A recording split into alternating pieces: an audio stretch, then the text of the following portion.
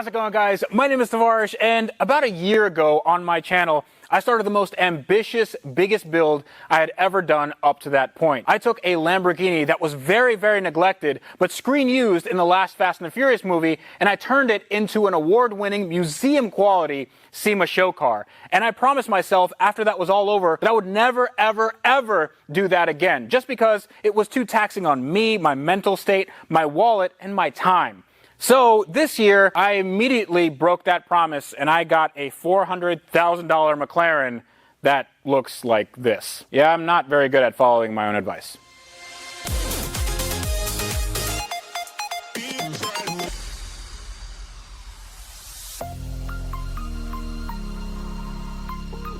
So if you guys are new to the channel, thank you very much for tuning in to another episode of Florida Man Loses His Mind. Please subscribe because this is going to get a lot crazier. Now, the crumpled piece of paper that resembles a car in front of me is a 2016 McLaren 675LT. It's one of the rarest and one of the most beautiful cars I've ever seen. And ever since it came out a few years ago, I've been lusting after it, and I never, ever, ever thought that I'd be in a position to afford it. Well, that was until I saw this car listed for sale on AutoTempest.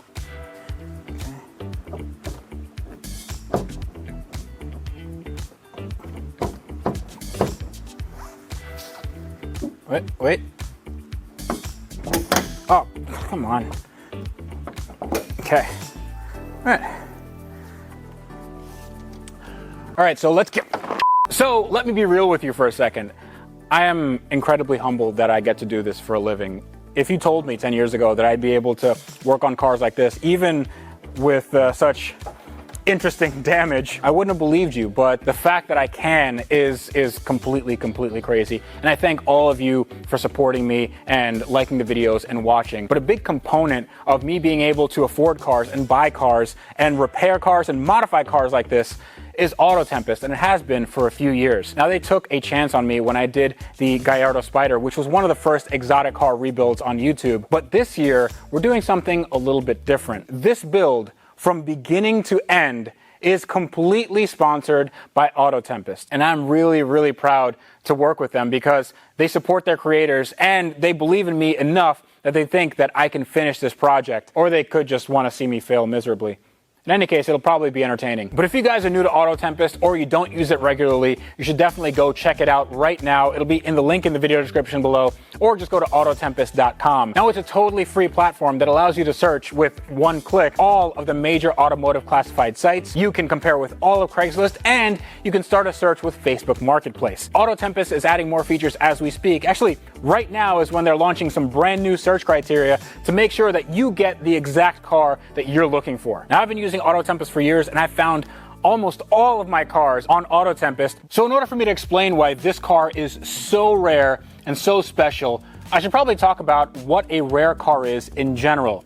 Now, if you take a regular car like my wife's 2012 Hyundai Elantra, yes, she drives an Elantra, no, she doesn't want anything else. That car was produced 700,000 times in that year alone worldwide. Now, that's just a regular car. It's not rare at all. But if you go to a Lamborghini Gallardo Spider, like the one I have, in the 10-year run of Gallardos, they made 14,000 of those things. Now, that is rare in the grand scheme of things, but in terms of Lamborghinis, that's actually quite common. Now, if you go to my Lamborghini Murcielago, over that 8-year production run, they only made a little more than 4,000 cars. Now, that car is rare in the grand scheme of things, but this is on a different wavelength altogether. This car, worldwide, they only made 500 examples, and that's it, other than the convertible version, which they made 500 more of. And then they made like a few more carbon versions and then some special editions. But we're not counting those because it sort of ruins my point. Now, there's a reason why this car is called the 675LT. 675 stands for 675 metric horsepower. Actually, that equates to 666 SAE horsepower, that number of the beast, and let's just say the beast sort of bites back. But the LT stands for long tail, and a long tail is this guy right here. It actually isn't that long, and mine is sort of an ST. Yeah, it's a little bit shorter than it started, but the long tail is actually only 1.3 inches longer than the standard 650S on which this car is based.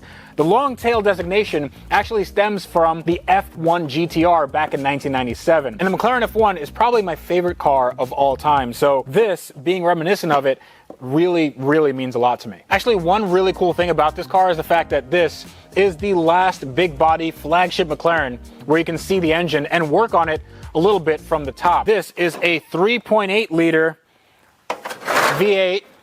Let's see it a little better. Easy does it. The carbon's expensive. There we go. Got to get my hood strut here. There we go. So this engine is the M838T 3.8 liter V8 with twin turbos, producing the aforementioned 666 horsepower. It is a rocket ship, and it gets this car to a top speed of about 205 miles an hour and does 0 to 60 in about 2.7 seconds. Now this one is a little bit worse for the wear because it doesn't actually run. I haven't tried it. I don't know if there's any internal engine damage, but the engine certainly looks okay from what I see here. Now, I am going to be going over the entire car in a sort of everything wrong with series because I haven't actually had this car on the lift, and I'm very, very excited and super scared about what lies beneath because it can get very, very expensive, because this car, when it was brand new, was $400,000, and brand new was only 4 years ago. Having said that, when I told my friends that I bought this car and I showed them pictures of it, they told me that I lost my mind. And I usually don't listen to people like that because I've built cars like this before. But then I looked up parts prices and I realized that they're probably right. Now let's go over some prices, and I don't know how to say this lightly, but if you buy one of these cars and you think it's going to be cheap to fix, you need to sell it right away because it's insane. So this fender,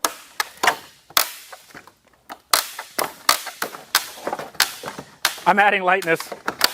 Whew, okay, so that fender is $2,000. So we'll put that there. That's probably worth some money. This door is another $3,000. Now I'm giving you the used price. This side skirt, I need both sides. Used, they are $10,000 because it is a satin carbon fiber. Now back here, it's actually not too bad, except for the fact that the wheels, all four wheels, are bent. So the wheels are $5,000 used. The engine cover back here, just the engine cover that says 675LT in carbon fiber, that is $4,000. Now the mirror back here, which I actually skipped over, is missing a mirror element, and also all this stuff is cracked. So a new mirror is about $2,000, and we have to buy two of them, so that's $4,000. And that's not even counting the most expensive part on the outside of this car, and that is the body kit. Now the body kit has not been used on any other McLaren. It's not on the 650S, it's not on the MP412C. This is a one-time only body kit,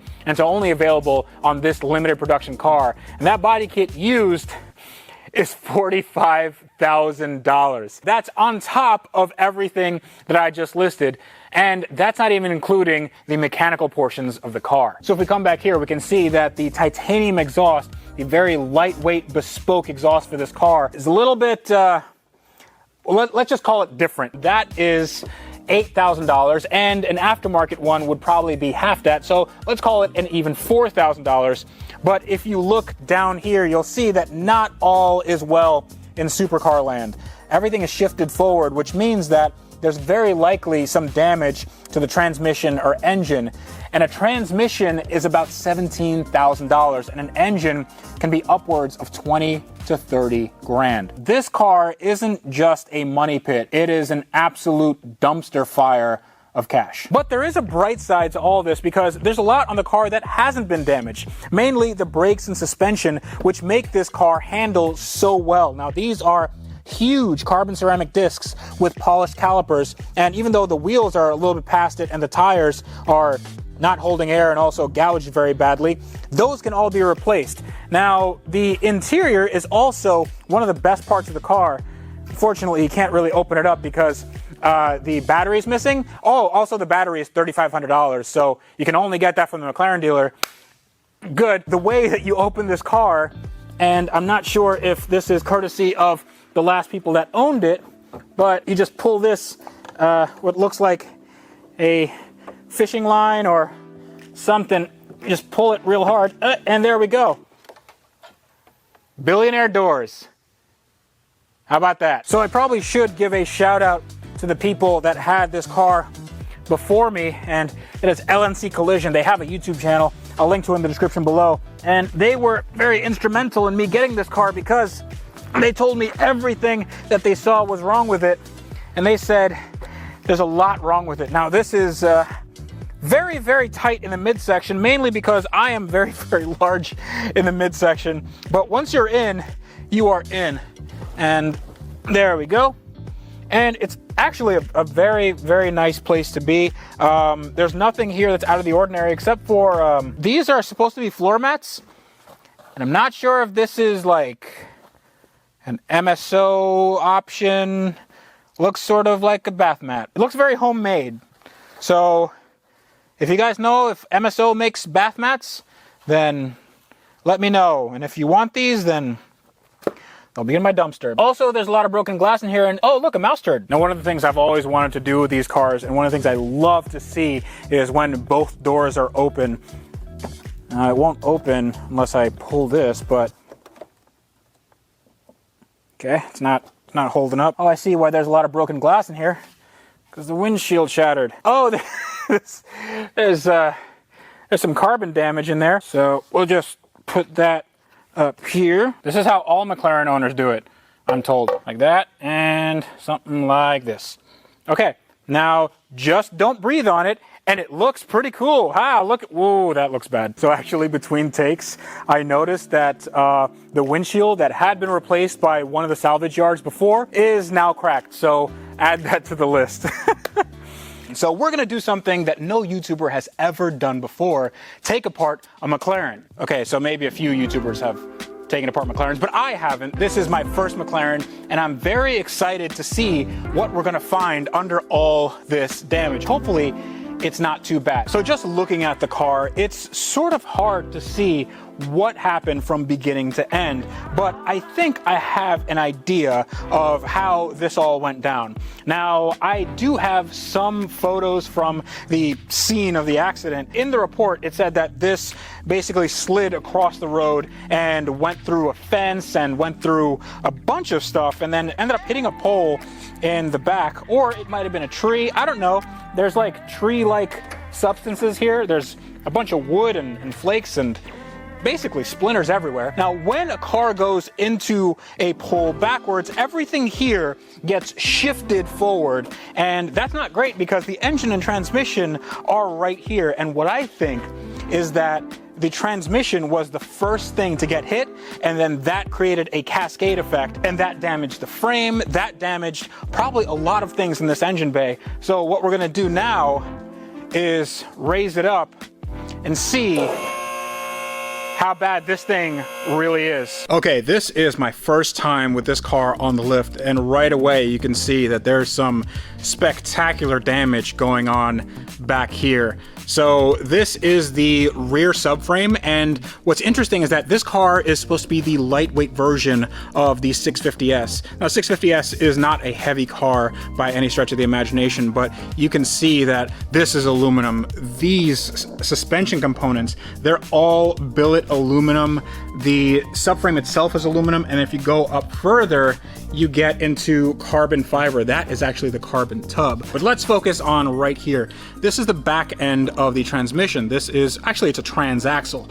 And this right here is not good. You see those little holes? There should be a transcooler on there. But what I think is when the transmission got shifted forward, it hit right here. You can see that big dent, and the transcooler just snapped off. And you can see right there where the 10mm bolt head snapped off. So that's actually not too bad. It means that I can probably drill these out and then put new 10s in there. And then if I take this off, you'll see that, there we go. This is like an interior plug for the transmission. Yeah, I'm not gonna take that out, but that's definitely not OEM. There's supposed to be a transcooler on there. The trans itself doesn't look too bad. It looks like there's a little bit of scuffing, but nothing cracked, except for right here. You see that this plastic cover for the ECU, it looks like, that is cracked and it's leaking quite badly to the point where it's still making a mess on my floor.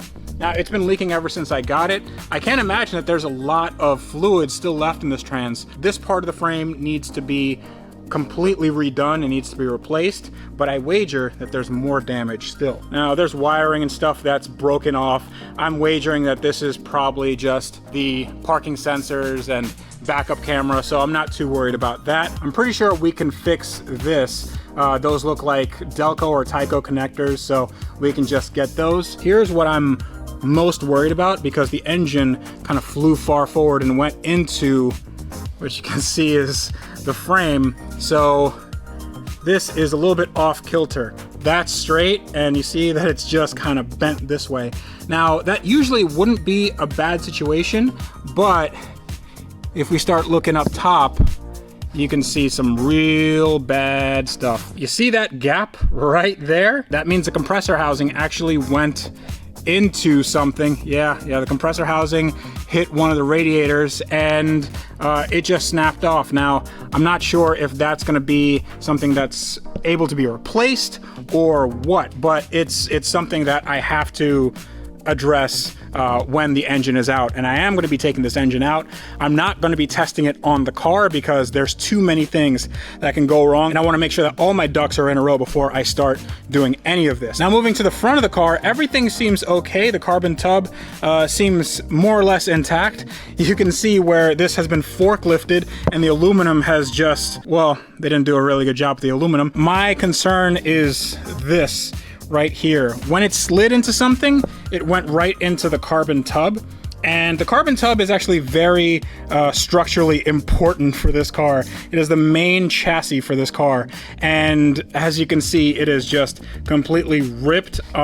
Basically a 8-inch section is just gone from the car. Now, this is not a super huge deal. Usually people would freak out and say this has to be sent back to McLaren. It doesn't really. Any shop with carbon experience or even autoclaving, something like that, can do this. So I'm going to be looking for solutions for that.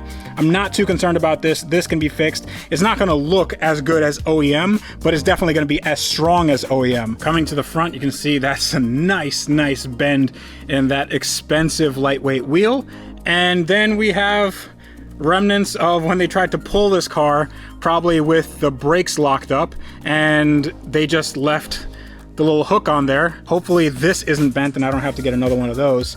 And this carbon, this entire carbon piece, I think maybe can be saved because I just have to build out this front piece, and I think that should be it. But underneath, it's actually not too bad. Knock on wood. There's no wood here. Let's knock on aluminum. I think we are gonna be okay, other than any major damage from that turbo. That turbo is probably going to be very expensive. But right now, what I'm going to do is I'm going to start taking this apart, this entire thing, so I can see what I'm working with, and then we're going to start the prep for removing that engine.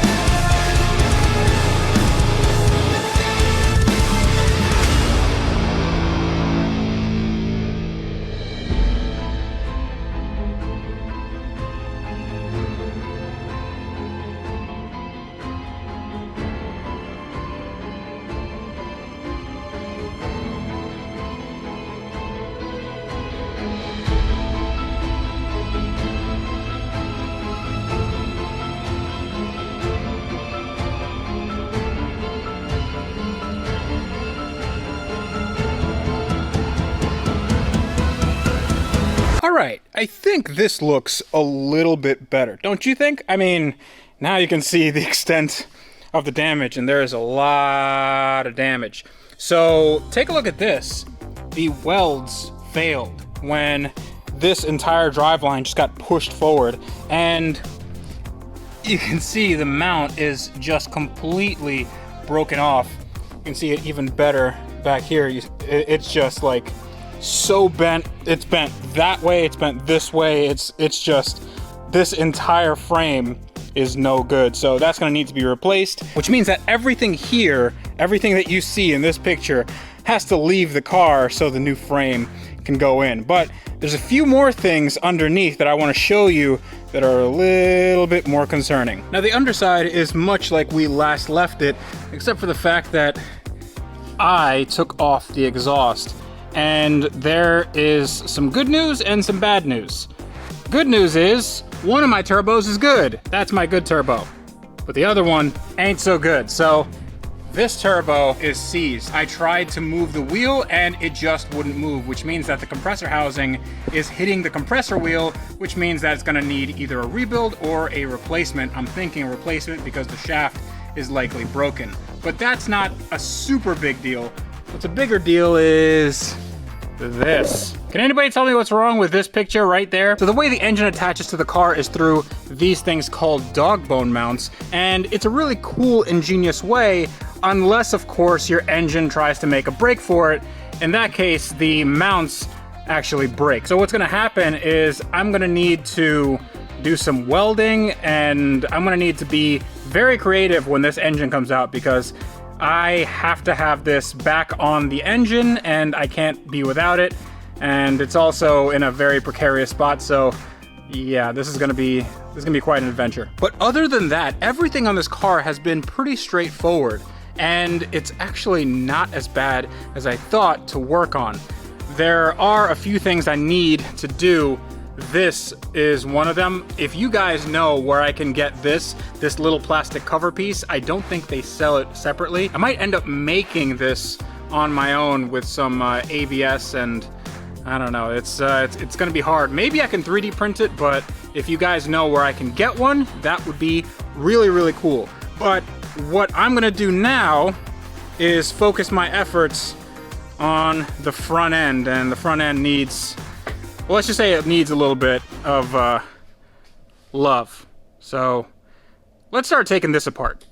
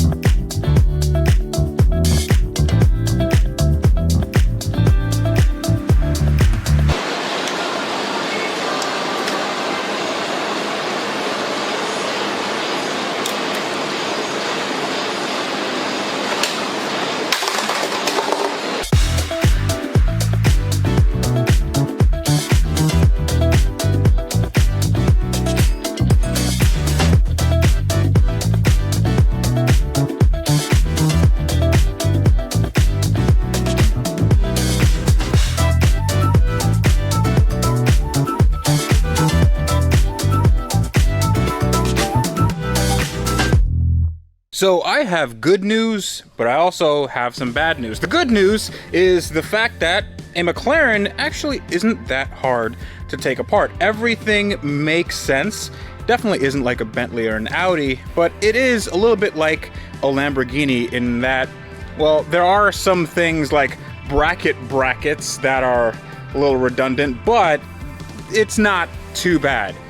The bad news, however, comes when you uncover all of the damage, and the damage might not look too bad if you're just viewing this on your computer or phone, but when you look up close, it is a little bit worse than I thought. So this is the hydraulic damper for the suspension. What's interesting about these McLarens, actually all McLarens other than the 570S, they have hydraulic suspension systems. They don't have any traditional sway bars tying the left and right sides of the car, which means that you have a lot of control over the car, but you also have a very, very expensive and very complicated system. Now, there is an accumulator here that apparently exploded because when this car went over something, it just created too much pressure in the system and the top just came off. You can see all of the fluid just went everywhere. It is very, very dirty. And these things are very expensive, but the accumulators actually aren't. The accumulators, I believe they're a few $100, and while that may be expensive for this little part, considering that it has such a big effect on the handling of this supercar, I don't think that's a big expense. Now, that's not a big deal. This is not a big deal because this door is going to be replaced. What's a big deal is when you lift up this car and go underneath. So right underneath here, you see the subframe, and the subframe looks pretty okay from this angle. Then you come over here and you see that it's not exactly straight. The subframe has a little bit of a bend in it, and that bend is not only this way, but it's that way. I actually made some measurements between the subframe here and the frame rail here, and this is half an inch, well, almost half an inch shorter than that side, which means that this subframe, this front subframe, has to be changed. Now, this subframe may look very similar to subframes in the MP412C and 650S. They are very similar. However, the 675LT has slight differences, which means that I have to get one of these new from McLaren, and I have no idea how that's gonna work. But there is another thing that I need, and that is everything that lived in this part of the car, and that used to be this. You can see that seems to be on the broken side. All these brackets and mounts, and here is the radiator, and this radiator might seem okay. This actually might still be okay. I could pressure test it, but it does have that gouge in it, and I don't want to put something like this on a car that is this high strung. And I mean, this thing can do 200 miles an hour and it has these crazy, crazy abilities. So I don't want to have any sort of doubt in my mind whether or not I put this car together the right way. So we're definitely gonna end up spending more money on parts, but in the end, this car is gonna be 100% sorted. And another thing that is gonna be, well, interesting to replace is this door. So this door has to come off, and it can only come off with these bolts. I don't know how this door works. I know that it goes up, and I know that that's the hinge. So I assume that if I just take that off and disconnect the harness, then the door should come off. I hope that's the case, and I hope this door doesn't weigh 1,000,000 tons because I'm the only person in this shop and I don't want to hurt myself.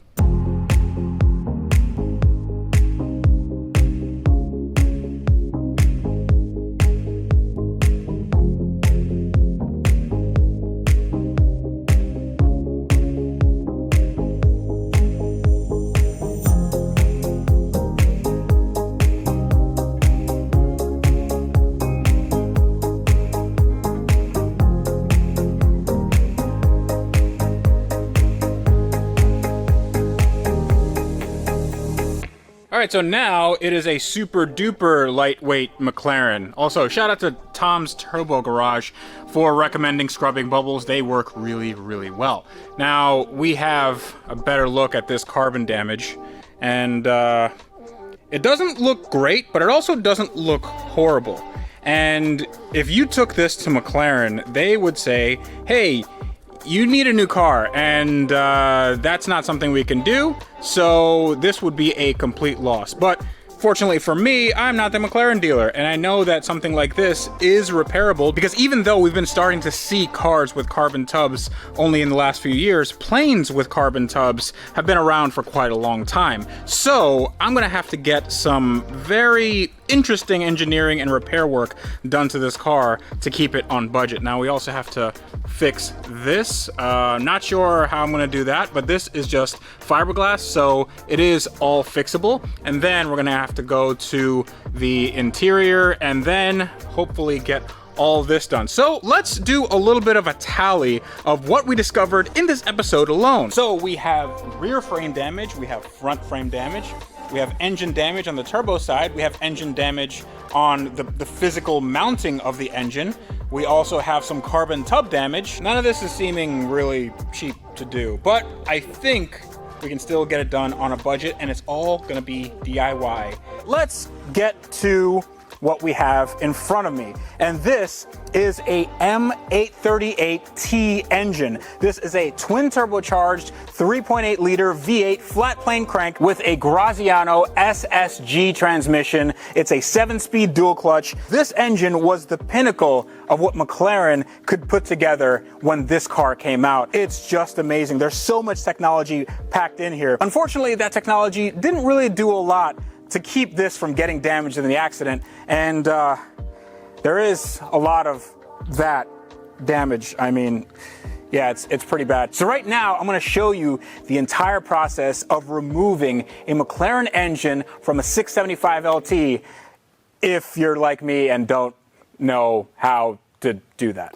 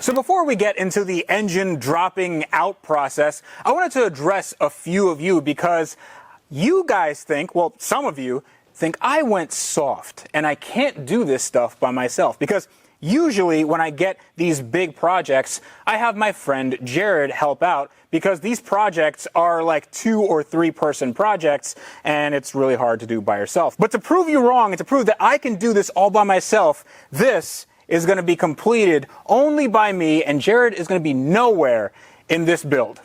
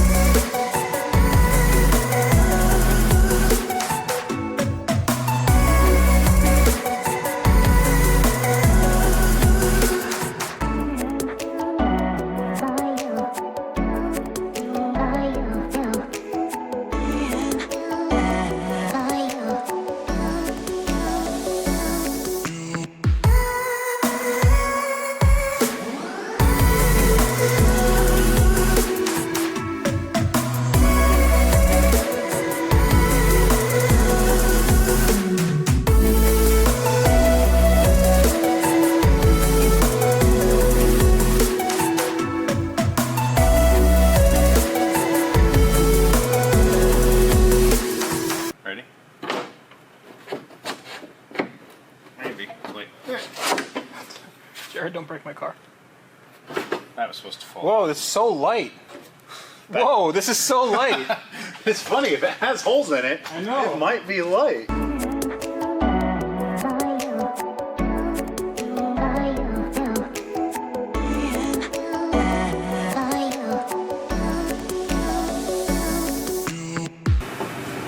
If you can hold, just hold the pipe, and I can get both my fingers on it. Yeah, there you go. Okay. You got it? I got the pipe. Yeah. Now squeeze and pull. Hold on. Nope, the other way a little bit. Yeah, hold on. Cup it some more. Uh-huh. A little more wiggle. Now you lost it. You're getting close, but you lost There it. we go. No. Door's closed. Okay. Here, what if I squeeze and you hold? Ah! Aha! Got it? Yeah, nice. Sometimes you just gotta squeeze it yourself.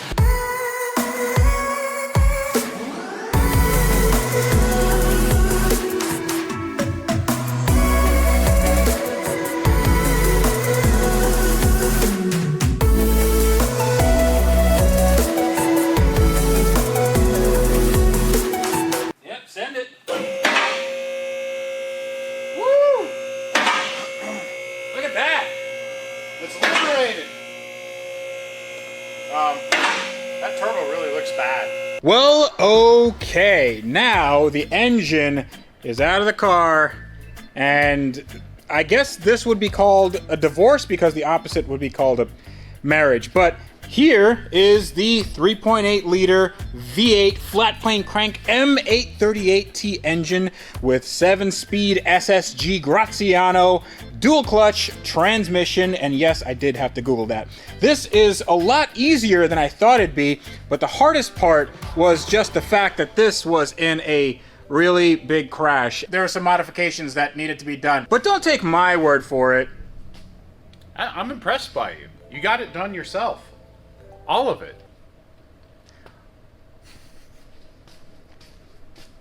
Jared, we said we wouldn't talk about that. The issue was that the entire frame was pushed up about 2 inches, and you can see right here what was taken out. So it's interesting because one of the main structure points is right here in the top of the transmission, and that goes right into the frame. This is part of the frame, and these 2 pieces go on like this with a bolt through it, very special bolt. But not supposed to have a curve. It's not special because of the curve. Yeah. It's because of how they made it. Yeah, so this bolt is actually a very thick steel bolt, and you can see that it is just U-shaped now. It is, that's pretty funny. So I'm gonna have to replace this bolt, but other than that, the entire transmission area is sort of good to go.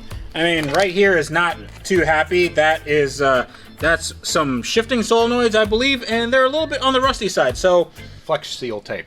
Yeah. Leak solved. Everything sort of looks okay until you start to get a little bit more into detail. First off, there is an incredible amount of rodent feces here. I mean, this is, that's really disconcerting, especially because I already cleaned this engine. I already vacuumed it up. Yeah, well, there's the story of the California rat, too. Yeah, so when I got this car, there was, well, let's just say the turds were multiplying, and I didn't know where they were coming from, and there was a really bad smell coming from the engine, and then one of my friends was in the shop, and he said that, well, that trash can right there, the lid was kind of flying up every once in a while, and then he opened it up, and there was a rat the size of a small dog. Yeah. Now, definitely don't want to touch this. This is very, very toxic. Definitely don't want to put my finger. Coming down here, we can see that this engine is actually quite simple. You don't have any accessories on the front. They're all on the sides, which means that you can actually replace them while this engine is still in the car. That is quite unique because usually in mid-engine cars, you have to do an engine out to do a AC compressor or an alternator or something. Here, they actually thought about people working on these cars. I mean, sort of, because the spark plugs are a nightmare. You have to take off like a billion different things. Other than that, it's really sort of simple. Now, we have our big crank pulley here. And I'm not really sure, I think this is just like a counterweight. It doesn't actually spin anything. There's no belt on it. There's no belt anywhere here, which also keeps the rotating mass down. But this isn't doing the engine any favors. The fact that this is a, what would this be called? A dog bone mount? Yeah, dog bone, I mean, it has names. Wishbone, dog bone, torsion rod. Is that your stage name in the 80s? Here's the issue. If you look in there, yeah, you can see that this bolt is completely out, and this entire section is just broken off. And not only that, you can see that it's misaligned, and this piece that locates it is also snapped right off. Now, I'm very lucky that this didn't snap and also take apart part of the head mounting, but this is going to be very difficult because it is so close to the head gasket. So any weld that we put on here, that heat is going to, well, we have to manage that heat very well, because if it goes into the head gasket, we could actually warp the block because it is an aluminum block, and that head gasket could fail, and we definitely don't want that. So what do you think we're going to do with that repair? So we've been brainstorming a lot. Once we have the engine off the cradle, we can get a perfect idea. But our initial plan is to leave most of that front surface that's perfectly flat, even though a small part is broken away. We are going to take a threaded dowel rod, which is basically a cylinder piece of aluminum with the right threads, and we're going to carefully cut and machine the block to let that cradle in and sit correctly, and use that front section that we didn't cut off to realign it. Once we have all of that in position, we're going to get some thermal paste. It's thermal barrier paste. It generally does a very good job of preventing heat from transferring past a certain point. Obviously, we cannot protect deep inside the aluminum block, but we can do all the measures to protect the head gasket. Once we've done that, we are going to use a torch and preheat the block as much as possible, and then come in and just very slowly weld and rebuild that section and weld our dowel to the block, which I feel fairly confident that we're going to be able to save you, how, 40,000 I think is a good long block. A long block for this? Yeah. No, this would be six figures. Yeah, so we are going to be very careful with that. We also have some more welding to do, but thankfully it's a safer, less critical area, and we could even just sleeve that spot. Can we just use JB Weld? Sure. I mean... Okay, so that's $5. Let's do that. The other problem is, because it punted so far, the radiator hose mounting. Freddie actually found that. Tavares found that. Yep, right there. That's not good. It's not horrible because we can actually take off this entire piece, and this is just the water pump housing. So this would have to come out, and then we would cut this off and weld on a new nipple. This is not a big deal. Yeah. What is potentially a big deal is this guy right here, and this is a turbo. Well, at least it used to be. So this is a IHI TD04 Mitsubishi turbo, and what this is now... I'm turning as hard as I can. Is it moving on the front? No, it's not. It's been equipped with anti-spool devices. Definitely anti-spool, and that is not a thing you want coming out of your turbo. So what happened here is that when the engine shot forward, this went into the oil tank and it bent the compressor housing, and you can see how the fins are just right into the compressor housing, and this turbo is junk. I mean, this is an expensive turbo. I don't know how much this is going to cost to replace, but since it's a TD04, I think we could rebuild this. It should be able to be rebuilt. TD04 is the family name, and there's part numbers etched, and the first 5 numbers match. Like, you put that into Google and you get the turbos from the new Honda Accord turbo, some old Subarus. Like, this turbo's been used for decades. Like, it is everywhere. The trick is this wheel sizing. There's some unique parts about the compressor housing. There's some small things that make it unique, but it should be rebuildable. The biggest problem will be oil line placement, because the center section of the turbo, that part that Freddie showed you, the way the aluminum section is held on is a large snap ring, and it actually broke the entire landing of that snap ring off. So the center part has to be thrown away and replaced. Front part can probably be rebuilt with a whole new shaft and center section and come back to life. Right, and the rear part is probably fine because that didn't actually suffer any damage. So I think in the next episode, we still don't know what is specifically wrong with this turbo. So I think in the next episode, we should take off both turbos, because let's say I get this one rebuilt. If I get it rebuilt and perhaps upgraded a little bit, I need to do that upgrade to both sides. I also would like to get this engine onto a pallet, because I want to get this subframe off to see if the subframe is actually bent, because everything else was really, really bent. So if this subframe is okay, then we can still use it. If it's bent, then I have to get a new one, and these are really, really expensive. So that's just kind of how you play the game now. Everything has a 4-figure price tag. I was gonna say, everything is really expensive with the McLaren. Like, there's not been a part. What's the cheapest part that you've bought?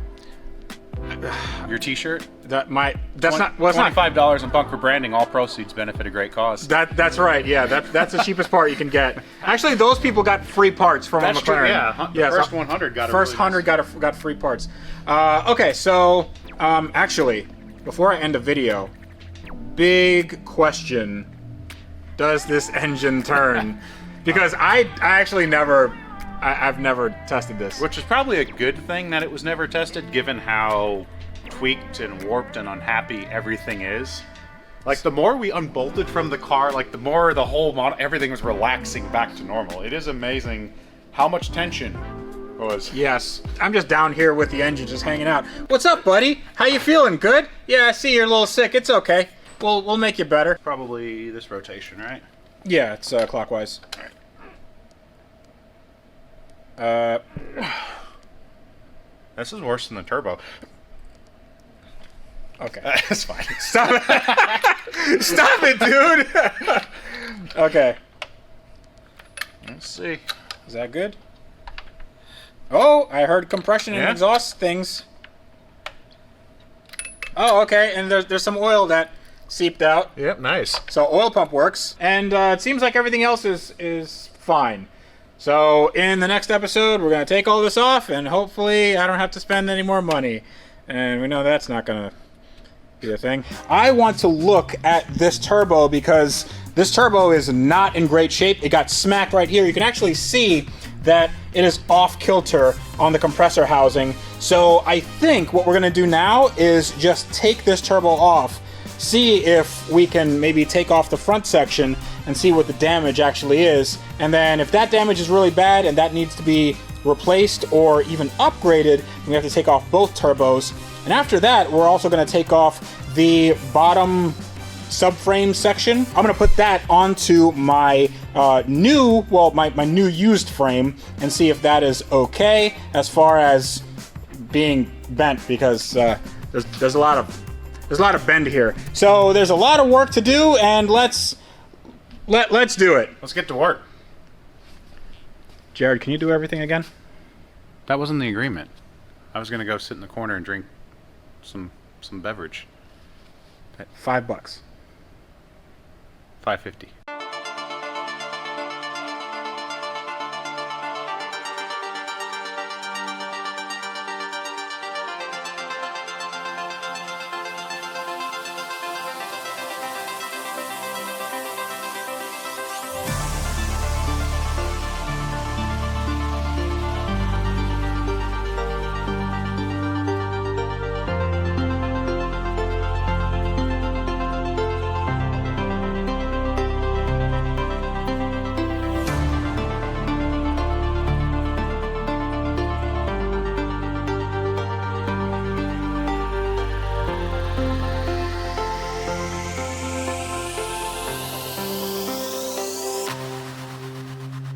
Okay, pop quiz. Which turbo is good? Is it the one that's all symmetrical, or the one that's a little cattywampus? You're supposed to see daylight through the turbo. Oh yeah, you can right there. Look. Totally normal. This entire cast iron section just snapped right off, which is interesting because I would think that the aluminum, yeah. Well, the way the snap rings seat in that aluminum, it is a surprisingly strong area, and it binds to a very tight compression fit. Pulling these snap rings is a nightmare. So the way these front aluminum sections come out on a lot of factory turbos and some aftermarket is you have super high tension snap ring that will expand and just lock everything in there. So the joy of trying to get this further apart to evaluate more damage is you have an extremely high tension part under a whole lot more tension from being crashed. Or it's just broken and there's no tension. But that's not what. No, that's never how it works. I also appreciate how that oil drain is fully impacting. So, step one is we remove our wastegate. If you don't know what a wastegate is, there's a certain point where you get too much exhaust energy driving your turbocharger. Too much boost. Too much boost, and it will then open this valve. And what that does is instead of the air coming in here and turning the turbine, which this isn't going to turn, it's stuck, it goes directly past it. Bypass valve wastegate. So when all the Honda kids want all the boost, all they do is just weld that. Yeah, you just weld that shut, and you get all the boost, and then your engine goes kaboom. Normally, you do a quick hammer with a punch to kind of unseat. So while this part is a very common part, the TD04 center section, this is fairly unique to the McLaren. So whatever we're doing, we want to try to protect this part of the turbo. So we need to look at trying to basically center our destructive effort only on that center section and snap ring. I like that term, destructive effort. I really enjoy that term. When we're talking about your very expensive McLaren parts. Yes. This side is getting stuck. Okay, that's because it's look. Here, help. Okay. Let a real expert do this, okay? Real expert. Let a broken hack. I have done this literally like no this times. Boom. Look, right there. See? Was that so hard? Can't quite fully see it. Oh, and unfortunately a lot of other numbers we might need are broken away, but... Well, we got all the pieces here, so we can put it together. We have the technology. Look at how uneven. Let's see, can I get that, hold it right? But what matters... is that this is not... This actually isn't... No, this isn't too gouged. So it has some slight marring there, but honestly, this is a potential just quick sanding refinish, and that turbo will still be well within spec, which gives us the dilemma, Freddie. What's the dilemma? Do you just fix it stock, or do they both go? I mean, and you make them a little bigger.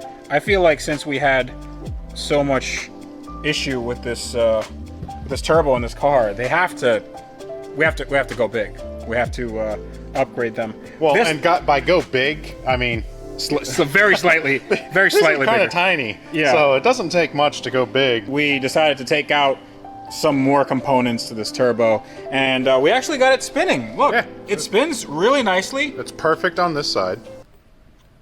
Don't look. Don't look over there. That's not exactly straight. Here is the compressor wheel, and you can see that it just dug in right to the side, so it was just like bang.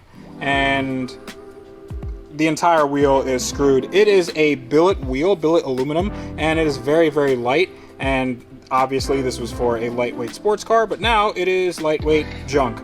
And no, I'm not gonna sell this with a t-shirt. I'm probably gonna leave this as, you know what? This is gonna be your new... My new bling. It could be like your little corsage for the prom. All right, so Turbo 101, we took apart the insides, and check this out. So it turns out McLaren uses a older technology turbo.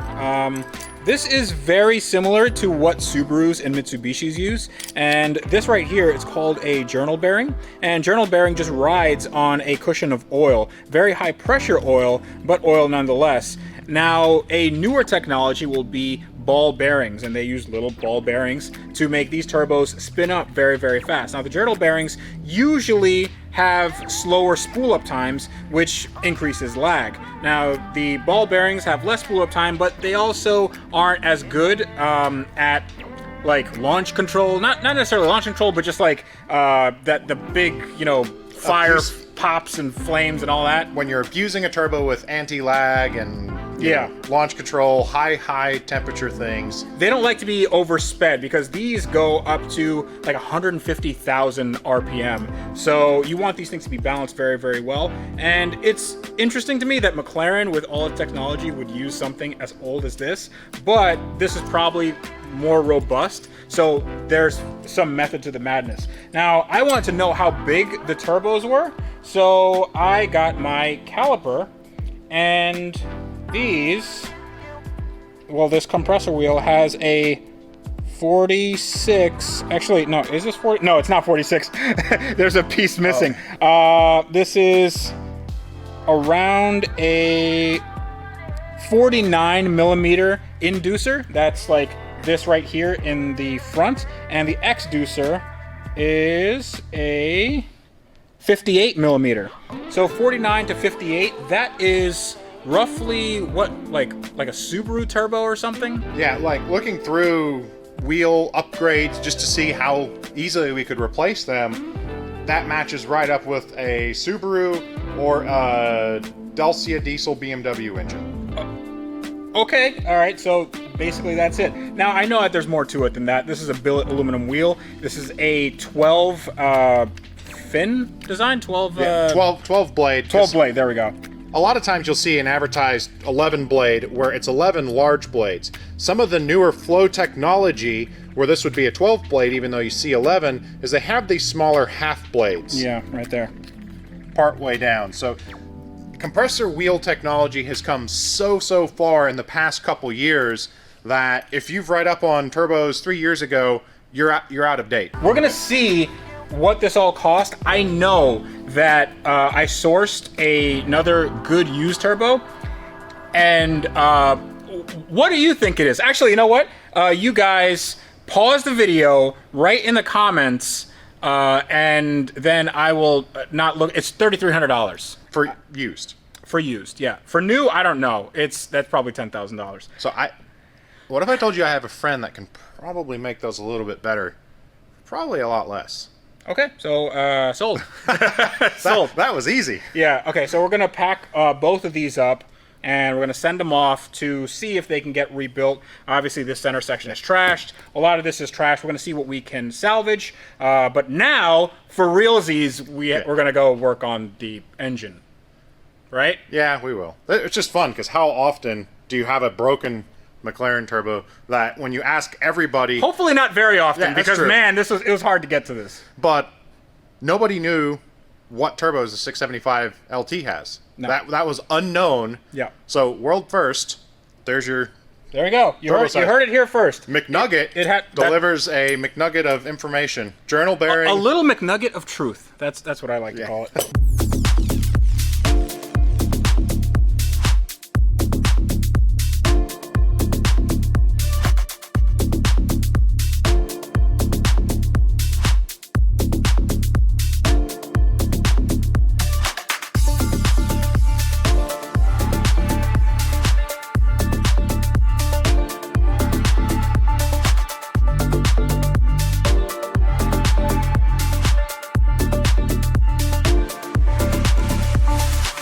Okay, so here is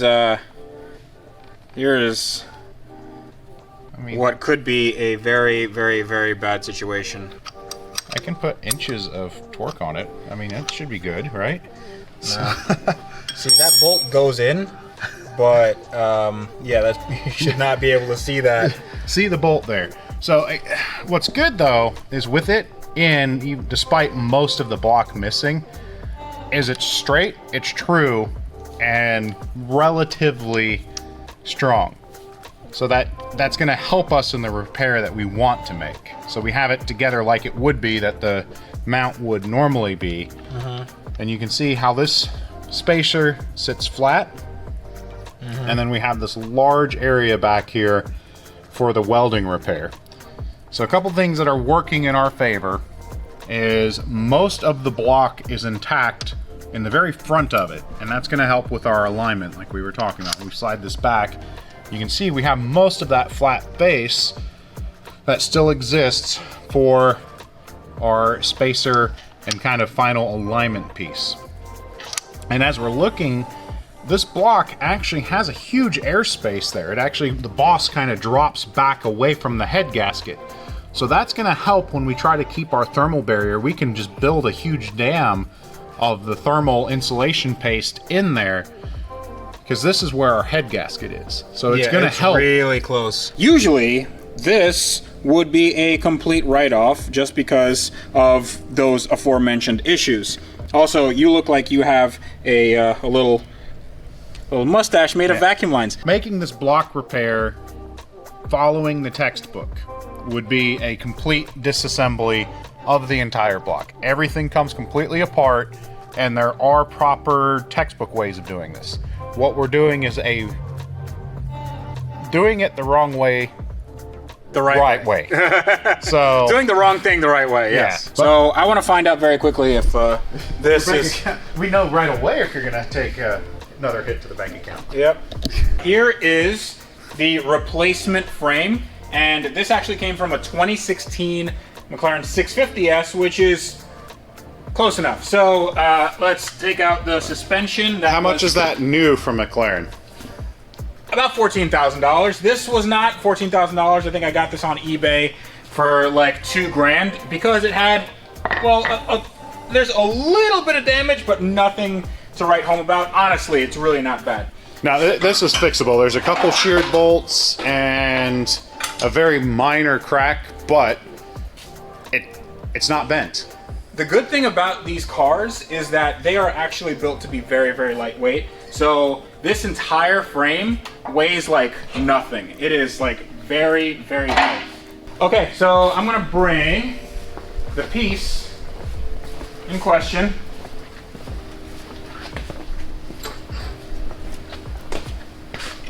And what piece was that?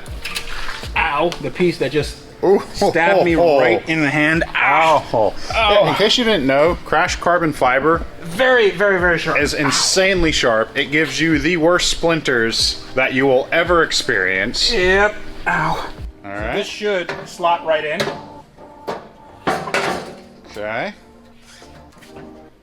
And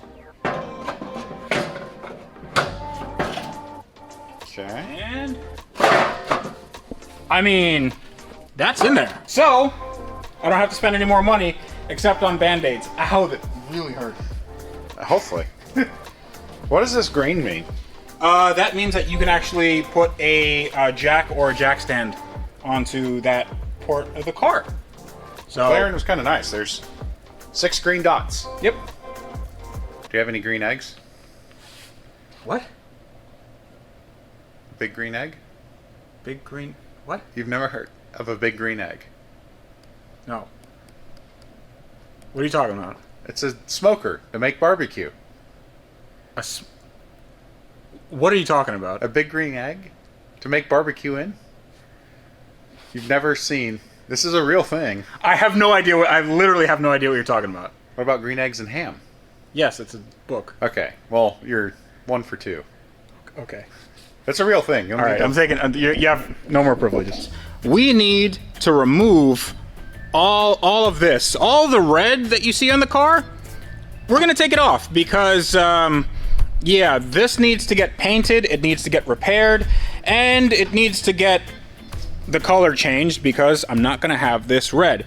If you want to see a preview of what I want the car to look like, then head over to my Instagram. I have an awesome little quick Photoshop there that I think you guys will like. But I wanted to explain to you how this car is put together. Actually, Jared's gonna explain to you how this car is put together. How's this car put together? Hopes and dreams. Lots of panel bonding, which panel bonding is a way a lot of modern manufacturers are putting cars together. And also Sam Crack. Yeah, Sam Crack.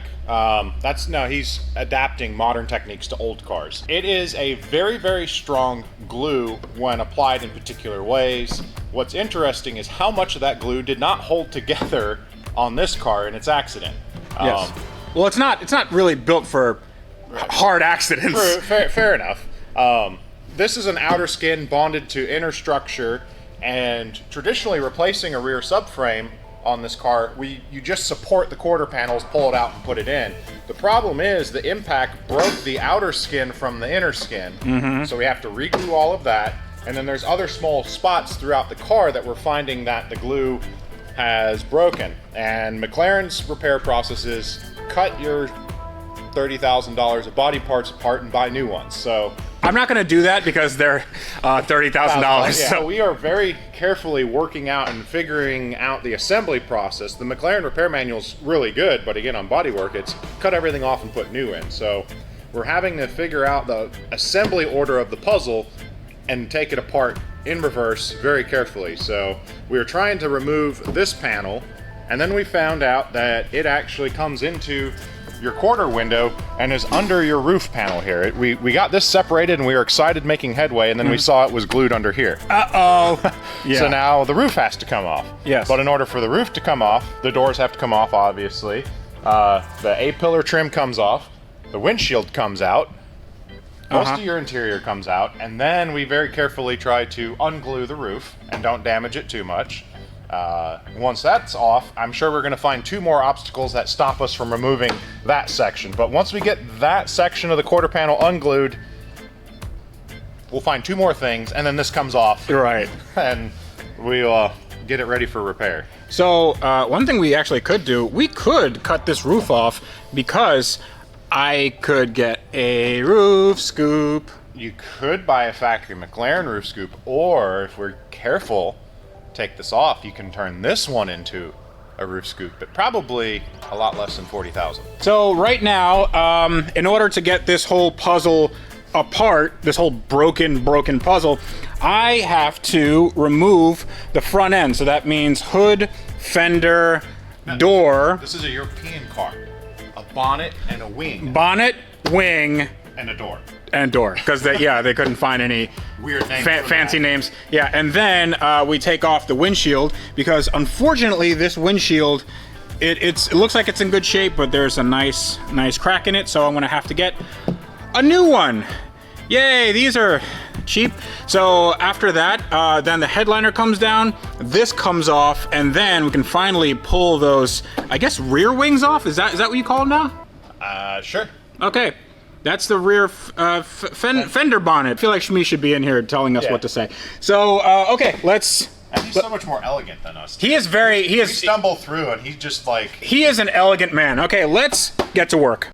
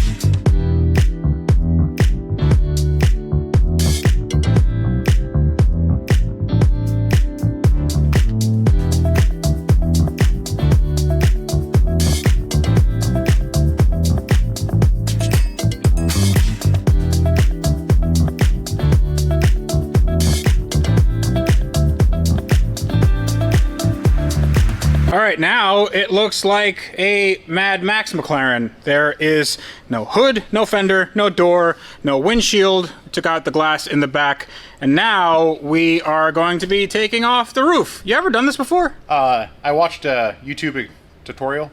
YouTube tutorial on That we're making right now. That we're making right now. So you went to the future and watched this. Did it turn out well?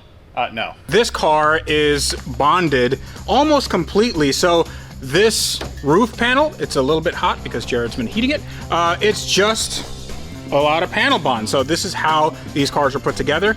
Now, these weren't meant to be taken apart like this, but I figured that we could modify McLaren's instructions and just use a lot of heat and a little bit of finesse, and hopefully this all comes apart, because when this comes off, then those can come off. Yeah, those can come off. And then I also want to get these off because these are painted, and I can just get everything painted as one entire piece. Maybe we can even take these off. I don't know. That's gonna be a little too much, right? We'll see as it continues going apart what can and can't be taken off without being destroyed. Listen, at this point, everything can be taken off, because I mean, just look at it. According to McLaren, you have to destroy this to take off. So even if we fail, we have an added cost. Yes. There's only the opportunity of saving money. Yes. So if you take a look over here, there's like a weird dent on this side, and it's not from the accident. I think it's maybe somebody tried to pull it from the pillar. I don't know why. Yeah, but tow truck recovery, Yeah. one that was crashed for whatever reason, but it doesn't seem like it did anything bad to the structure, but it's just kind of weird that it would be like that. So maybe that'll need to get kind of bent back into place. I don't know, maybe I'll just leave it like that. But right now, let's get this roof off, and well, it's only this glue, and then there's glue in there. Hopefully the roof should come off, and now I'll have a permanent McLaren convertible.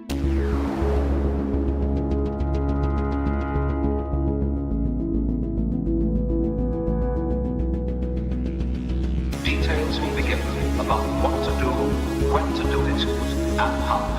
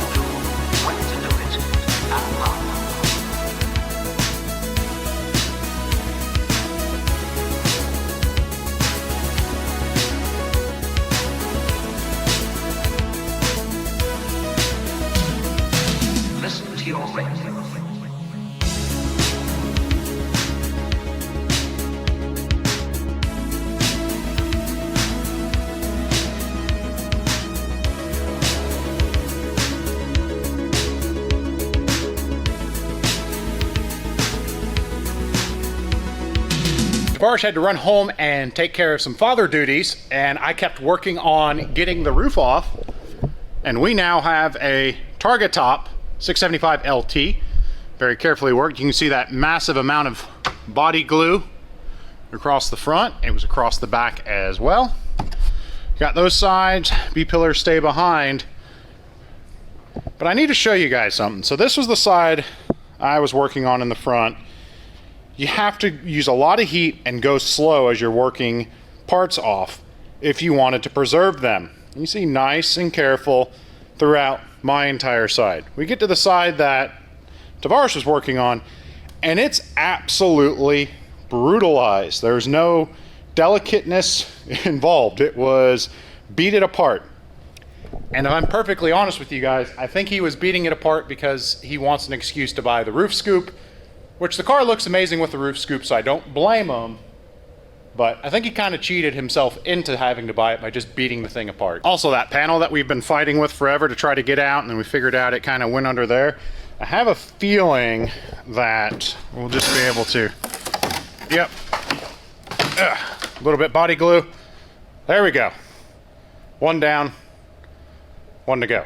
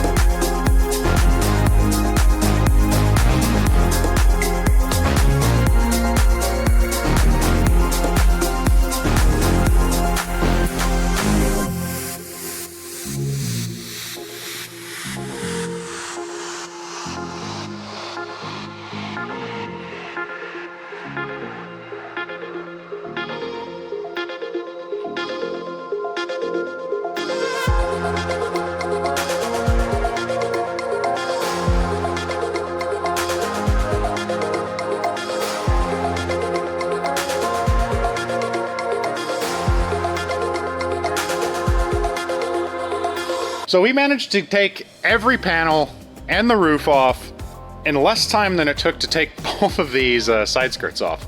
I think this is probably the hardest part of taking apart this car. It was just so, just hard going. They used like different types of glue here, than they did here, than they did here. Well, and it's been the best body epoxy they used, period. And more of it, there's more epoxy holding that part on than the entire roof.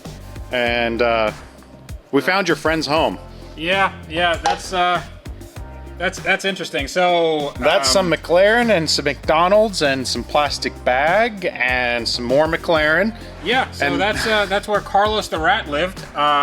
Hopefully there's no hantavirus in there. I'm gonna have to clean that up. But if you take a look over here, this is the damaged carbon tub. Right here is all of our damage, and it's basically little underneath. Yeah, there's a little bit underneath. It kind of folded over itself here, but I don't think this is going to be a problem. Honestly, just cut this out here and replace it with a good carbon section, and we should be good to go. Now, and then there's a little stud that needs to go here. Yeah, and that's how the strut holds on. So I think that's the only thing we need. And I mean, honestly, we fixed this and everything that's broken on this car is off the car. Correct. That's the best part, is the more we've taken apart, we've not found anything we've not expected. If only we could just like fixed and then go over there and it looks like out with the old and in with the new. Yeah, this is what it's supposed to look like. And that is where the strut goes into. It's not... And that's how the rest of that's supposed to look. Yeah, and it's really not that hard to do this. It's just, all of this is just bonded, it's glued. So I have an idea. Maybe this carpet doesn't need to be here. I kind of like the exposed carbon. Here, let's see. We can show you there. Because it is a full carbon tub. Yeah.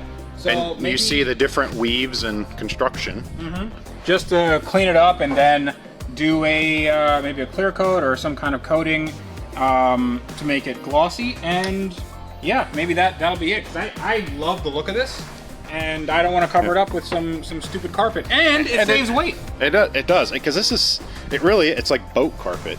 Yeah, it's not very good. I mean, carpet. you have a really pretty badge, but well, the badge here's the thing about the badge. You can take off the badge and you can just stick it back here, and that's it. Yep. And there's the badge.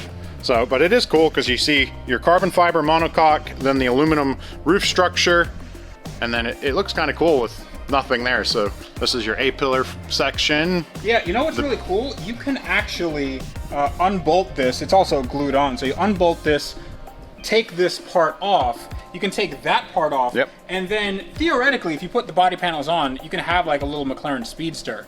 And just put some safety glasses on. Yeah, so, yeah, put some safety glasses on right there. Oh, everything's in HD now. Yeah, just put a roll structure on there and then you're good to go. I'm not gonna do that for this car because it's a little too expensive and special. Yeah, actually it wouldn't be more expensive than what I'm doing. Right. But I want this car to look as good as it can. Now, if you look at what this is, like just step back and take a look. Dude, this is ridiculous.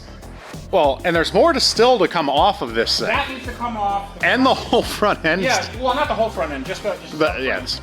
Subframe needs to come off, and then this essentially is getting rebuilt exactly the way it was built in the first place from McLaren.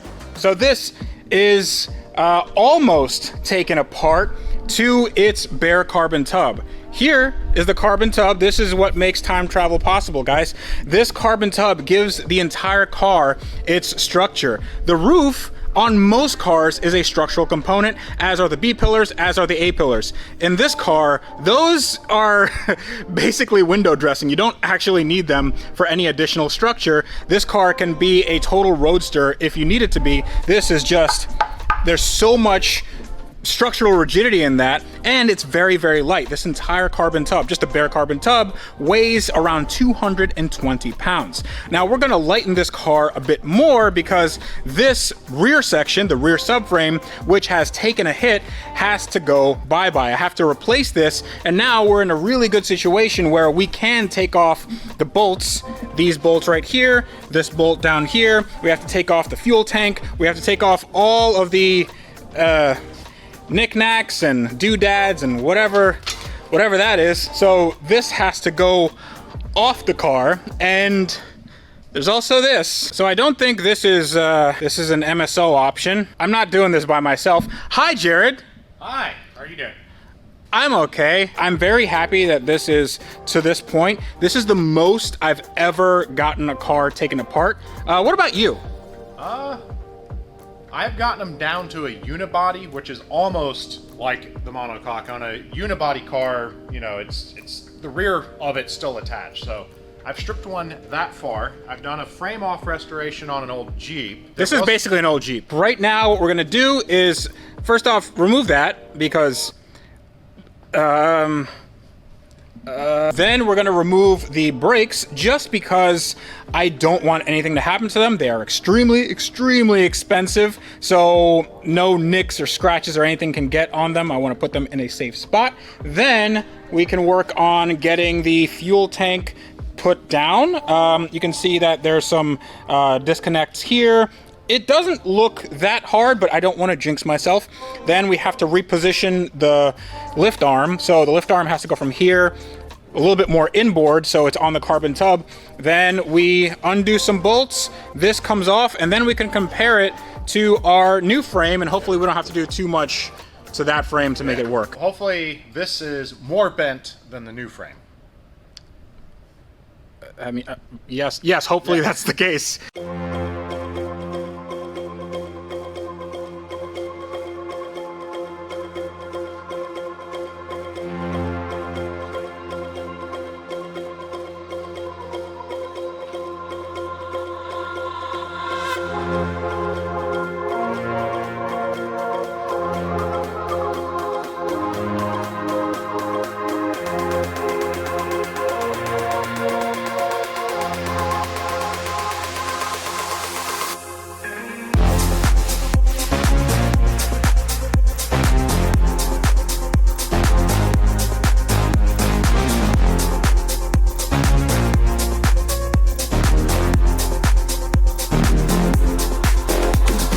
I didn't think this was possible, but we took even more stuff off. You can see that this is where the fuel tank used to be, and as you can imagine, we found some more damage. There's some cracked carbon right here. This is the carbon structure, and there's a nice gouge in it. It's not too bad, but this will definitely have to get taken care of. Now, we are taking off this rear frame section, and to do that, you have to take off all of these lines. They do have some disconnects here, so it's not super difficult. Looks like 2 bolts up here, 1 bolt down here, and we should be good to go, right? Absolutely. Unless we don't move the lift arm first. Because you're currently supporting what's left of your car on the part we're trying to remove. That's not a bad problem. I mean, if we want it to fall down in the middle. Hey, listen, at this point, it would just be doing me a favor. Also, Jared found some issues right here. This is a fiberglass piece that just holds the rear in place, and it is also cracked. It's come apart from the glue. So I'm not sure if we can do this in place or we just have to re-glue it, because it looks like just the fiberglass came off. The glue is still there. So we might be pulling this guy, but then I'm really worried about aligning everything because I don't really know how this all goes back together. I'm not sure if there's, I'm sure that there's like sort of tolerances left or right.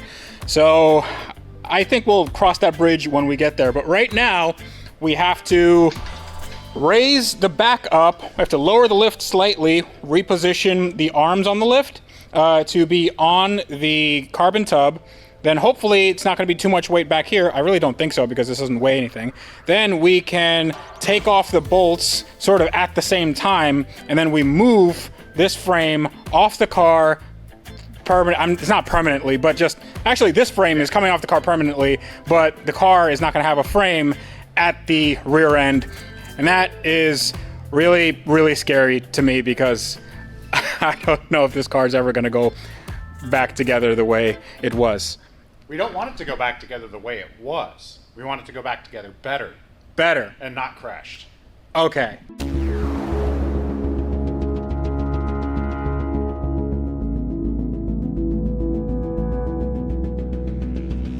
Details will be given about what to do, when to do it, and how.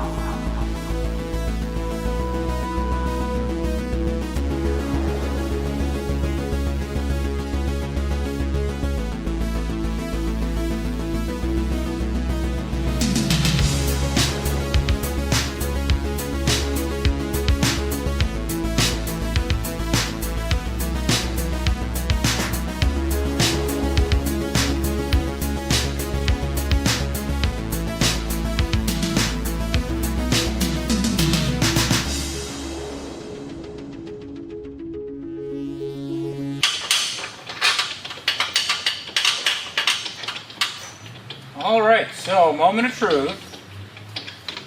This should come right off. So, Woo! That's easy. haha! Look at that. It's almost like we kind of know how to work on a McLaren. That's a sad looking car. There's no car left. Now this is the point of the day where I actually get scared because I don't have a car anymore. This can just be considered parts. And I've never had a car this disassembled, but it's also really cool so you can see the awesome engineering that McLaren puts into their cars. This structure is actually very sturdy. I can't even move it on the lift, and you can see that it provides all the rigidity. This would need to be drilled right here and then perhaps spot treated. It is dented under here. Maybe this entire section can be replaced, but I'm not concerned about that. I'm not concerned about this either. You can see right here on the interior, we took a bunch of stuff out, and here's the extent of the damage. Now this is just fiberglass. This can be fixed just with some sanding, making a V in here, making a hole right here to make sure the crack doesn't propagate, and then filling this in and putting some glue at the bottom. Now I can take this entire piece off. I don't think it would be that hard, but then aligning it would be a little bit more troublesome because you have to align this, you have to align the quarter panel, you have to align these on the roof. The roof has to be aligned with the A-pillar. The A-pillar has to be aligned with everything else, so that makes it difficult. Now, here are the frames, and thankfully, they're not too different. This is a frame from a 2016 650S, which is not exactly a 675LT, but it's close enough. So this I got from a UK seller, I believe on eBay somewhere, and this was about $2,000. If I was to get a brand new one, it's about 14 grand, which means that, well, I mean, this budget is already blown, but 14 grand is a little bit too much. 2 grand is a little bit more palatable, and the reason why it was 2 grand is because it's used, and it has slight bit of damage right here. You can tell that it took a hit where the control arms sort of came out, so the bolts are broken. We have to get those bolts out, and it does have some riv nuts that need to be re-nutted. That's probably not the way to say it. Now the main takeaway is right here. You can see that this is a very straight frame section. This is where the transmission mounts up. When you go over here, you can see that this is not straight at all, and it's not just bent this way, it's bent this way, and you can't put any sort of subframe on here because it's just not gonna fit. But if I use this, that means that we will have perfect gaps all the way around. At least that's the idea. Take a look at that damage. That was when the axle came forward and shot through the cast section of the frame. So that's nice and fun. The important bit is that these two are identical, but they're sort of identical in everything we need, like the big stuff, but the little stuff is not really the same, is it? Now, there are just a couple really small tweaks that are relatively easy for us to fix. And if you were rebuilding one in your garage and you had a welder. If you're rebuilding a 675LT, if you get to the point where the car's like this, then just stop, get some help. What are we changing on these frames? So, aside from transferring everything over to the new frame, there are a couple, these are what are called riv nuts. They're rivet nuts, where you're able to drill a hole and insert a thread cert is sometimes what they're also called. So we have the one riv nut on the side that is for the air brake and active wing. These two are dirty threads, and we have no evidence of anything ever being bolted into them. When the threads are dirty, just to kind of put a finer point on that, when you see that a hole has some dirt in it or some corrosion, usually it hasn't had a bolt in it for a while. If it did, you'll see that it's more like this, where the threads are a little cleaner. So these might be kind of vestiges of some other option that this car had, or maybe another car, I don't know, but these aren't exactly used, at least not for my car. We may put them in so it is 100% accurate, or we may not. It depends. The other small change on these rear brackets, this is torn off, but it would only have a lower reinforcement bumper mount, where you compare the other one that has 4 holes. Yeah, so this is like a bigger mount. The reason why is because the 650S actually has a bigger bumper brace, and since the 675LT is a lightweight version, the bumper brace is only like about half of the size and half of the weight. Now, I'm not sure if that translates into better crash protection. I don't think it does, but yeah, I don't think we needed the big bar back there. I think the big bar could have made a difference. I think that we will just cut this, kind of make a template from that one, cut this right here, make the necessary holes, and then everything should line up. Now, I have done some measurements as far as length, and the length matches up perfectly with this, and everything else, all the other holes line up fine, other than right here. And it's not that they don't line up, it's just that they're sort of missing. So right here, you can see that riv nuts that were supposed to be there were ripped out, and that's because this car, or whatever car this frame came out of, suffered a bit of a side swipe, some side accident damage. Now, this entire piece is not bent. It is aluminum. It is a bit of a trapezoid, so if you guys think it's bent, you're wrong, it's not. Right here is another area of concern, because the control arms just ripped out and they left behind these vestiges of bolts. Now, there are some easier ways to take this out, I'm told by Jared. Yep, and that's what we're going to do. So you take a slightly oversized nut, hold it over the broken bolt, and we'll come in with a MIG welder with a fairly high heat and burn that, so that remnant of bolt will weld to that nut, and the heat will actually help loosen it as well. Works on rusty bolts, broken bolts, so. Okay, and then we'll take this off. This is the tie rod end. It doesn't have any sort of steering in the back, but it does have some adjustment in the back. So after that, I am going to just offer up all the suspension to see that it bolts on exactly as it would, and it's not bent, it's not off kilter, and then hopefully we will have an assembled rear section ready to go on to that tub, and then I will worry about gluing the entire car back together.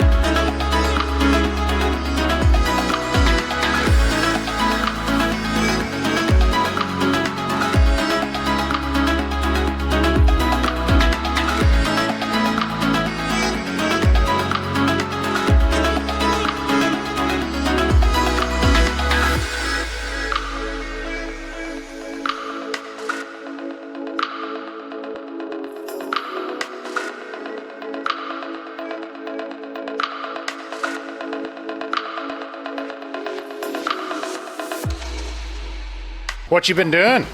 Practicing some welding. So I've never actually welded aluminum before, and I've always been very scared of doing it, but apparently it's really not that hard. It just takes a little bit of patience and also technique. So this is my first kind of foray into welding.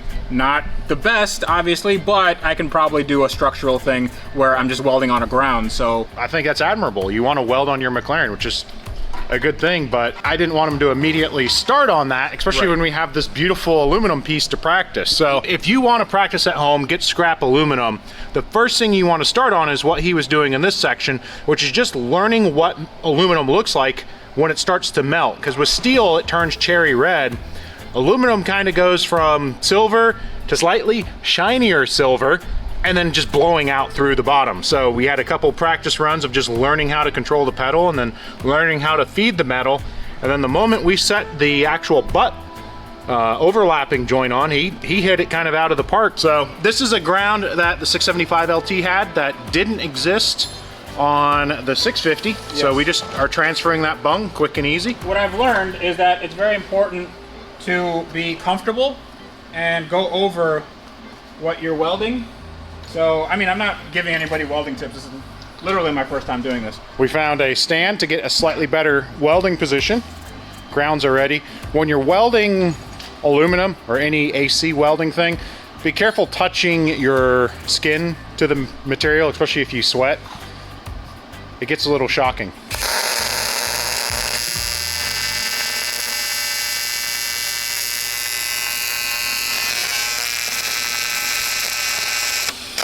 Oops. Well, I touched the electrode. That is when the tip goes in. Yep. But even without that, that is burned through it a little bit on the end, but I can fix that.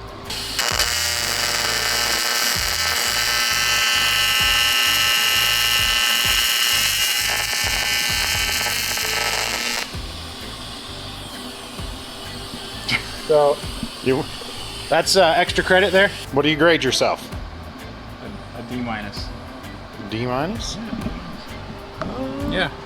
I went a little fast here. Yeah, a little too much heat where it burnt in, but it is connected. Yeah, this should be fine. A ground is going to connect. I mean, that is more substantial than the McLaren. Well, let's see. Where's another one of? So there's what McLaren makes it look like. Yep. Which. Not super different, to be honest with you. But you know, for a first timer, I think it's good enough. Now, you do agree that your initial plan of just grab the torch and start on this probably. I would have figured it out. All right, so I think that's it for the fabrication part. Like the rest is just like installing rib nuts and stuff, right? Yeah.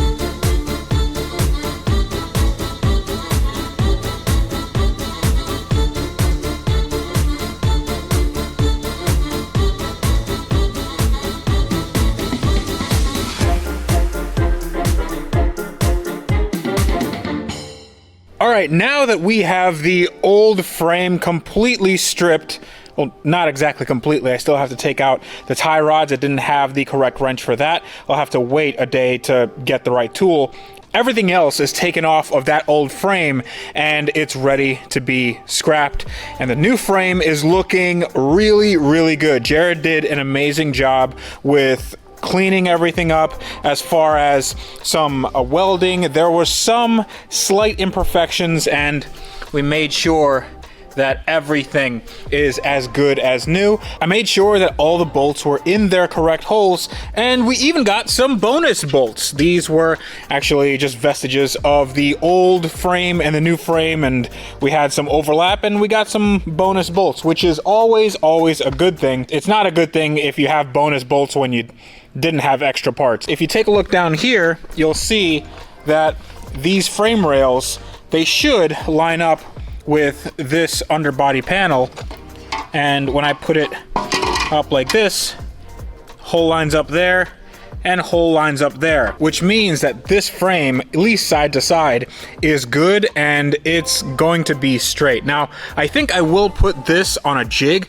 just to make sure that it is within millimeters of where it should be. I want to make sure that this is as good as when it left the McLaren factory in the first place. So when you look over here, let's take that same panel, try to put it over here. Yeah, so one bolt lines up there, and then the other bolt, yeah, that's whew, that's a little off. But of course, we knew that already, and here, just in case people don't realize how badly this is bent, I'm looking straight down, and you can see this is just completely caved in. And right here, the same angle, this is just straight, straight, straight. I can't wait till this goes back in the car. I'm not at my shop, I'm outside. It is quite hot. It is very humid, if you can tell by my hair, but I am in front of the shop that's gonna make all my dreams come true.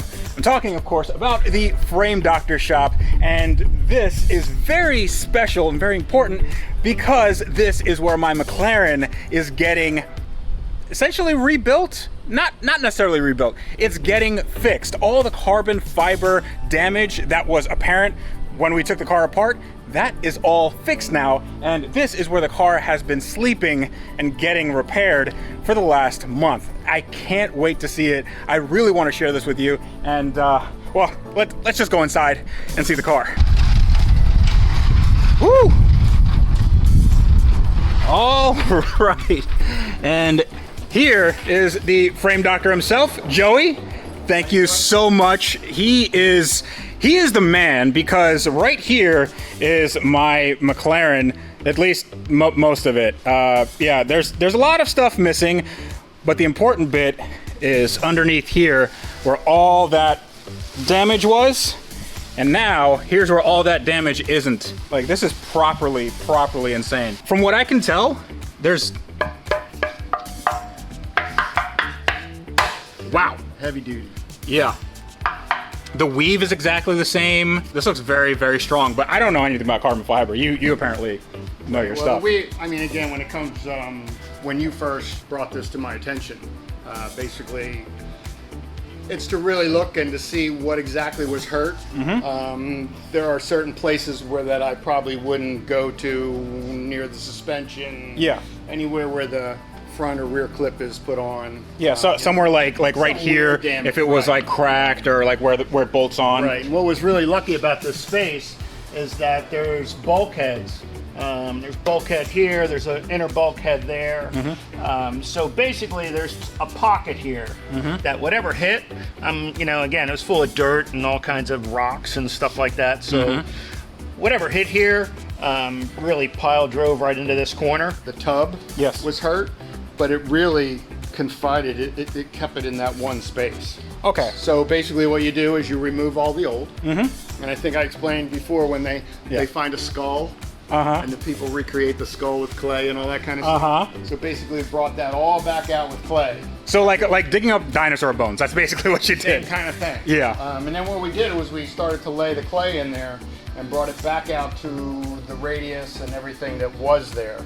And then from there, we took that away to give it the thickness. Right. This is usually something that you use like an autoclave for. And an autoclave, for people that don't know, it's basically like a big oven that you, like a big pressure cooker type thing. It's a pressure cooker. Yeah. It's a pressure vessel. Yes. And usually when you put something like this into an autoclave, it's under vacuum first. And then they bring the temperature up. And as they bring the temperature up inside the vessel, they then start to pull away the vacuum and add pressure. Yeah. And what you're trying to do then is compact. Yeah. It's all about compaction. Yes.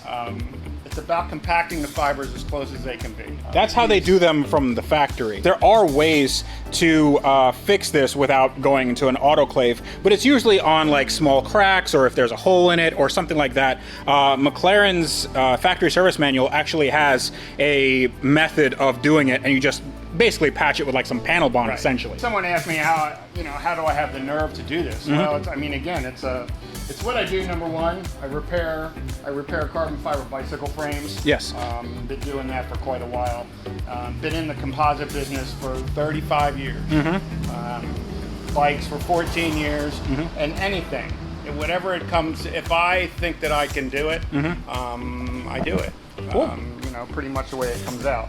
And there's probably speculation of, is it as strong? Is it stronger? Is it this? Is it that? I think it's strong. Yes, I also think it's strong. I don't think that it's stronger than it was.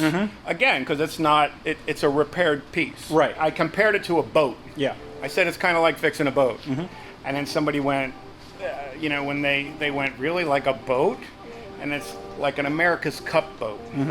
Not like a Boston whaler, like Right. an America's Cup boat. They're all carbon composite. When they hurt them, there's special ways of making pieces and putting it back together. The way you did it here is you cut this entire piece out, then you flanged this piece, right? So Right. this is actually like more carbon than you originally cut out. It was really confined to this area. It does go underneath a little bit into the bottom of the car. Yeah.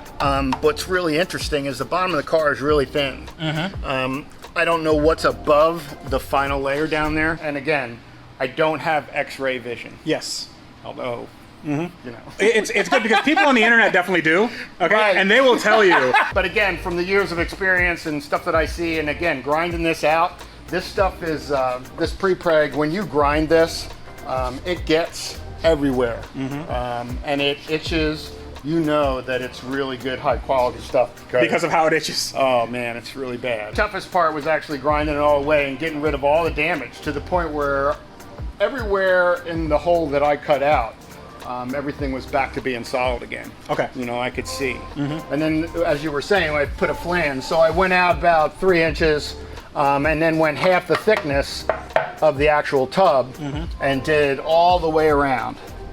And then basically what I did was I after I did the clay and got to the point where I was happy with the shape and what I needed to do, I prepped it so that I could laminate to it. And then basically built the part. And I built the part way out past all this. Okay. And then when I popped it off, it left that flange imprint. And then when we trimmed it down to where it needed to be, it is like a perfect. It literally, before I cut the access hole out for the door hinge, it literally would just suck on there. Yeah. And just stay there. It was kind of cool. Yeah, so this is obviously not something I can do on my own, but it is something that people could consider if they get in an accident with a car with a carbon tub. Because, well, as long as it's not in a place where it meets up with some metal structure, or that starts getting dicey because you have different loads on that specific part. Right. The other scary thing is normally in a boat or something like that, you could make an access panel. You can't do that with this. I mean, you could. Physically, there's nothing stopping it, right? You could have. Definitely could have. Yeah. But at the same time, I was a little weary about cutting any kind of hole. Extra hole.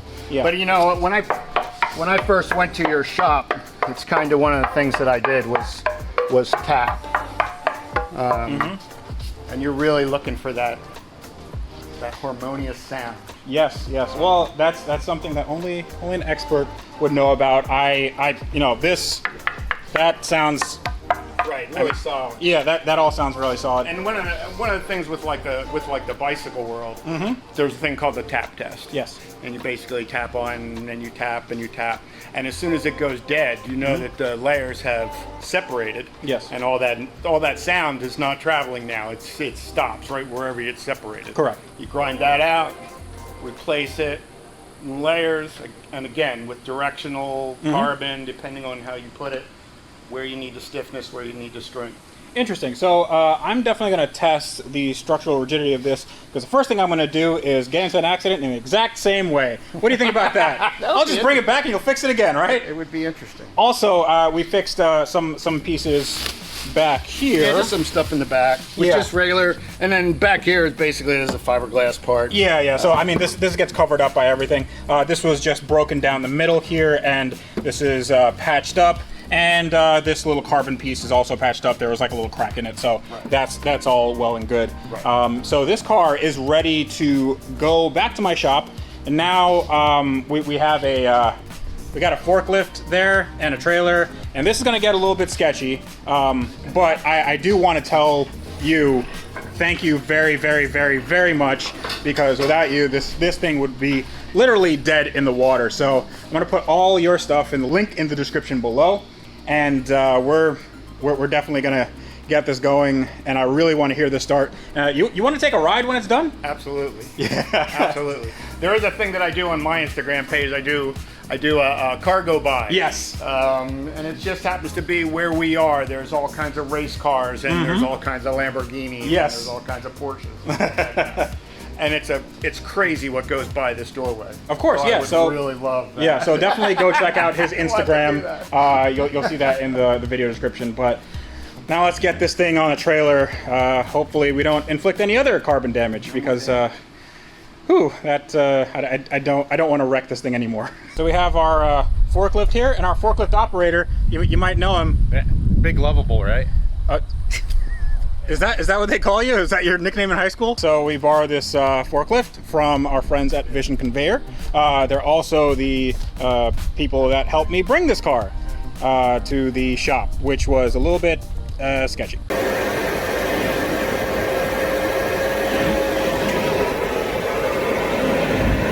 But today, we are going to just put this on the forklift. We're not going to drive it all the way to the shop. We're going to put it on the trailer, which I was assured is less sketchy. Less sketchy, because we'll be able to strap it down and have more room and a little more stable platform than bouncing forks and suspensionless tires. So now that it's fixed and we don't want to break it, Yes. worse, we're gonna be careful with it. Jared, please don't break my car. It was very expensive.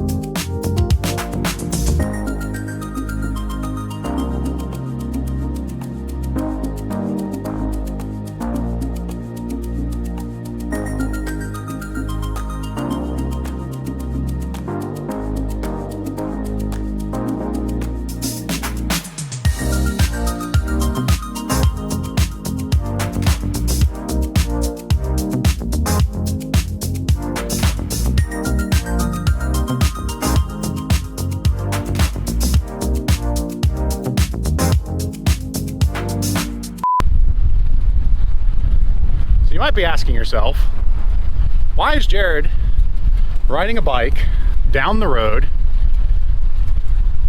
in Florida? Oh dear. Turns out my borrowed bicycle's kickstand doesn't stay up well. Freddie looked at the clock and realized he had to hurry home and do father duties, like really quick. So he jumped on this bicycle, ran home, and took off to the house. So we got the McLaren back to the shop, and I'm now having to go get the forklift, so that way we can unload it and it'll be inside, nice air conditioning by the time he gets there. It's kind of nice riding a bike though. And we are at the shop finally, after many weeks. I can't believe the job that Joey did. This looks amazing, and I'm very excited to get this on the road. Now all we gotta do is slap a rear subframe, put the new subframe in the front, then fix the engine, put the engine in, wire everything up, make sure that that's all well and good, then make sure nothing leaks, and then put the brakes on, and then put on everything else that this needs to be a car, and then we can start it up and drive it. So that's only like another few days. It's gonna take a while. The thing is, I didn't have all the parts to put on this car. Actually, not until now, because I just got this shipment today. It was a little bit sketchy getting off the truck. That is crazy. That's a big box.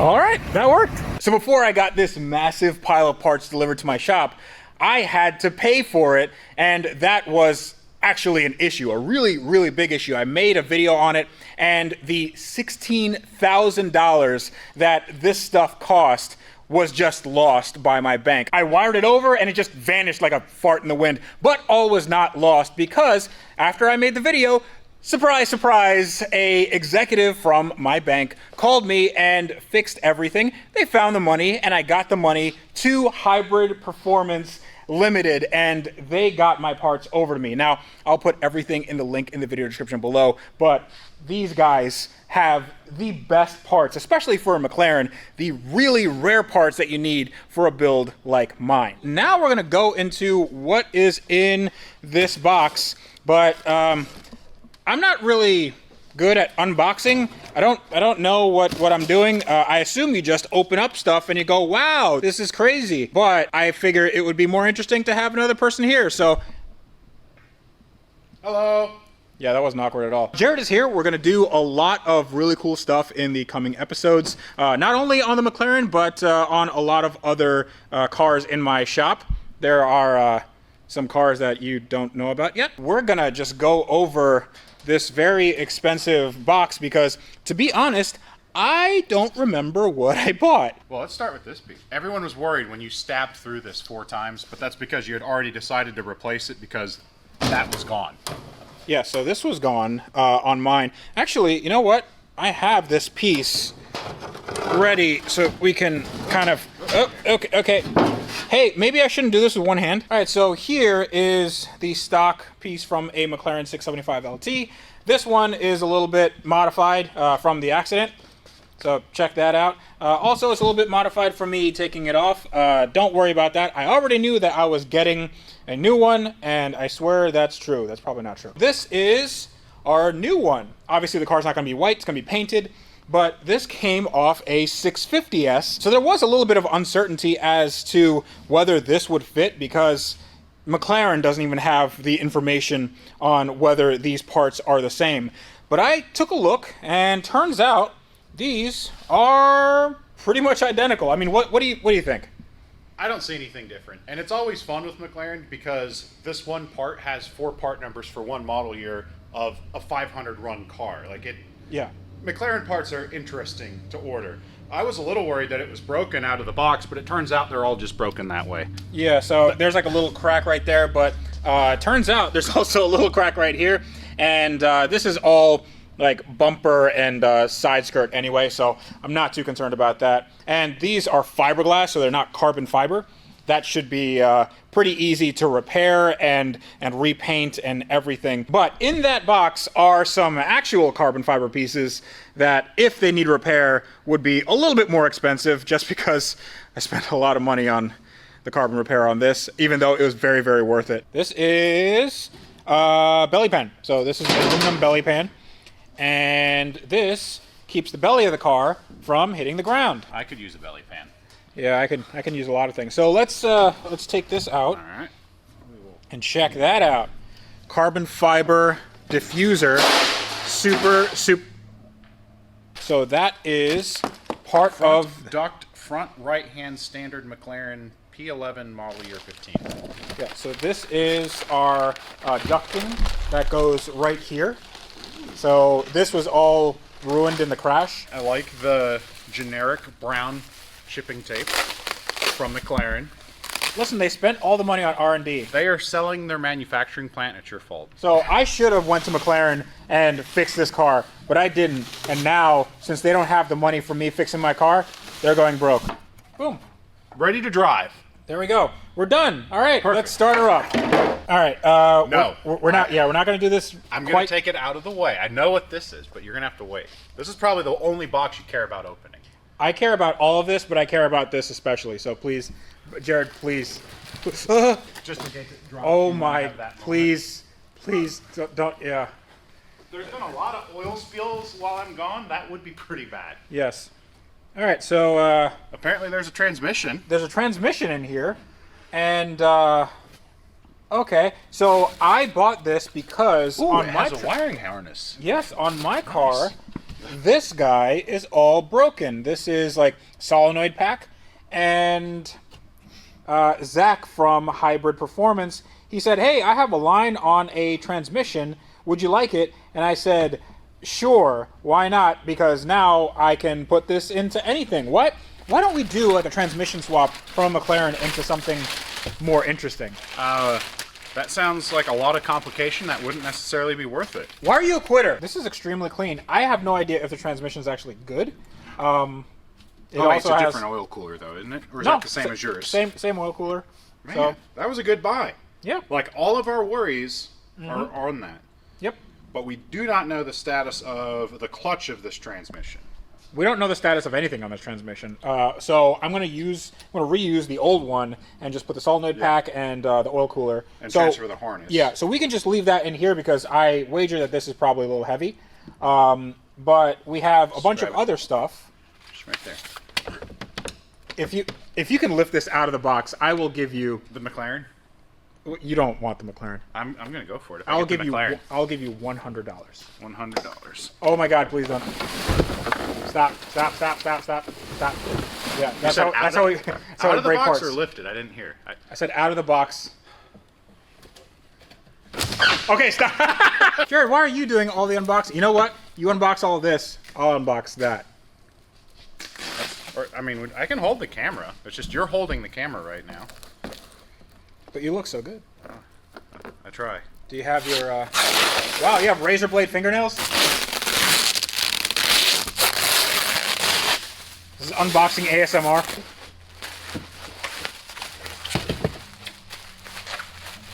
It's square.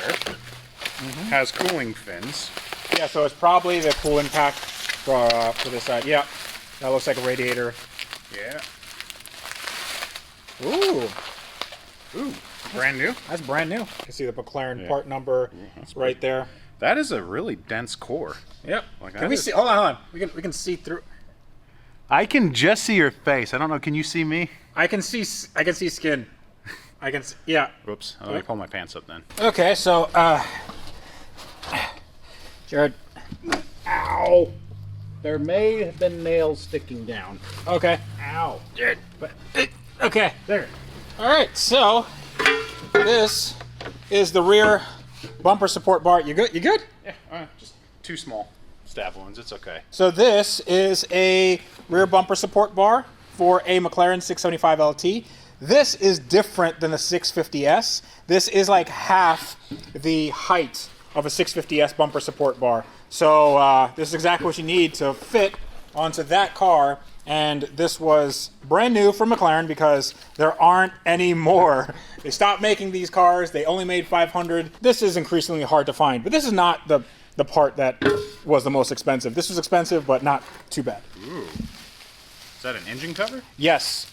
So this engine cover is actually aftermarket because the original 675LT one is really kind of discontinued. So I figured I would get this. It's a 650S one, and then I just put the 675LT like badging on the side. You can see that this is like everything in the car. It's herringbone carbon fiber, so it goes right down the middle. This is pretty freaking sweet. So in the interest of time, it's probably easier just to unscrew everything here. This is taking a while. Let's get the hammer. Well, that's what I wanted to do, and you're like, no. Yeah, I know, but this is taking too long. There we go. So It's okay. It's okay. So let's just be very clear about what happened. Jared sent it, and It's fine. it went right into the brand new parts. I'm very glad we put that over there. It hit the very strong plastic carbon composite. Okay, yeah. Which It was thrown clear. It's fine. Everybody calm down. I've never done this on camera before. If you go home to your wife and this sound comes out, you either had a great night or a really bad night.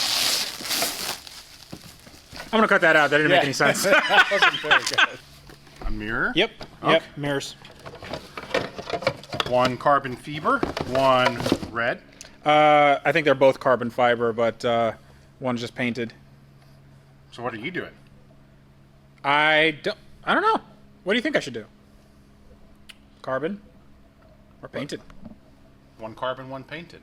Oh, wait, no, wait. I think this might be the carbon. Oh, is that a carbon cover for it? Yeah, it might be. It definitely feels like one. You had one, right? You I had both of them, but they're in really bad shape. They're missing glass and everything. Ooh, nice. McLaren. Sweet. All right, so that answers our question. 2 carbon. Body color. No, carbon. Okay, the last box. Let's see what is in there. Too bad they didn't get to see the unboxing like of the box the rest of the way. Oh, is the box not here anymore? I said, let's get it all off, and you were taking your clothes off, and we had to just cut. And I finished unboxing and convinced you to put your clothes on. Now who's the one with the bad jokes? I've always had bad jokes. Remember, cut away from you, not towards you. Ooh, did you get us a nice this? boiler? Ooh, So that way tea is easier to make? this is a stainless steel boiler. Ooh. And I'm going to be disappointed with what we find in there now. Yeah, it's not going to be a boiler. How are we going to make tea? How many times have we stopped to make tea? Literally 0. So let's make that a tradition. How many times have we run for coffee? Many times, Many. every day.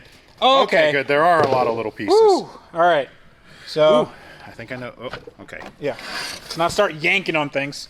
So that That was used to be already out. It's right here, and hopefully it's okay. Oh, so this is the third brake light for the LT, the long tail. That is probably not an easy to get part. No, it's not. So let's make sure. No, Is that genuine? that is genuine. Yeah. That's one parking sensor. Yeah. So that's what it looks like. That's a little sonar. It beeps off, and ooh, it's a weird feeling. Potting on the back. Feel it. It's like squishy. It's like gummy bear. Do you have a McLaren sticker? Maybe. We'll see. I think isn't that kind of the McLaren shape there? Yes. This is the rear grille. Side heat exchanger, I think. No. This is for the wing in the back. One of the wing. Yeah. This is the very important part. Yeah, this also holds the wing. Now this is body. That's wing and body and everything. Yep. It is. Oh, they're over there. Yeah.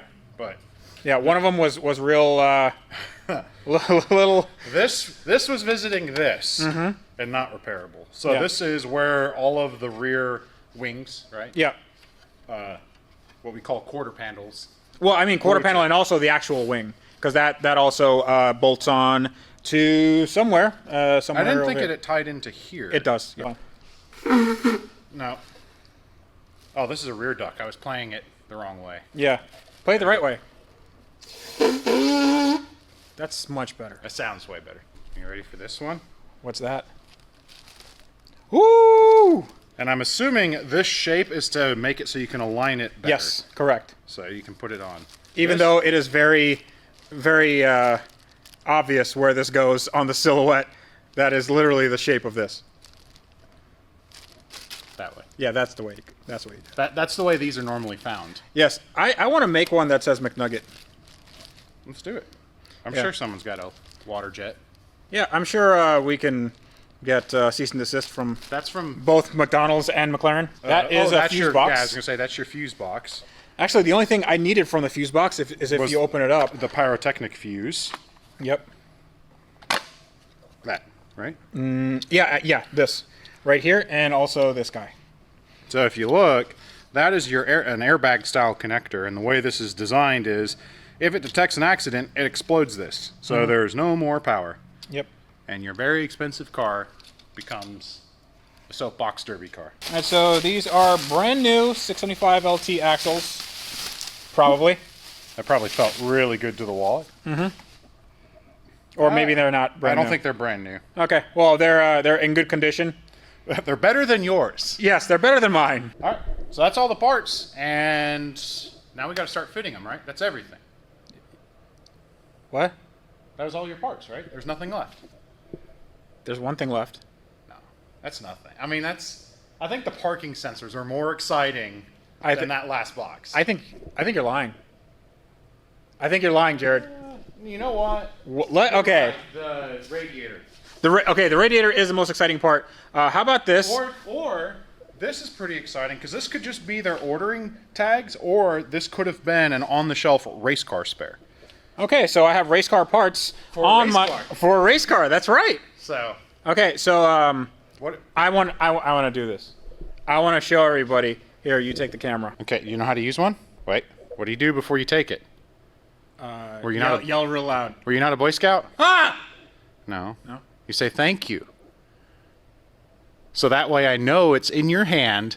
So when I let go, you don't drop it and stab your foot. So right here is legitimately the most expensive part I have ever purchased on any car ever, and I'm a little bit scared because... So wait, that box was what, 75% of the total of the entire shipment? Yes. So in this box that I am opening right now is a part that from McLaren is $40,000. Now, McLaren will not sell you this part because they do not exist. And the reason why is because they only fit on this specific car, not the 675LT, but they'll fit on a MP412C and a 650S. But it was also something that wasn't equipped on many cars. And when you put this piece on your car, this can increase the value by somewhere around $100,000. And I'm talking about the roof. Now, I had a roof on this car, and it was a perfectly fine roof. But this one is special because this roof, let's put it on this cardboard box here. So this roof, I'm just letting you enjoy your moment because this is kind of exciting. yeah. This is the last in the world new MSO roof scoop. Oh, Fully carbon fiber roof. here. Oh, open up that front part again. Right there. Right here. Oh. Look at that. I did say only cut away from yourself, nothing about cutting towards others. Oh. Okay. It kind of looks like a mini stock Camaro, hood scoop. So From this angle. for the amount of money that this costs, you could buy a Camaro SS. Obviously, I did not pay $40,000 for this. This from Hydro Performance, and no, they don't have another one.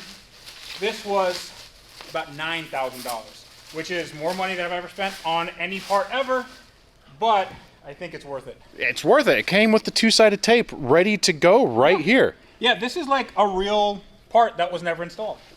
So I put this down like this, make sure not to crack anything, and We know a guy who can fix it. I don't want to fix it, I want it to be good. Oh boy. There's one.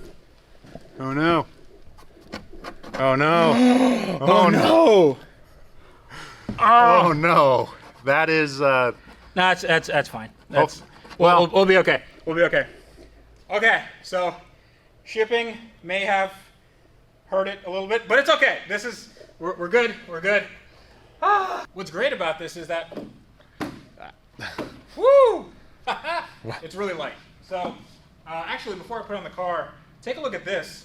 You can see that the air comes in here. yeah, it's functional. Yeah, there are some scoops that I don't have, and those are very hard to get, so I might have to actually just make those. Very hard to get, as in they don't exist. Yes. But they swoop down and then they kind of cut out Yeah. and feed the air boxes that are right there. Yes. So let's put this. Just mock Alright. it up on the car. This is a good angle right here. A little forward. Go forward. Yeah. Right there. You got to go now like 3 more inches in. Yeah. A little more. Not quite. No. Oh, there we go. Okay. There. Yeah. There we go.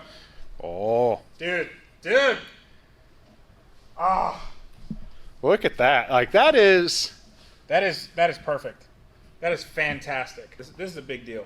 This is a very big deal because this sets this build apart. It might not look like much, but this makes a very big difference. There's only a handful of cars with 675LTs and a roof scoop in the US, and those cars are trading for somewhere near $300,000. well, and really even in the world period, this was not. This is Yeah. what's an MSO option is what Yeah. McLaren, and not many people period decided to order it because the way they built the cars is they built it and then they took it all apart to put this on, right? Yeah, so they built the entire car. You order the option, which is $40,000 from McLaren. They take your car, take it back to the factory, rip the roof off, put this on, and then hopefully everything lines up. That's how they did it. A lot of people in the UK, it was a little bit more common to have these roof scoops because you could just take it to the McLaren factory and do it.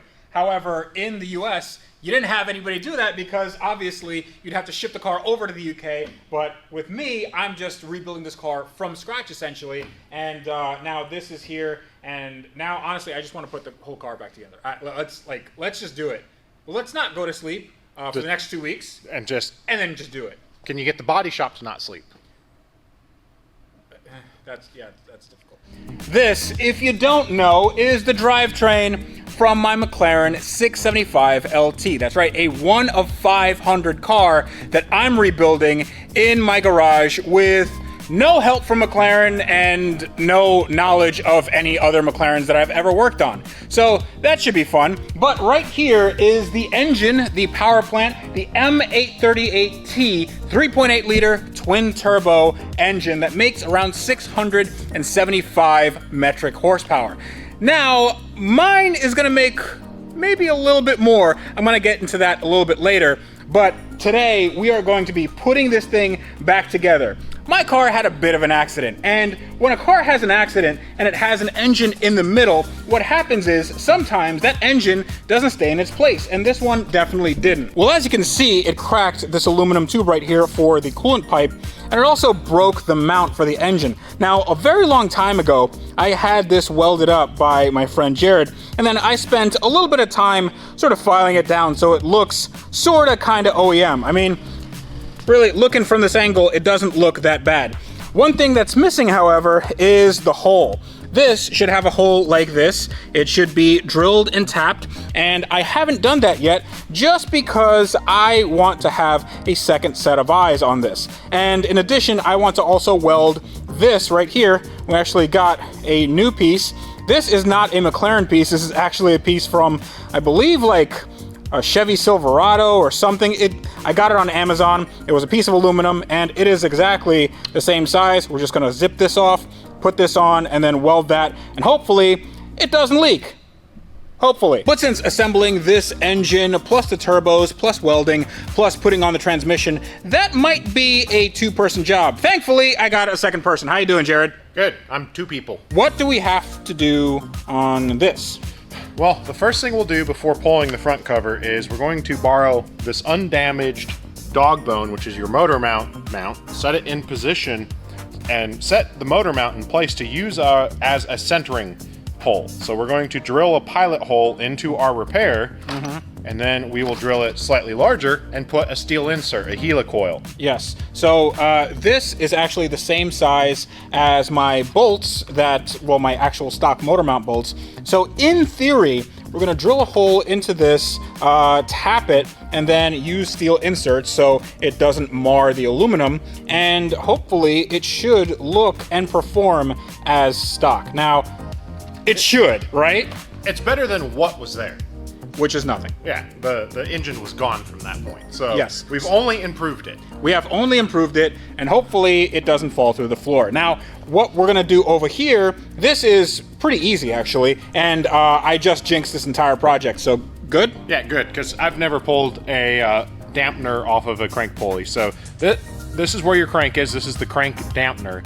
So we need to remove this, and then it's just a series of bolts, and this cover will come off, so we can do this fabrication on the table and not put any more heat into the engine.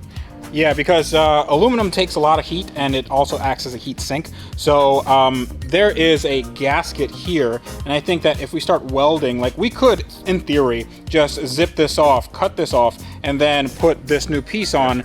But the problem there is that it's going to introduce a lot of heat here. The gasket might get just caked or boiled or something, and we might warp some metal. So I really want to take this off the engine. Also, there's a gasket right here for the oil pan. It's just not very good. Yeah, that's not a good idea. And we don't have to weld this on the engine. Like this, obviously, we had to weld assembled. This we can take off, hopefully easy. I've never done it. You've never done it. There's bolts, and that should come off. So. This shouldn't be a problem. It looks fine.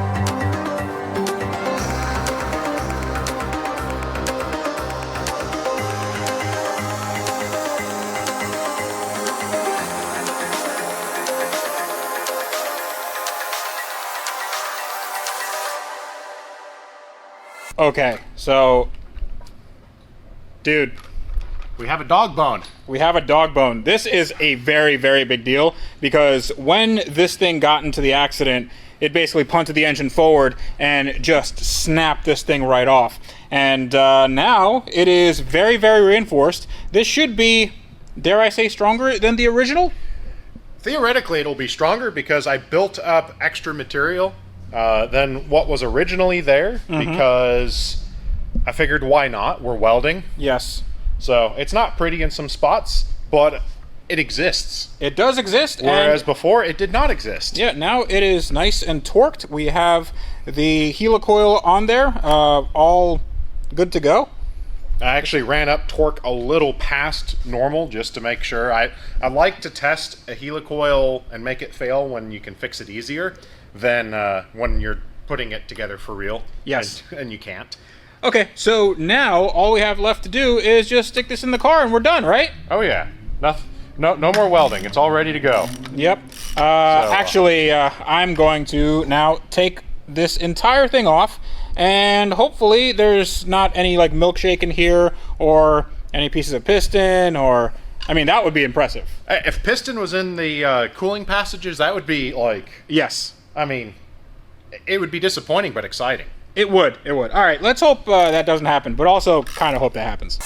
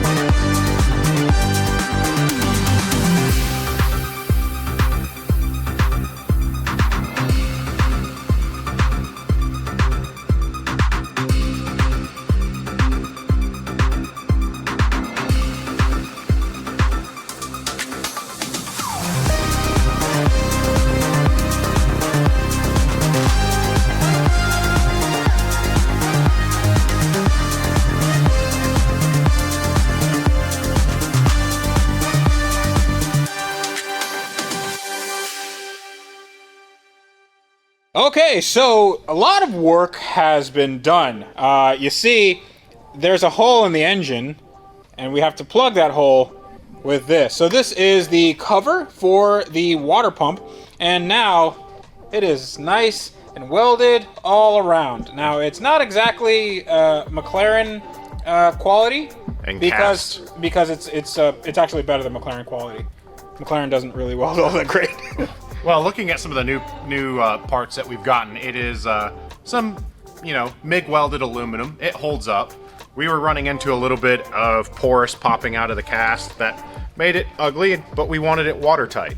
So. Yeah, and what's interesting is that there is a little gasket that runs all around, but it's always good to put a little bit of RTV. Now we do have to put RTV, like the gasket, the sealant, just on these.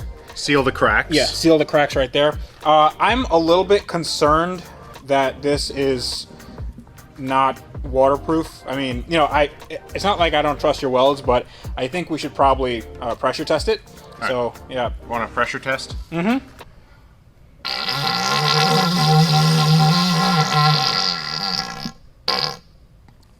Sounds good to me. So I took out a spark plug, and here it is. Check out how tiny this thing is. So we cross-referenced the part number, this NGK part number, because I think I will be getting some colder plugs because, spoiler alert, I'm gonna go for a little bit more power. Take a look at this. This is a little bit of carbon buildup, and that only happens usually when you kind of drive the car like a grandma. Yeah, well, when you're very gentle for the car. So there's also a timing line where you can read on the stripe where the timing is, and you can kind of see the discoloration there, which means it wasn't running very aggressive timing. And our best guess is this car has kind of been babied for most of its life. And we just kind of pictured 7,000 miles, you finally decide to show your brand new car off to your friend, and you crashed it. And then you absolutely just eat a bowl of crap. Everything on it is beautiful and new. Yes. Other than the fact it went frontwards and backwards and frontwards again into a telephone pole. But yeah, other than that, it's perfect. An interesting development has occurred. We decided to just see if the engine would turn over, and it didn't, because when we had the engine on its side, the oil just kind of seeped into one of the cylinders. This is not anything to be concerned about. All we had to do was take out the spark plugs and just turn it by hand. As you can see, we found the culprit, and it made a nice... the best part is that was no effort. Like, we pulled the plug and we just kind of touched the ratchet, and it squirted. It squirted real good. So you wanna try to... Sure. You wanna go for distance now? Well, what we'll say is, if you have an engine you know that should turn freely and suddenly doesn't turn freely, don't force it. Yeah, Take your time. don't start it. All right, ready? We want distance now. So you're saying maximum effort? If you can get to the trans, like, I will be very surprised. I think we're past the big squirt, but let's see. Oh! I'm gonna walk over here. I think we're past the big squirt. Let me tell you how far. Hey Jared, do you think we're past it? So what do I get? I don't know. You get a mop and bucket because you're gonna clean all of this up.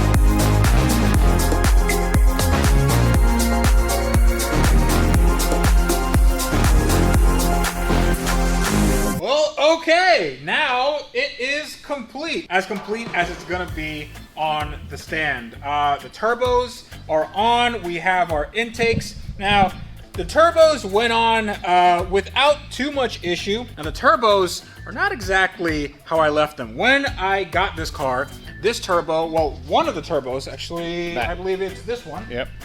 This turbo was completely messed up. I mean, it went directly into the oil tank, it went into the car, and it screwed everything up. This section right there was completely broken out of the center of the turbo. So what I had to do was rebuild the turbos, and when you rebuild something, you might as well build it better, right? Okay. I took it to B&R Supercars, and they made these turbos a little bit better. So these turbos, instead of giving this engine 675 horsepower, they're gonna give it more like 800. So that's good. I think giving this car even more power is gonna be a lot more fun. These are the same guys that did my Porsche 911 turbos.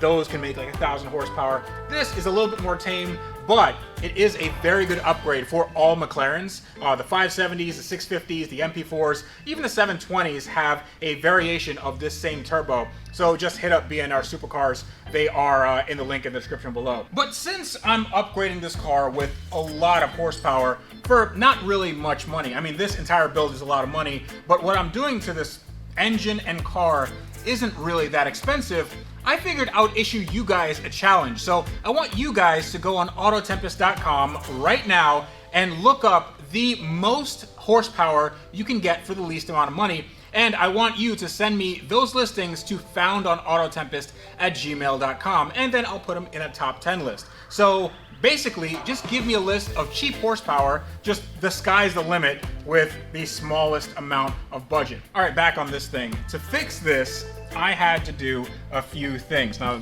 this is plastic, and these two nipples were broken off. So I had to plastic weld them, and then I put some epoxy. It doesn't look the best, but I know that's gonna hold.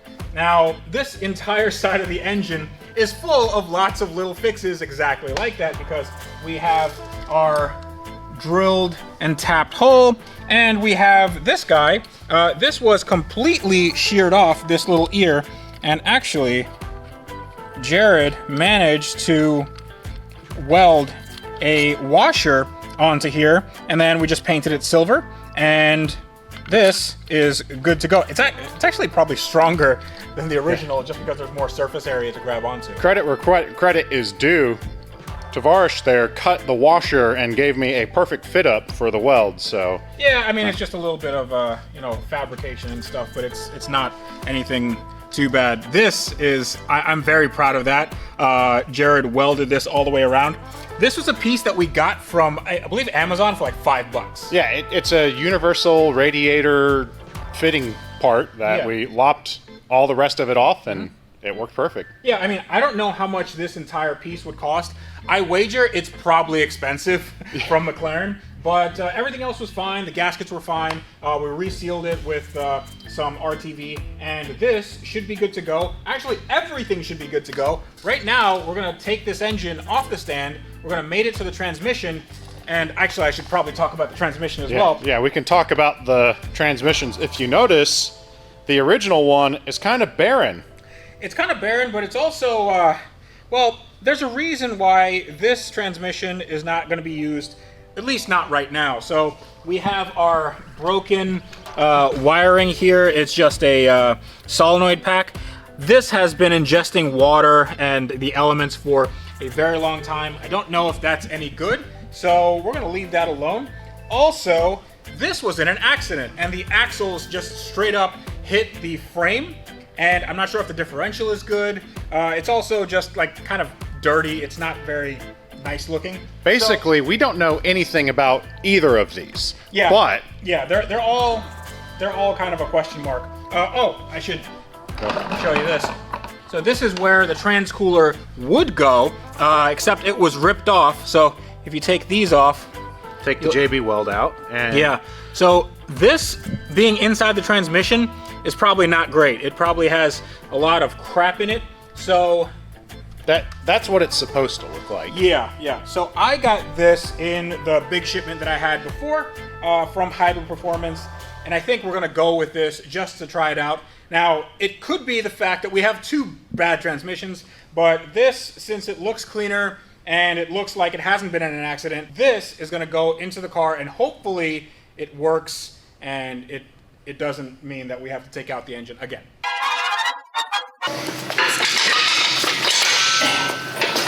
Towards you? Yeah, we want to get it far up so we have. Gentle. Oh. Yeah, it's going gentle. It's it's almost in. Okay. We gotta put studs in. That's how. Guess what? It's gotta come back off. Why? The studs have to go in there. Oh. So we did all that for nothing.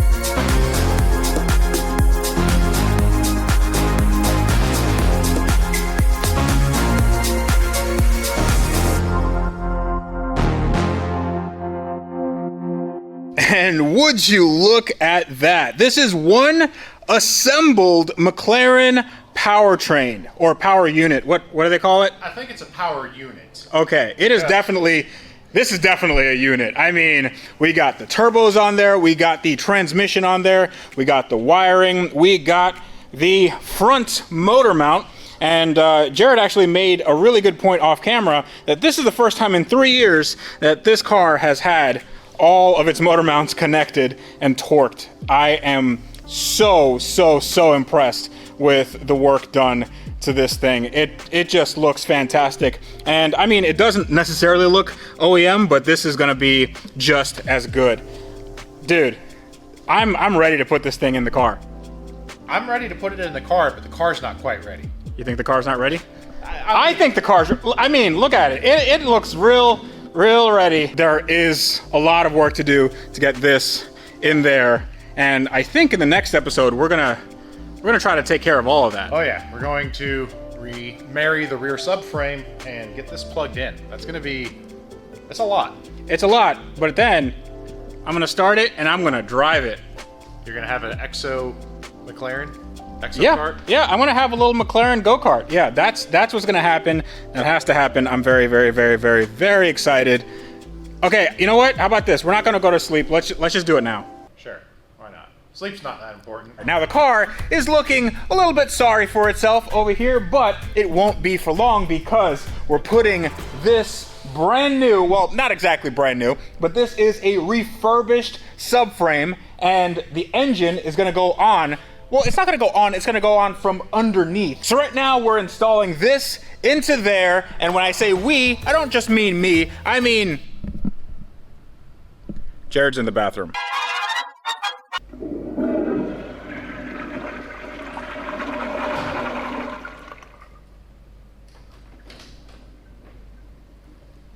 You had fun? Oh Jared drinks motor oil in the mornings. This is not coffee. This is just like, what would you call this? This is 30 weight. 30 weight. Okay, so Jared drinks a nice tall glass of 30 weight every morning. Over there is a car. Over here is an engine. We have to kind of put them together like this. There's a lot of steps to it. First, it's not that many steps. It's like a few subframe bolts to and the that's it. monocoque, and then a fuel tank, and then like 5 lines, and then finally we can remarry them. Well, these have been divorced for way too long, and they're missing each other very much. So we're introducing this. Oh, well, we're not really introducing it. This is like They've never met each other. They haven't met each other, actually, but this is going to be a match made in heaven. Or hell, depending on how long this takes. This is just attached with 6 bolts. Actually, there's supposed to be 8 bolts. But you can see there's 2 right here, 1 down there, and then 3 on the other side. There is an extra bolt hole here and an extra bolt hole here, and I believe that we should have like some extra bolts that we can put on. The problem is we never found them. So I think that this car at some point had a roll cage or a roll bar installed, and then they took it off, and then they never replaced those bolts. So I think if we replace those bolts, this car will be even stronger. Even stronger. That's right. Or it may not even need those bolts, and they're solely there for a roll cage. Yeah, but I'm gonna put more bolts in it because this car has been in an accident, so we're probably gonna need more bolts. So more is more better. More is more better. So this car right now is on casters, which means that it can move around a little bit. It's very light. Turns out when you take all the body panels and the engine and transmission and frames and stuff off a car, it's really light. We added so much lightness. I mean, we have this this transparent roof here. We just have this on a pallet jack, and hopefully this should all come together. And honestly, once we do up these 6 bolts, we're done, right? Absolutely. Yeah, we're done, and we can just start the car. Go home and sleep. Take this on a drive tomorrow.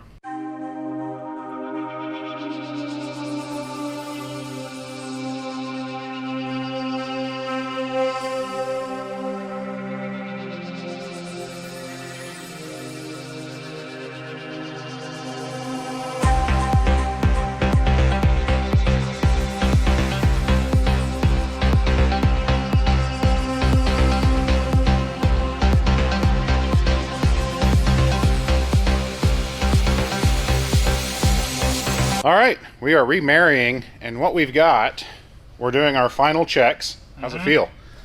It feels good. Actually, the floor is nice and cool. There's a weird Zen moment thing. So we have an angle finder, and this is probably not the right way to do it, but there's not a ton of flat planes on this carbon tub, so we're just gonna find the angle here. Yeah, and our magnetic angle finder doesn't stick too good to carbon or aluminum. Yeah, so this is around, like, it fluctuates between 10 and 13, so right now it's 0.13 degrees. Let's see, that green does not like to show up. All right, no, there's 1.5 as you moved a little. So yeah. we found the angle of 0.13 to be the most consistent. Yeah, and then we put this on here,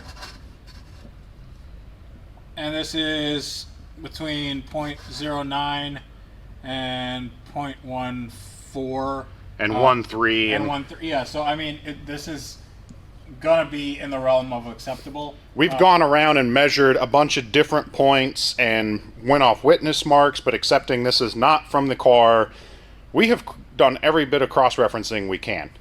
Yes. And it lines up and is probably more true than before. What do we do now? Now we put the engine in. Well, no, we put it on a lift. It's not going to be on dollies anymore. Oh yeah. All right, let's do that.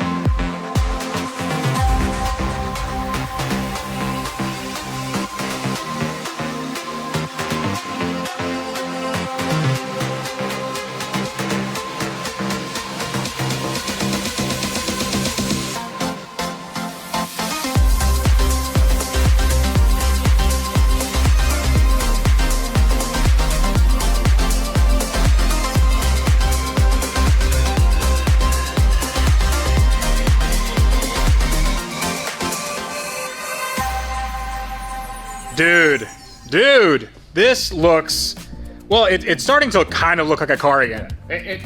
It's a lot more than just a weird looking tub and a droopy piece of aluminum. It's like a almost rolling assembly. Yeah, now it's no longer droopy. But take a look. Now I have the transmission. Nothing back here is broken. Nothing up there is broken. We have a new transmission bolt. We have the adjuster adjusted. We have our tie rods. We have our engine crossmember thing. A transcooler. A transcooler, yeah. This car hasn't had in 3 years.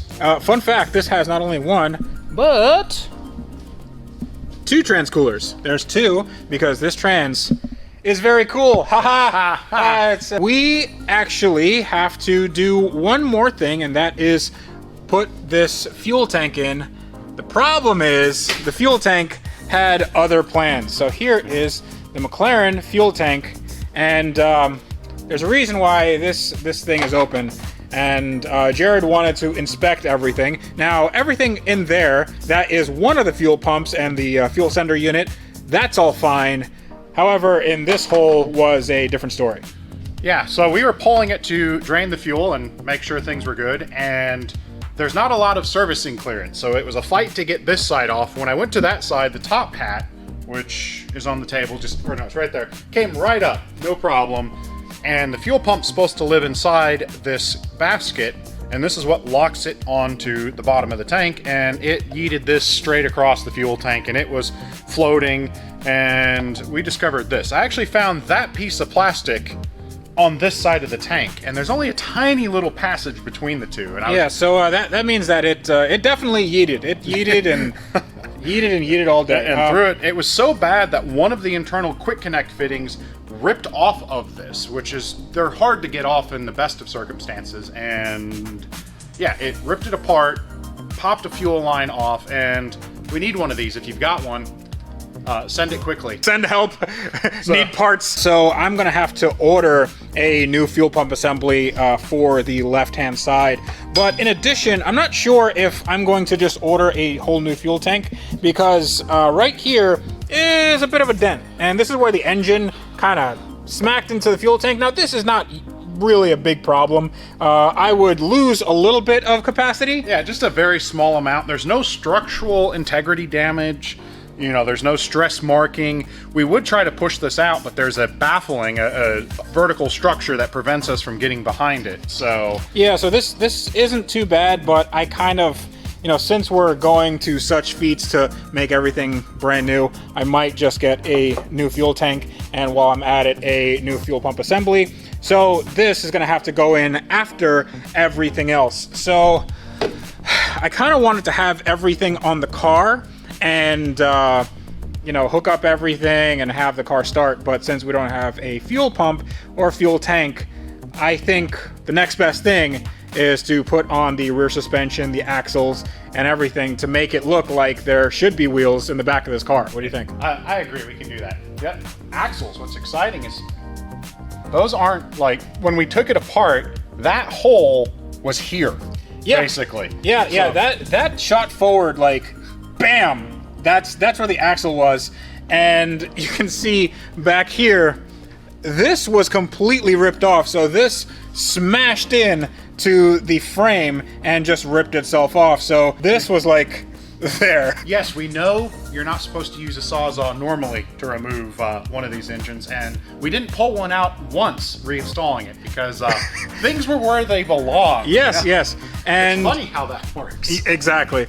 And one of the things we took caution with was making sure that everything here was aligned properly. Now, it still could be misaligned to some small degree, but I don't think that it's going to be anything significant. We made sure that the degree marks were the same on the carbon tub, and they were the same on this frame. And then we aligned everything here, made sure nothing is cross-threaded. We put the bolts, well, we put the Loctite on all the bolts just like they would be from the factory. And I am going to be going over everything with a torque wrench to make sure that everything is torqued to spec. You ready for it to go in? Please don't. There's plenty of lube. Please don't say it like that.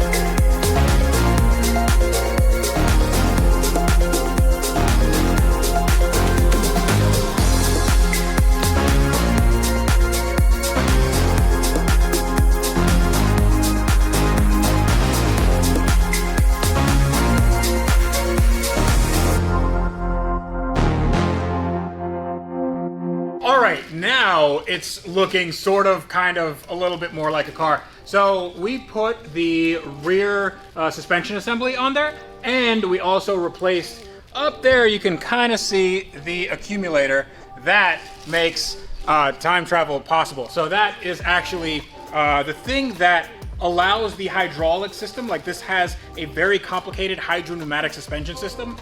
That is what makes it work. It accumulates in the top of the strut mount, and then it distributes like a ton of pressure all throughout the system. And one of them on the front exploded in the crash. So that's not good. So we replaced all four. Well, actually we replaced the two in the back, and we're replacing the two in the front later on. But right now is kind of the moment of truth, because this is a new piece from a McLaren 650 or something. This is, well, basically butts up against here, and this will tell us if our frame is good or if we screwed something up. So put one over here, like that. That probably isn't focusing. Oh, it's perfect. Okay, one of the bolts there, and then we got another bolt right. All right. Ooh, take a look at that. Boom. No resistance, no binding. This thing is straight. And all we have to do is tighten these up. And This car, like, the engine is in, the frame is in, the carbon tub is repaired, all that. This car is straight and ready to go. well, ready to go, plus a couple hundred things to plug in, That's not that many. and the body panels, Yeah, that too. fuel tank, Yeah, but that's like, 20 minutes of work. We'll be done in 20 minutes. well, And- I'll be done in 20 minutes because you're leaving, right? Yeah, my 2 weeks is up. I've got to go home. I have a you wife. turn to a pumpkin tomorrow. Now, I have to go back in time a little bit because right now it looks like this, and it is sort of kind of together, but you can still see that there is a lot missing from this car. We don't have any brakes. We don't have, well, any bodywork at all. But believe it or not, this car in this condition is ready to start. In fact, that is the point of today's video. We're gonna start this car. So I'm gonna take you back to when this car didn't look like this. It looked a lot more taken apart. The front end wasn't on, the back end wasn't on. And we're gonna go through all the steps for this car to start for the very first time in 3 years. That's exactly how long it's been since this car drove on its own without being completely wrecked. So sit back, relax. This is gonna take a while.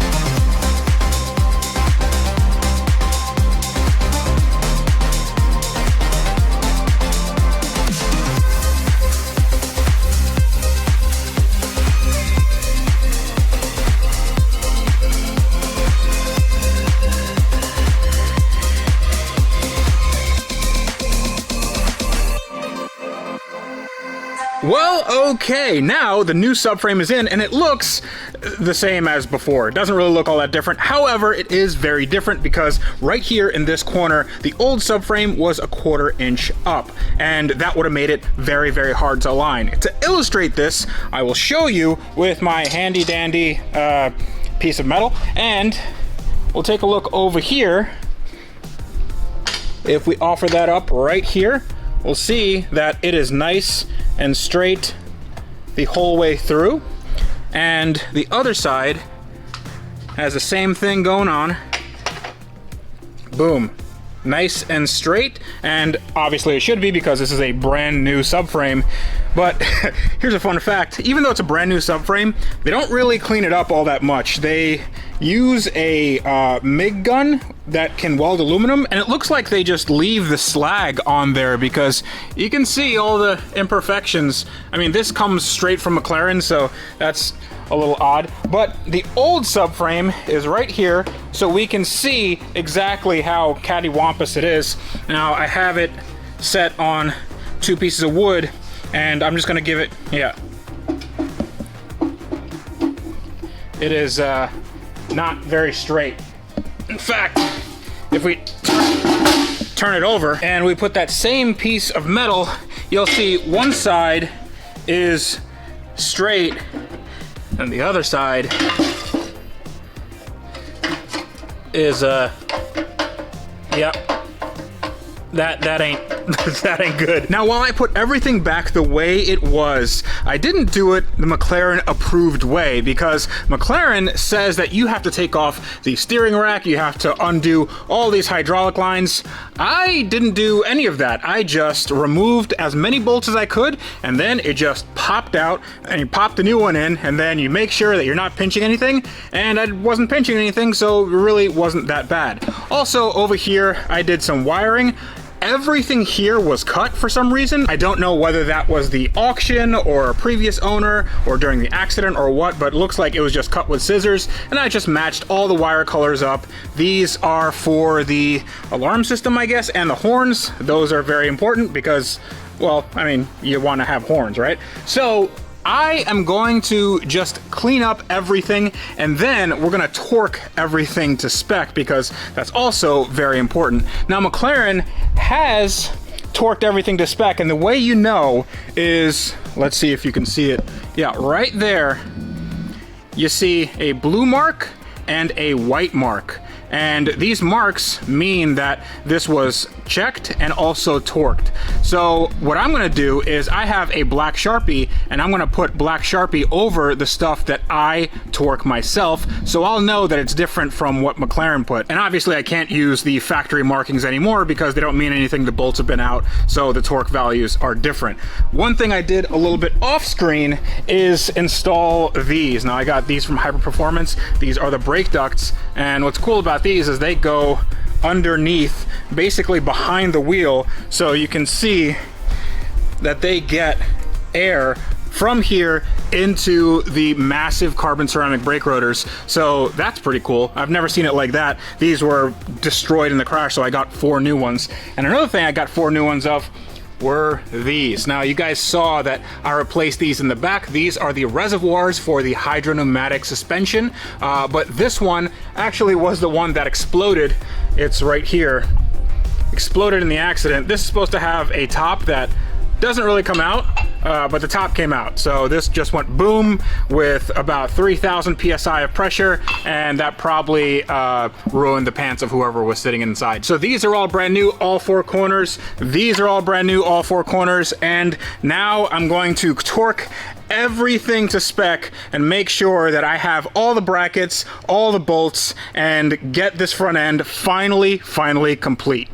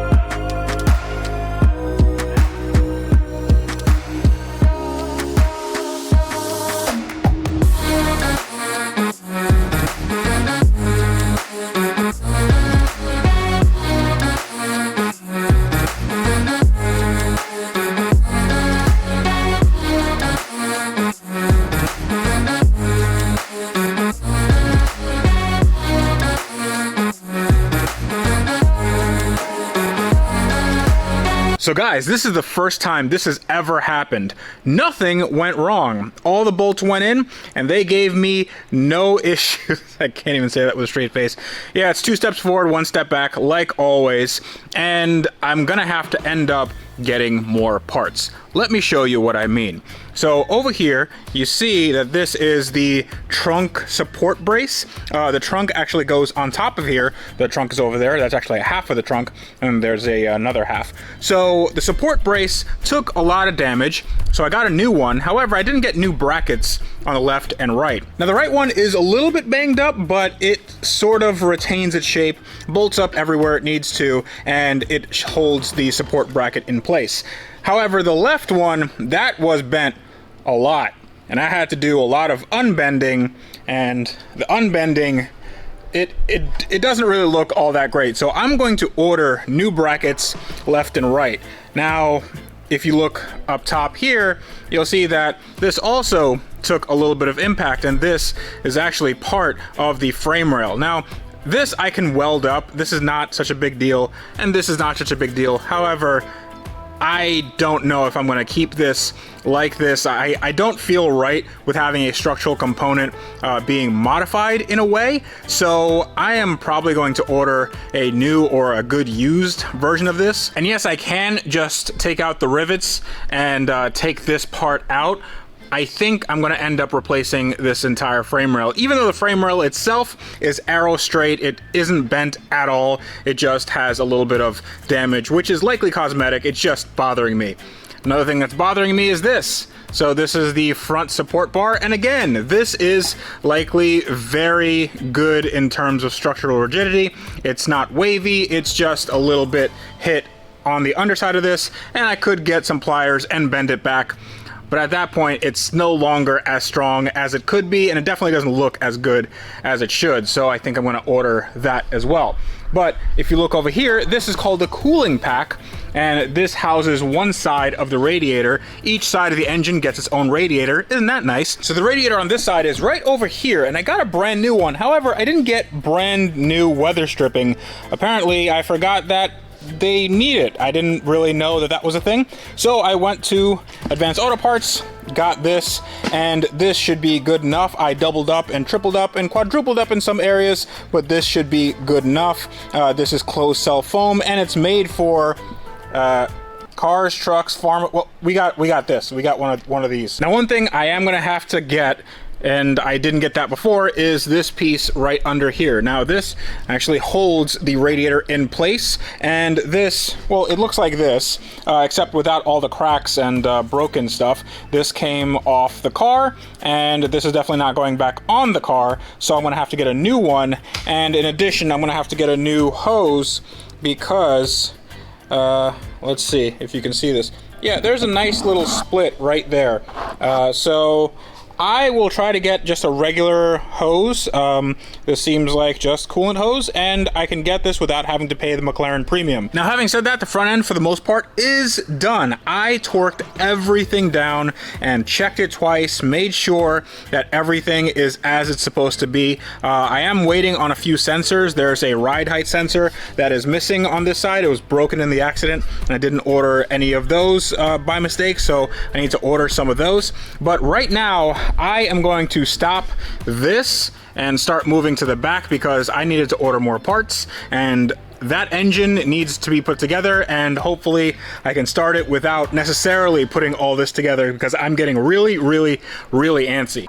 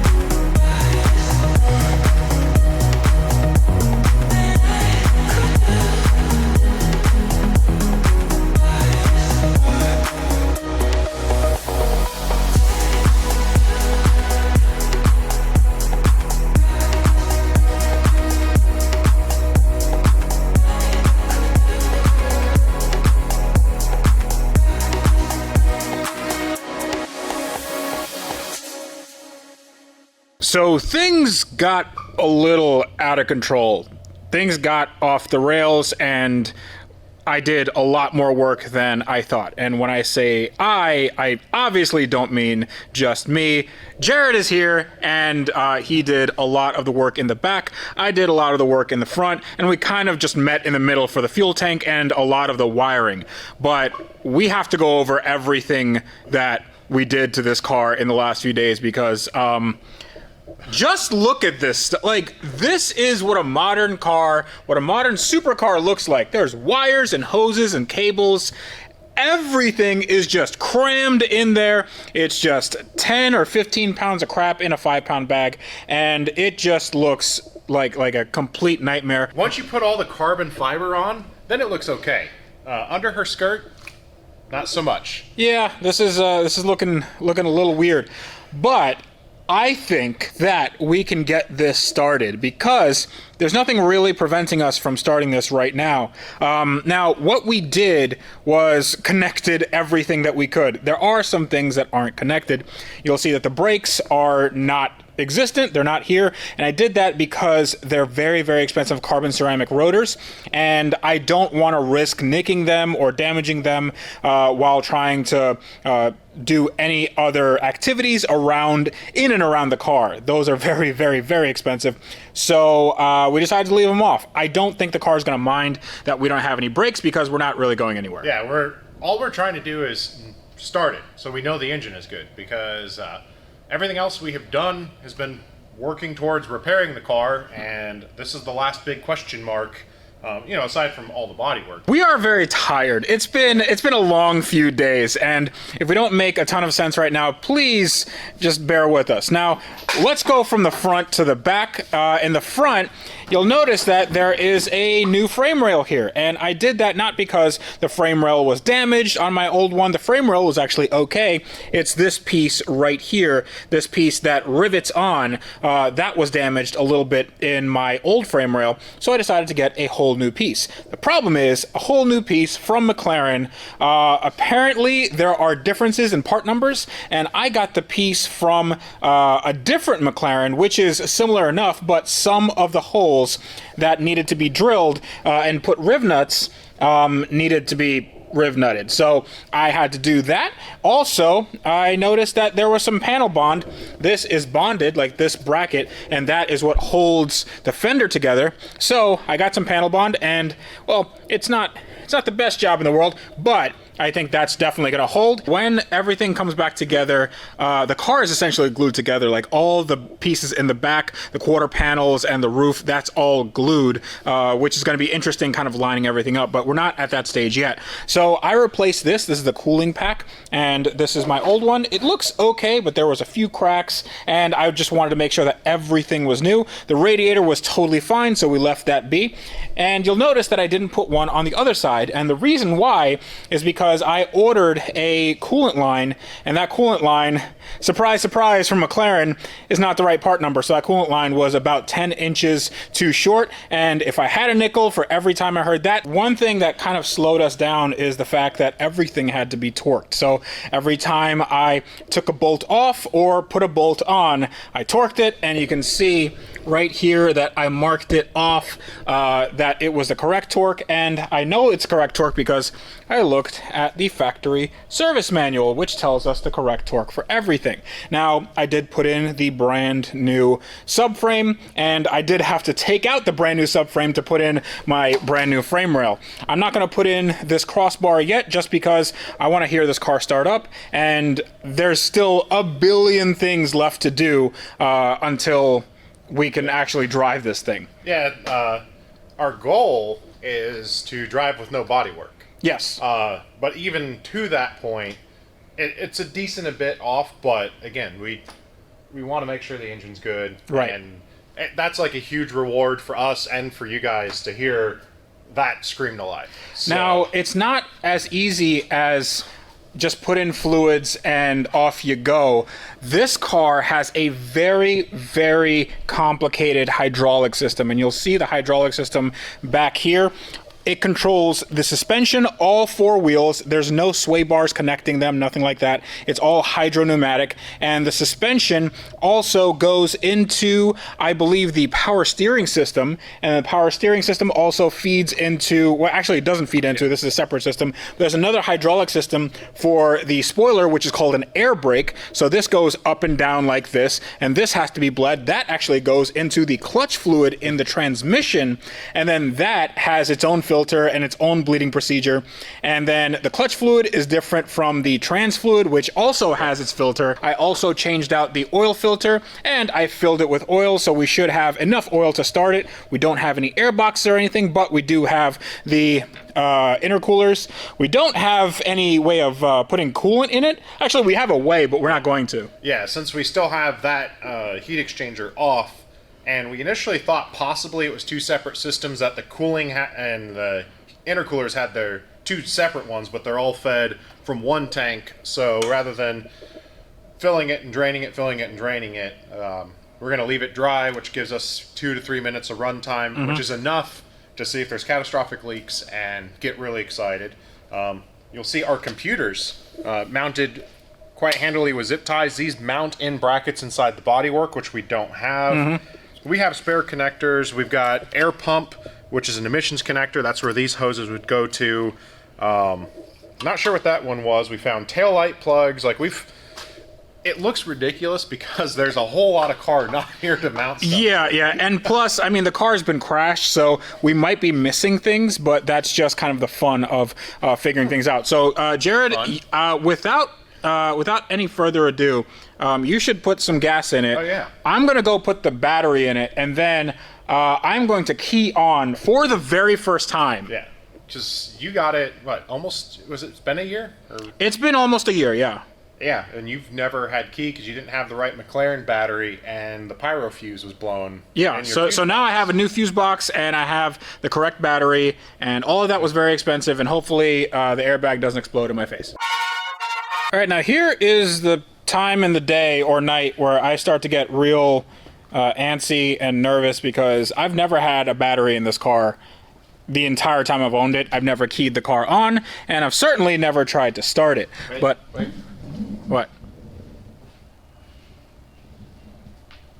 Okay, Jared's Let's get protection. safety, at least top 5 maybe. So we have our lithium-ion battery that is very expensive, and we plug that in right there. Now, that is a fully charged battery. I've had it on the tender for a very long time, and I don't know, I'm scared. I'm scared of what's gonna happen.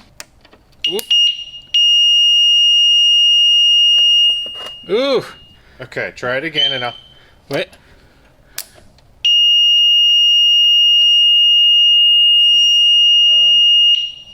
Wait. Okay, stuff's happening. It's making noises. I have lights on the dash, which is interesting. Because it thinks the door's open, maybe? Yeah, use mechanical. That's okay. So, Okay. I'm just gonna try to put the car into the... Hey, your AC is on. AC's on. Calm down. Twice. Oh! Oh! Wait, what's Look! happening? Oh, it turned on. Well, not the car, but just everything here. ESC fault. Go to McLaren Service Center. Yeah, that is not happening. Brake pedal, pressing. Oh, wait. Is it press and hold? So sometimes you have to press this really hard. It sounds like it's trying. Like, it's priming fuel injectors. Throttle body's moving. There has been a development. Please stop. Please stop. So There's been lots of developments. Yes. So we found out that this McLaren needs a lot of things to start. We kind of put a brake system on that. Well, it's not really a brake system. It's just a system that will give some brake pressure. So Jared put a nut and a bolt on the brake line so it would simulate pressure. That didn't do anything. But it is going to be required. Apparently they're so moody. Yeah, it is. It is very required. Also, the parking brake is necessary. So we connected the parking brake. That is a electronic parking brake, and Jared put something in. I don't even know what he used. Wheel spacers. Wheel spacers. So Jared used wheel spacers as a parking brake substitute. A rotor substitute. Yeah. None of that worked. I tried to get my diagnostic software to work. That is some cheap Chinese knockoff stuff, and that always works perfectly except for when it never works. So I emailed my support. They don't know what's going on. But I decided to just look at what the fuses look like, and they don't look very good. Yeah. So we found a ton of blown fuses, and I'm getting a little excited because when you see blown fuses, that's when you put good fuses in, and then you hope for the best. Well, one of the fuses we put in managed to turn the car on, and what did we have on the instrument cluster that we've not had yet? A readout for the transmission. Wake up the car. Okay, car's on. Parking brake on.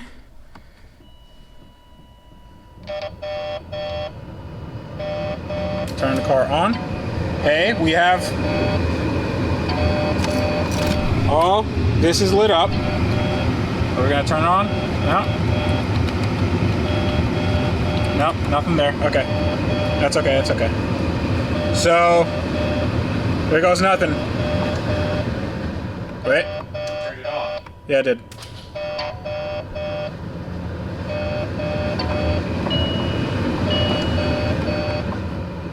Oh, come on. We tried a few more things. We plugged in the ABS pump, and I think that would also let us know what pressure is. So I'm gonna press down the brake as hard as I can, and then press the start button. Hopefully this works.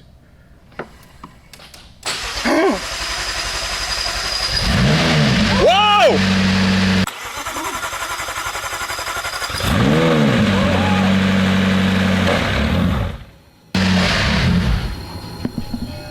What was that?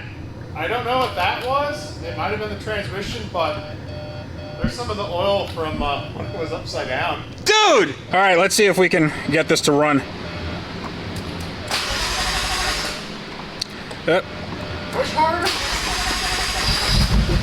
Come on.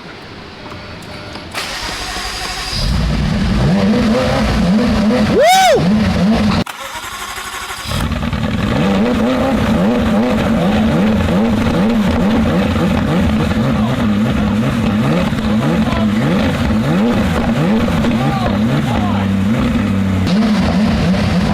Oh my gosh! Oh boy! Dude! Yes! Yeah! Running. Woo! Clear the smoke out a little bit. All right, that's a lot of smoke.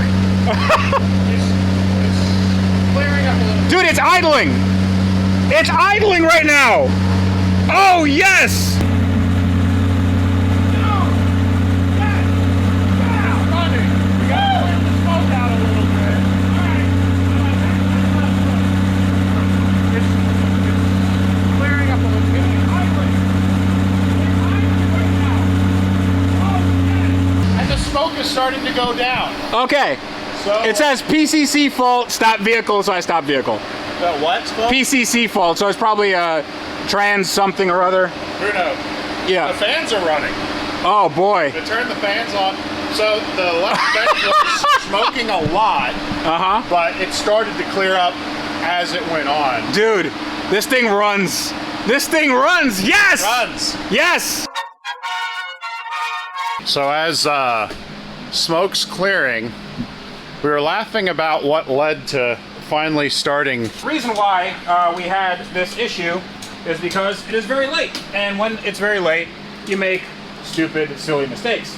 And we disconnected the brake module here, the ABS module, and thinking that, oh, well, we don't want the pump to run dry, which was a concern, but then also that is how the brakes see pressure, and that's how the car sees a brake signal. So yeah, I was like, we needed two things for it to start, was the parking brake, and then we did the bolts so we could see brake pressure, and you were pumping as hard as you possibly could, and we're exhausted, and you found 10 fuses that were blown and it still wouldn't start, and we're standing in the front about to disconnect the battery to go home, and you're like, shouldn't we connect the ABS module? And isn't that how it would see brake pressure? And I was like, oh yeah, that would probably be the thing. And then it started. And we're not worried about the smoke because that was the side that we put all the oil in the cylinders. Yeah, that's not a problem. This, I'm very happy about this. This is a result. It's announcing itself. Yes. McLaren McNugget has arrived. She needs a lot of work, but it runs. And right now, for the next episode, we are going to just put in a cooling system, brake system, bleed everything, make sure all the pressures and temperatures are where they need to be. I have to get my diagnostic software running so we can do all the bleeding procedures, because there are a lot of them. And then I'll put some wheels and tires on them. That's another thing that it's very complicated on this car. I'll put some wheels and tires, and then we can take it for a drive, which I'm very, very excited about. I'm gonna take you guys back to when the car didn't look like a car so we can get it looking like a car. I'm just gonna show you all the work we did.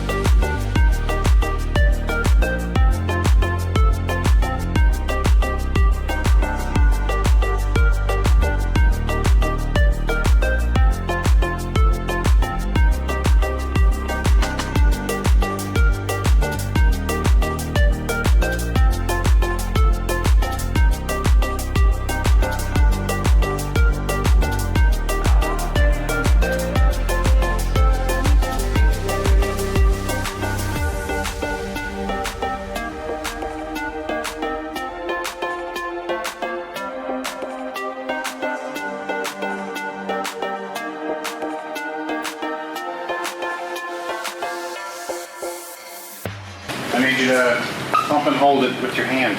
My hand? Well, I guess. Why not my feet? Can you get that high? Oh, I can get that high. I'm like a gazelle. Okay, so.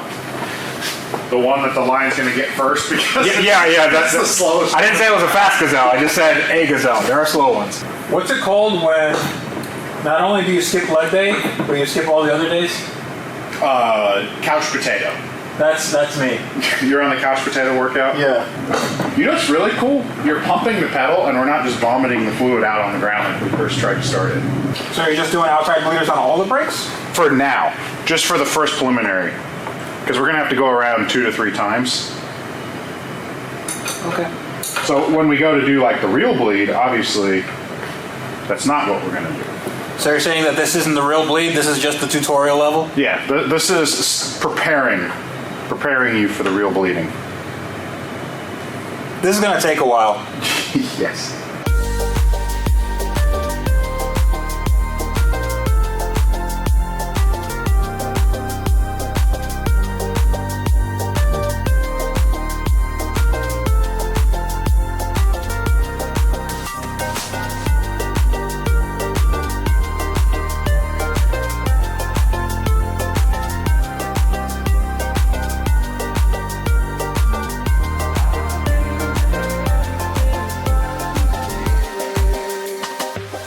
All right, so here is why you want to do a pressure test and vacuum test your cooling system, because we found that when we put it under vacuum, that the vacuum was just escaping over a few minutes. Yeah, it had a slow leak where the vacuum would go away, which tells you there's a leak somewhere in your system because it should hold vacuum if it's going to hold pressure. And the best way to see if it holds pressure is to actually pressure test the system, putting in some coolant and then putting that coolant under pressure. Now you don't need to do a lot of pressure, it's just a little bit until it starts leaking, and leak it did. So there's some of the leak, and we have to find what's, all right, so it's coming off of here. Where's that coming from? Goes up. Goes up into that. Okay, yeah, I see. That is what's leaking. And I think if we take that off, we'll find that there's an O-ring in there, and maybe the O-ring was skipped or not installed, and we'll just put that back, and we should be good to go, hopefully. To the next leak.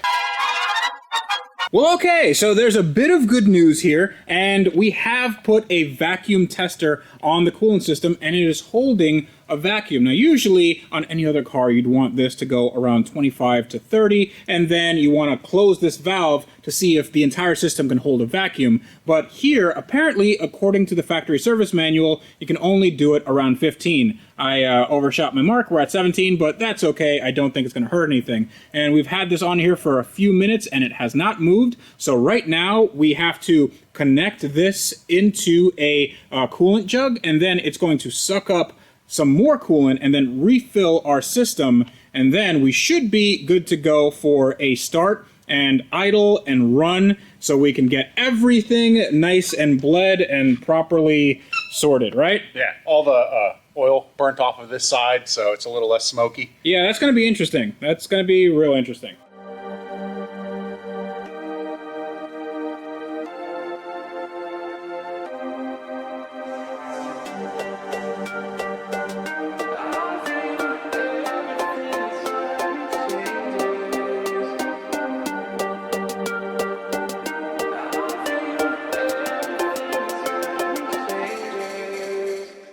Now, would you take a look at this mess? This thing looks awesome, like really, really, really cool.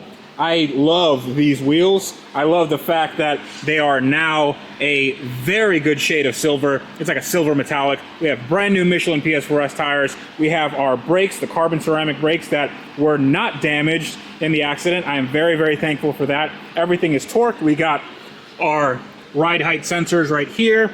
We got our exhaust, sort of, kinda, I mean, it's real bent, like real bent.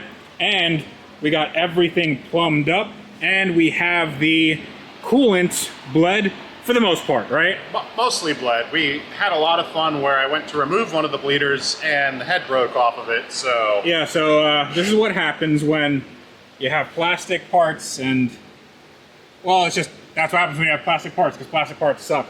So hopefully that doesn't introduce any sort of leak. If it does, I'll just have to get a new head on that anyway. But right now, we have like an order of operations where we have to do oil. We have to refill the oil, not refill, but fill all the way. Because the way you fill the oil in this car, you put a little bit in, you run it, and you put... Yeah, calculated amount, run it to temperature, and then make sure the car is happy with the temperature and the amount of time you ran it. Then it'll tell you how much oil it has in it if you run the engine correctly at 2,000 RPMs. Yeah, there's going to be a lot of oil and smoke that's going to come out of here, and hopefully that's going to be dissipated soon. So right now we're just going to run it and see if everything is okay and doesn't leak all over the floor. You think it's going to leak? I think we're done leaking unless this new part, broken leak point leaks, but okay. We have brakes that are not going to leak, like you can actually clamp and build proper brake pressure. Parking brakes aren't grabbing wheel spacers, they're grabbing, you know, the rotor. Dude, this looks like an actual car, sort of, kind of. Like, if it wasn't for the fact we're at the step that we have to have the car at temperature to bleed every fluid and check the levels, we could put it on the ground and it'd be a car. Yeah. Sort of. Sort of, yeah. Also, that noise that you're hearing is the fan over there, because when we turn this on, the oil and smoke is just going to come out, and it's going to fill up the shop with smoke. So we need to not die. And a 1, and a 2, and a... Woo! There's not that much smoke. Look at how little smoke there was. Give it some time, maybe. Yeah, it'll come back.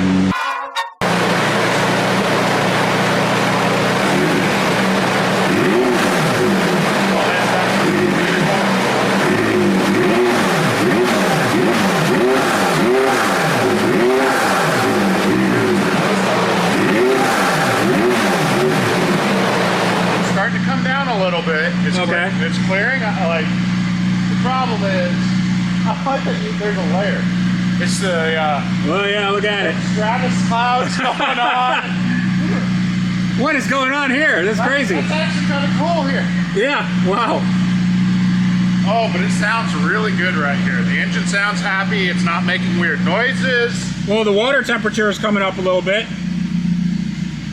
But no, there's no scary noises. All right, so The intercooler's not leaking yet, okay. so that may hold. So let me see if we can do our oil check. All right, so I have found the way to check the oil. I have my foot planted on the throttle over there with the brake held. It's actually pretty cool. All right, let's get rid of that. Yes, I'm sure that there's lots of things wrong with this car. 12 seconds, 11 seconds, and it's gonna tell me where my oil level's at. I wager it's really low. 2, 1. Oil level too low. So we're gonna add some oil right now.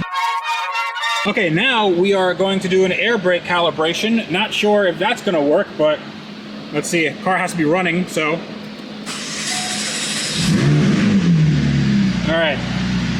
Now, Hey, ensure. you're missing something in the back. What am I missing? Smoke. There's no smoke in the back? It's getting a lot less, well. That's a lot better. That is a lot better. All right, so the engine's not blown. Well, at least not now. Not yet. Not yet. We're also missing an air brake, so it's going to be interesting to see. Yep. All right, so let's start it. Is stuff happening? Yeah, one of them's up. You're halfway up. So we have constructed something that I can only refer to as a work of art. Now, this is a 100% McLaren approved method, and we have to tie both of the... Air brake actuator assemblies. Yes, so that, and to tie it, we got this specific McLaren tool, which also doubles as a Swiffer mop. We also figured out that the lines might be backwards on one of these. So now, this actually might not have been necessary, but whatever, this is really cool. It is necessary because it shows who cares about their zip tie etiquette. Who put what side together? Comment below. Okay, zip ties are meant to be strong, okay? This is, I don't know what you were doing here, okay? You get an F. This is an A, and if you don't know the difference, then look at that. You just broke one. Only one. Only See, one. It's redundant. Yeah, okay, you're redundant. Oh, dude. Do you like the new and improved Swiffer mop handles here? Yes, this is the expensive one, right? Yeah, this is the very expensive one, and the reason we upgraded is apparently 1.0 didn't have the rigidity needed to go up and down. Right. And I also discovered the one bracket you didn't want to replace was quite bent. Okay, well... This should be a nice straight line, and it was kind of a wiggly U. Yeah. And the bolt holes came nowhere close to lining up, so we had to carefully bracket, clamp, and screwdriver, bend, and get this straight, and adjust left and right. And now it's balanced. Yeah, but we still don't know that if we try to calibrate it, this might try to snap in half. And if it does, this is, no lie, $5,000. This is made of carbon fiber, and they only made it for the 675LT, and it's very expensive. Oh my! I'm like legitimately scared. If you think about it, it has to work and do things with the car. I don't think it's going to break. Like it. Right, but the car is also assuming that it hasn't been in a giant crash, so. You know, there's only one way to find out. All right, so good news. We have a functional air brake. Oh yes.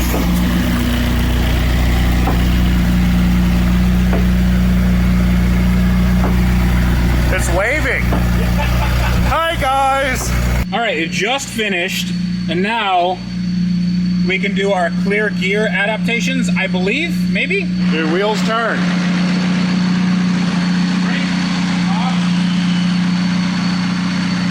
Okay, I just heard them release.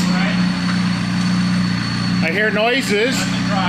I heard a click. No. There it goes. Yes! Yes! Look at him go. One tire. Oh, I guess it's an electronic It's an limited differential, yeah. Not okay, yeah. So it's going to town over here. Okay, does it go the other way? Alright.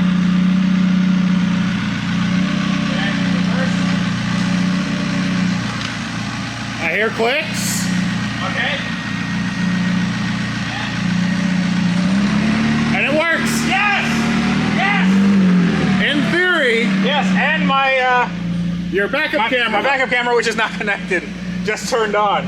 Okay, enough is enough. I'm gonna see if this thing can actually roll and go into gears on the ground and move under its own power. It's the first time it's happened in like 3 years. Well, even just moving, this is the first time it's sat on 4 inflated tires in 3 years. And suspension and everything. Yeah, like it is holding itself up. No weirdness, no dollies. You know what's really nice? The fact that that's not blowing smoke anymore. Yes. Like that's really reassuring. Okay, we're behind. I'm looking for the reverse lights. Are you in reverse? Oh, are they not on? No, they're not. Okay? Break it off. Oh! Oh! And You got about 5 feet. Huh? You said 1 mile an hour. So it works. It works. All right, you got about 3 more feet to come back. Okay.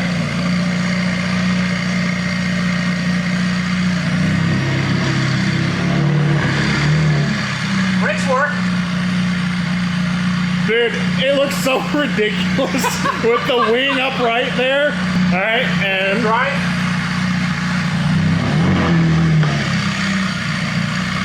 is that all you're gonna do? Forward and back, forward and back?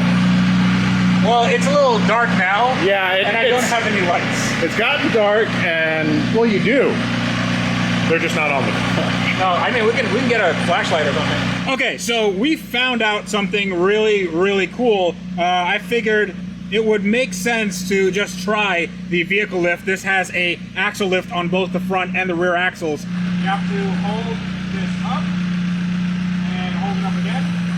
And look at that! Look at her go. Vehicle raising, move stop down to lower. So it's raising. And the rear's coming up. Dude, this is like a fully functioning automobile.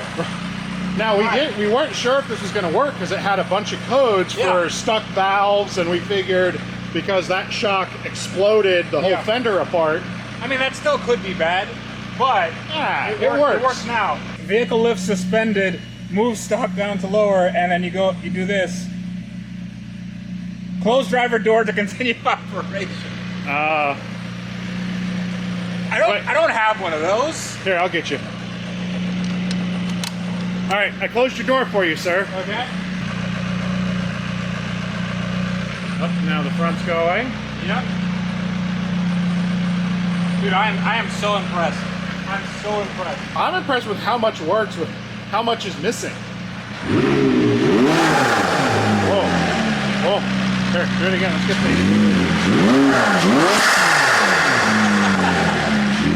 get When our turbos are working. When the roof scoop, you're gonna hear it right here. Oh my god, that's gonna be awesome. Just take a look at this. Whoa! The needle hardly keeps up with the engine. Yeah, that's crazy.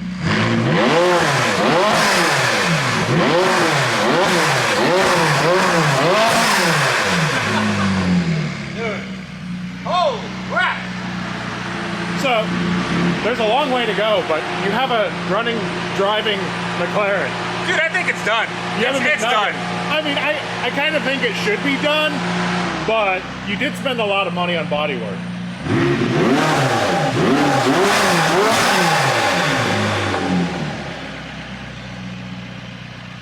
Okay, I think tomorrow morning this thing drives. Yeah, we got to move a few cars, Yeah. but we need a little sleep. A little bit.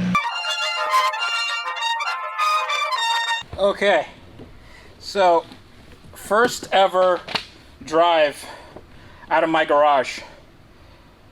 This is crazy. Also, it's crazy because there's a lot that's loose. There's no body panels on the car.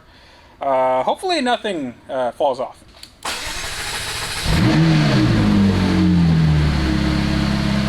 Parking brake off. Put it in reverse.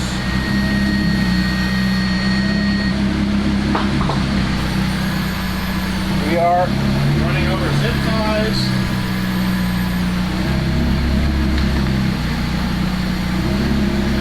Dude, this looks so cool. It's hard to see when you don't have any like frame of reference. All right, you're clear of the Bugatti.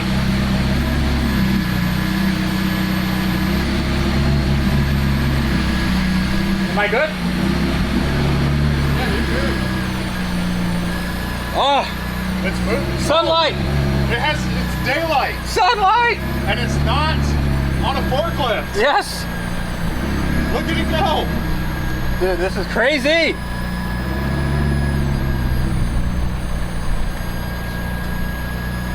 Alright. Drive.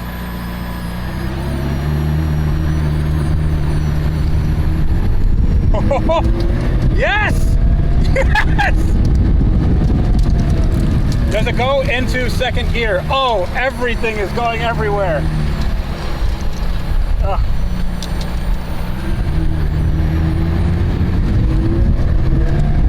Whoa.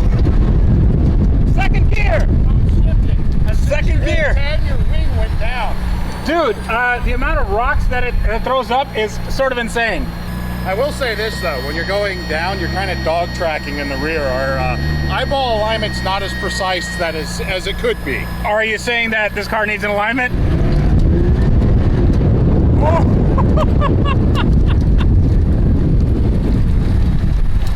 Oh, we have our powertrain in track. Let's put it in manual, see if I can. Trans feels really good. Second. Third. Dude, this thing is awesome. Listen, we don't need body panels. It's ready. Why don't all cars come like this? How's it feel? Pretty good. It sounds amazing out here. I wonder if launch control works. Launch mode active, awaiting full throttle.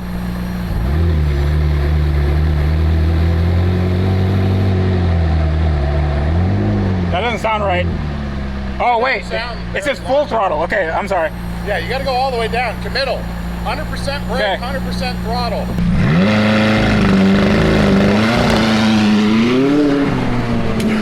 Oh my goodness. Uh-oh.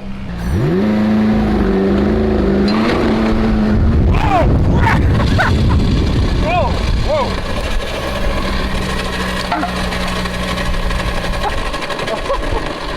Something broke. You just set the fire extinguisher off? Yeah. So that was it. I thought the car blew up. No, that was the fire extinguisher? Oh. Oh no! Oh. Not the interior. Oh. Oh. You cannot make this up. You can. Okay, I'm going to show everybody what just happened. So So first of all, I thought the car just blew up. I did too. I was just speechless. Dude, I am shaking. This thing is really fast. I am shaking, and the fire extinguisher that I got, to protect us in emergencies. yeah, it just went off. Oh boy. So I think that's a good So, a good way to end this episode. no fires. No fires, launch control is fine. Dude, I swear to God, I thought the car blew up, and then I'm thinking, there's nothing up here to blow up. All the stuff is back I there. thought your new radiator exploded, but Okay, well, you can probably see from the camera how badly I'm shaking. if you can see through that camera. Yeah, you can see through the camera. So in the next episode, I'm going to try to take this on the road. It needs an alignment, so I'll take it on alignment, and then maybe we'll do an actual launch. Dude, that was really fast. No, that was an actual launch. You just didn't keep going because oh no. It was such a relief when you said, "Oh, did the fire extinguisher go?" Because I was like, "Oh crap, we just blew up the car." As you were jumping out, that registered. Yeah. Oh, okay. What's nice is you got one really clean strip on McNugget there. Now, obviously, the car was not on fire or anything. In fact, it took its launch control, its first launch control in many years, very, very well. Unfortunately, my skills of securing fire extinguishers in the passenger footwell are a little bit not good. I don't know how to do that. I didn't do that, and the fire extinguisher just went off, and it made a huge mess. But that mess is now remedied with the help of Rex and Jared. We took everything out, and we even took off this dealer protective wrap that was on there, and it basically transformed the look of the car. We got these nice and neat. They are very, very spiffy, and we didn't put a seat in there because I'm thinking about polishing the carbon, because it is a carbon tub. You can see the carbon tub. It is a very lightweight car. This one is a little more lightweight than usual. But right now, this car is ready to go on its first drive. And before we do any of that, give this a review of how this all went in its first maiden voyage. Well, if we go to up to the point of the incident, Yes. is what we'll call it, the smoking. Yeah, right? I would say an 8 out of 10, and the reason it's an 8 out of 10 is she's a little crab walky in the rear. Our eyeballs were a little off on the rough toe set, Okay. but it shifted amazing. As soon as you hit 10 miles an hour, the wing laid down into its normal position, which means that system's working correctly.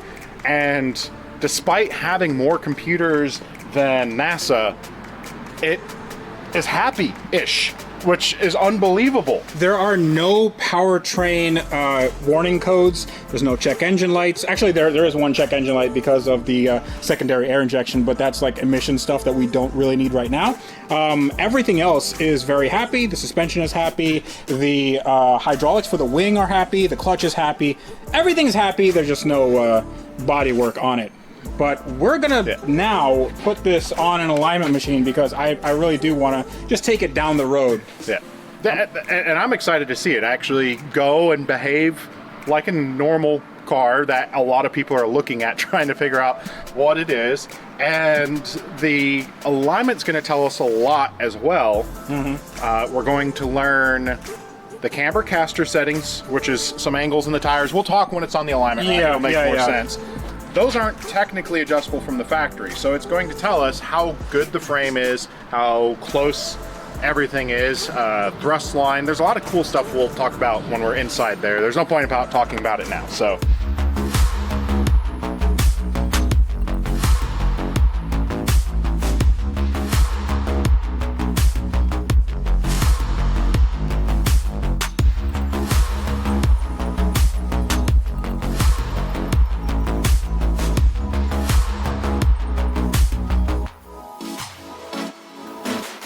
Okay, so can I stand in front of here?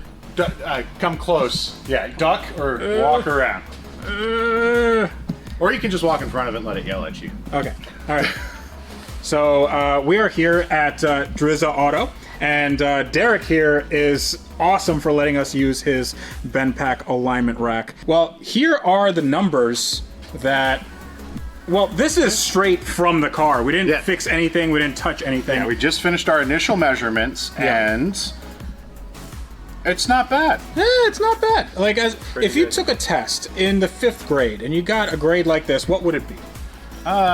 C minus. Yeah. C minus. I'll take it. All right. So the big things we were concerned with would be camber being in the rear.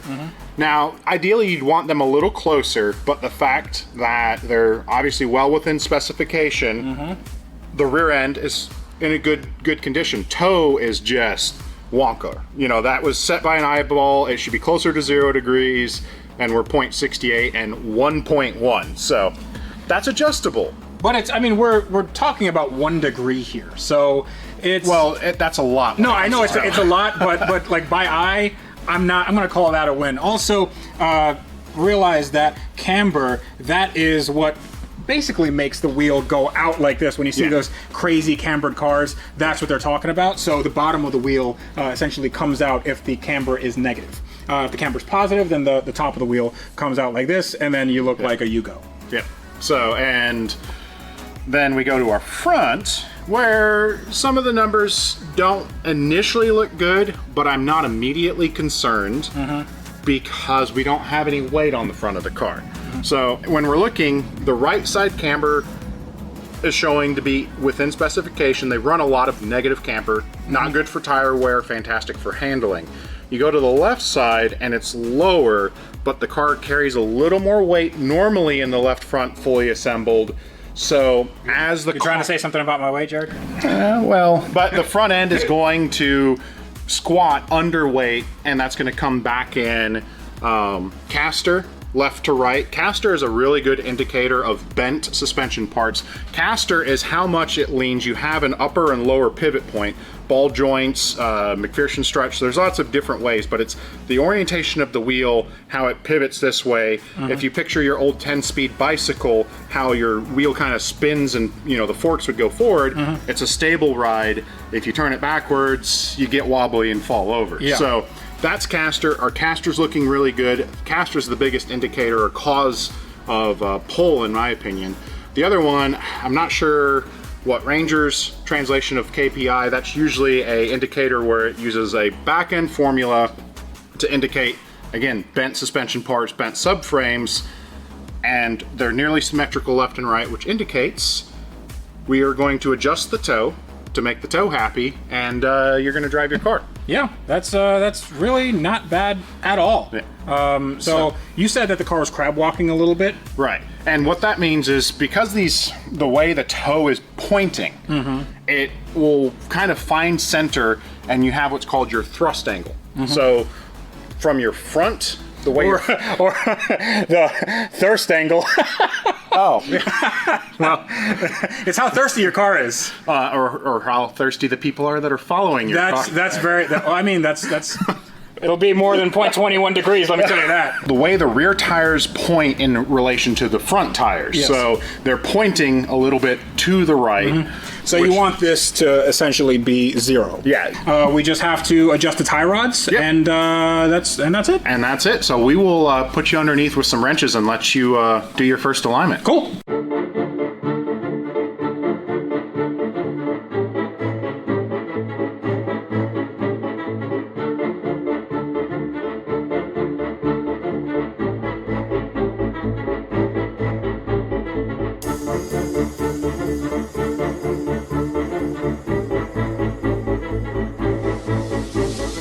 All right, so now after the adjustment, we found a few things out, and some of them are good, some of them are bad. First off, we adjusted our toe and thirst angle. Went from 0.21 degrees to 0.02 degrees, which is a lot better. It's not gonna be dog tracking down the road, but we do have a little bit of an issue here in the camber of our front right wheel, and the camber is just a little bit more than what's necessary. It's within spec, but the fact that this isn't within spec, that means that something's a little cattywampus. Yeah, and the reason that side's most likely not in spec is, again, it's missing a lot of weight on the nose. So with that weight, that's going to go correct, and this is going to go to negative. And just going over the possible scenarios, when you bend a lower control arm, you a lot of times end up with some positive camber where it's going to push because the lower control arm bends in. When the upper control arm bends, as it bends, it'll pull the top in, which gives us that negative camber. So It's possible that I need to replace some control arms, but for the purposes of our drive, this is totally fine. It's not going to have any weird driving experience. It might pull to one side or another. I don't. Nah, you shouldn't get any pull. You are definitely going to have a weird driving experience, though. Well, that's not because of the alignment. No, that is not the alignment. The equipment's working well. I was really surprised at the rear because I thought that we put on everything from scratch. Everything is good. We have 0.9 degrees, 0.3, 0.9, 0.6. Everything's fine. Let's go drive the car. Go drive the car. Yeah. Well, okay, so I am about to drive this car again. Hopefully I don't have any mishaps or fire extinguisher related accidents. I do need some eye protection, so Jared has given me a very nice set of Glasses. So Just remember the signal. I'm following you with the drone. yeah. What is the emergency signal so I know to come get you? What's the emergency signal? Team America. Yep. Everything's in normal. Just gonna go in normal. We're normal today. Just act natural. Nothing to see here.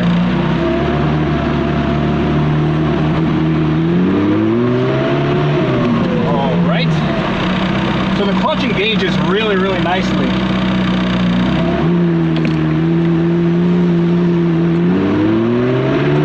For an automatic. When's the second? Third. Fourth. And now the wind's picking up a bit. I'm going 30 miles an hour. Rocks are kind of getting pelted everywhere. You can probably hear the rocks coming in. I never thought we would get to this stage.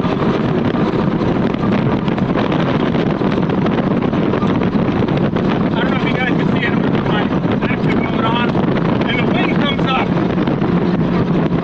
This is so cool. What's bad is that I don't have any rearview mirrors. And I absolutely cannot see what's going on behind me. So let's see. There's no cars coming. I'm in manual mode, and we have our drivetrain set into sport, which should give us a little bit more exhaust note.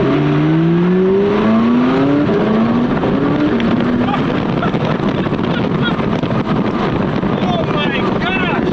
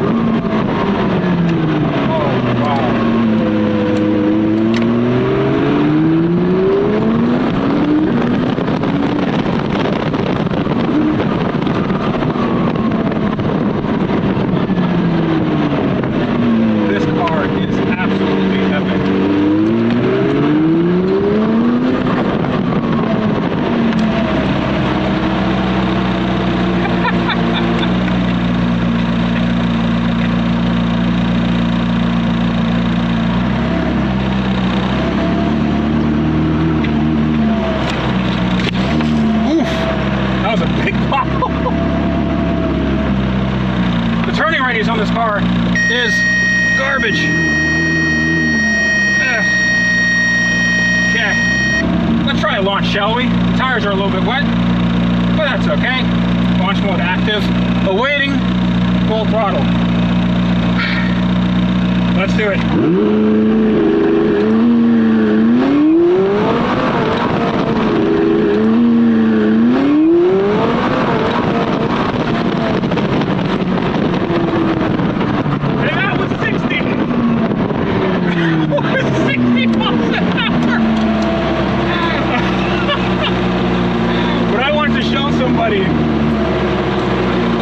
What this car was all about.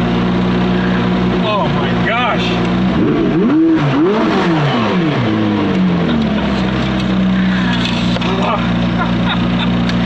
Yes. I am shaking. It is so fast. It is so fast. Just did a bunch of launches and stuff, so right now just shaking it down. What do you think? Cool. Really cool. Yeah. Why don't all cars have no bodywork, huh? I just love it. I really love it. Oh, wow. Yeah. Man, it has gone through some changes. Oh, yeah, for sure. Yeah. Absolutely, absolutely. So do I get your seal of approval? Wow, it's really, man, it'll be really wild when you put the body on it. Oh, yeah, for sure. Dude, it is so fast. Like, it is crazy fast. Very breezy. A little bit breezy, yeah. A little bit. So it's body work, and it's done. That's it. Okay, where'd that come from? Oh, that's Jared. That's Jared with his drone. Hello.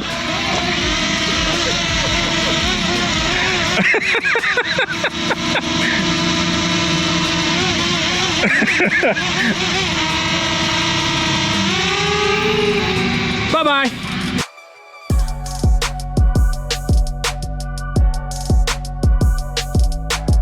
Well, I don't know what to say about this car. It is the most insane thing I have ever owned in my life, and it looks insane now, and it performs insanely. Everything about this is crazy. And I am very, very indebted to you because you helped me out so much during this entire build and really just kind of put this together.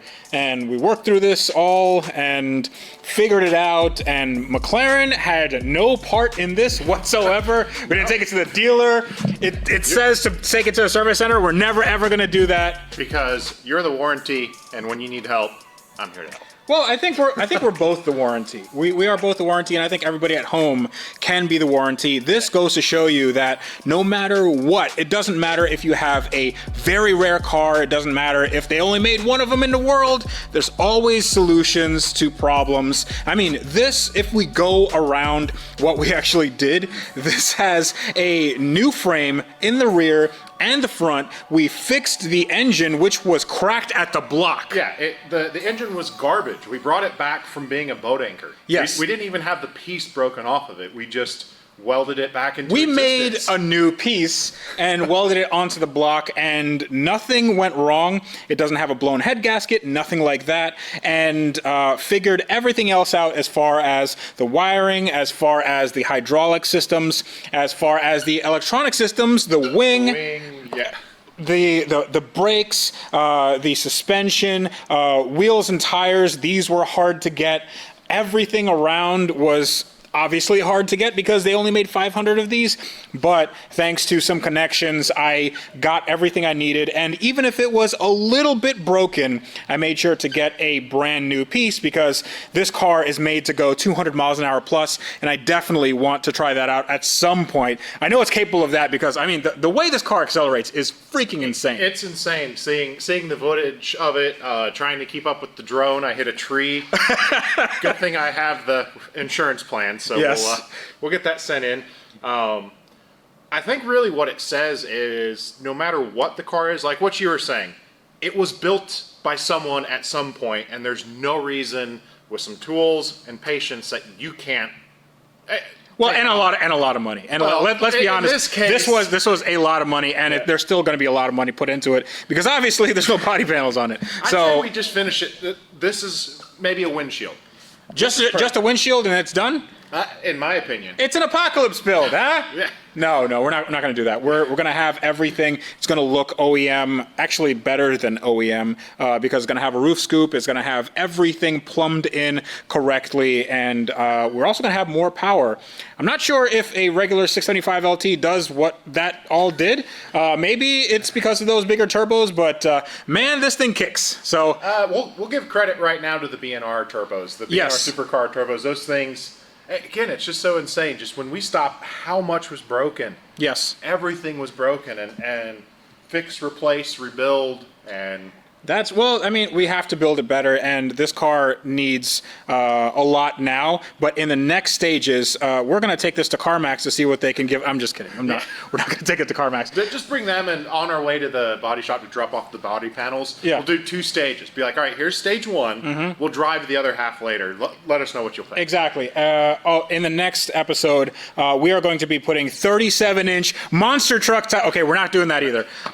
Yeah, I'm just trying to go through all the YouTuber memes. Paint it purple? I don't know. I'm not Stradman. So, no, we're going to put the body panels on. Well, we're not going to put them on. We're going to take them to the body shop so you can see the new custom color. And then we have to do a few things around here.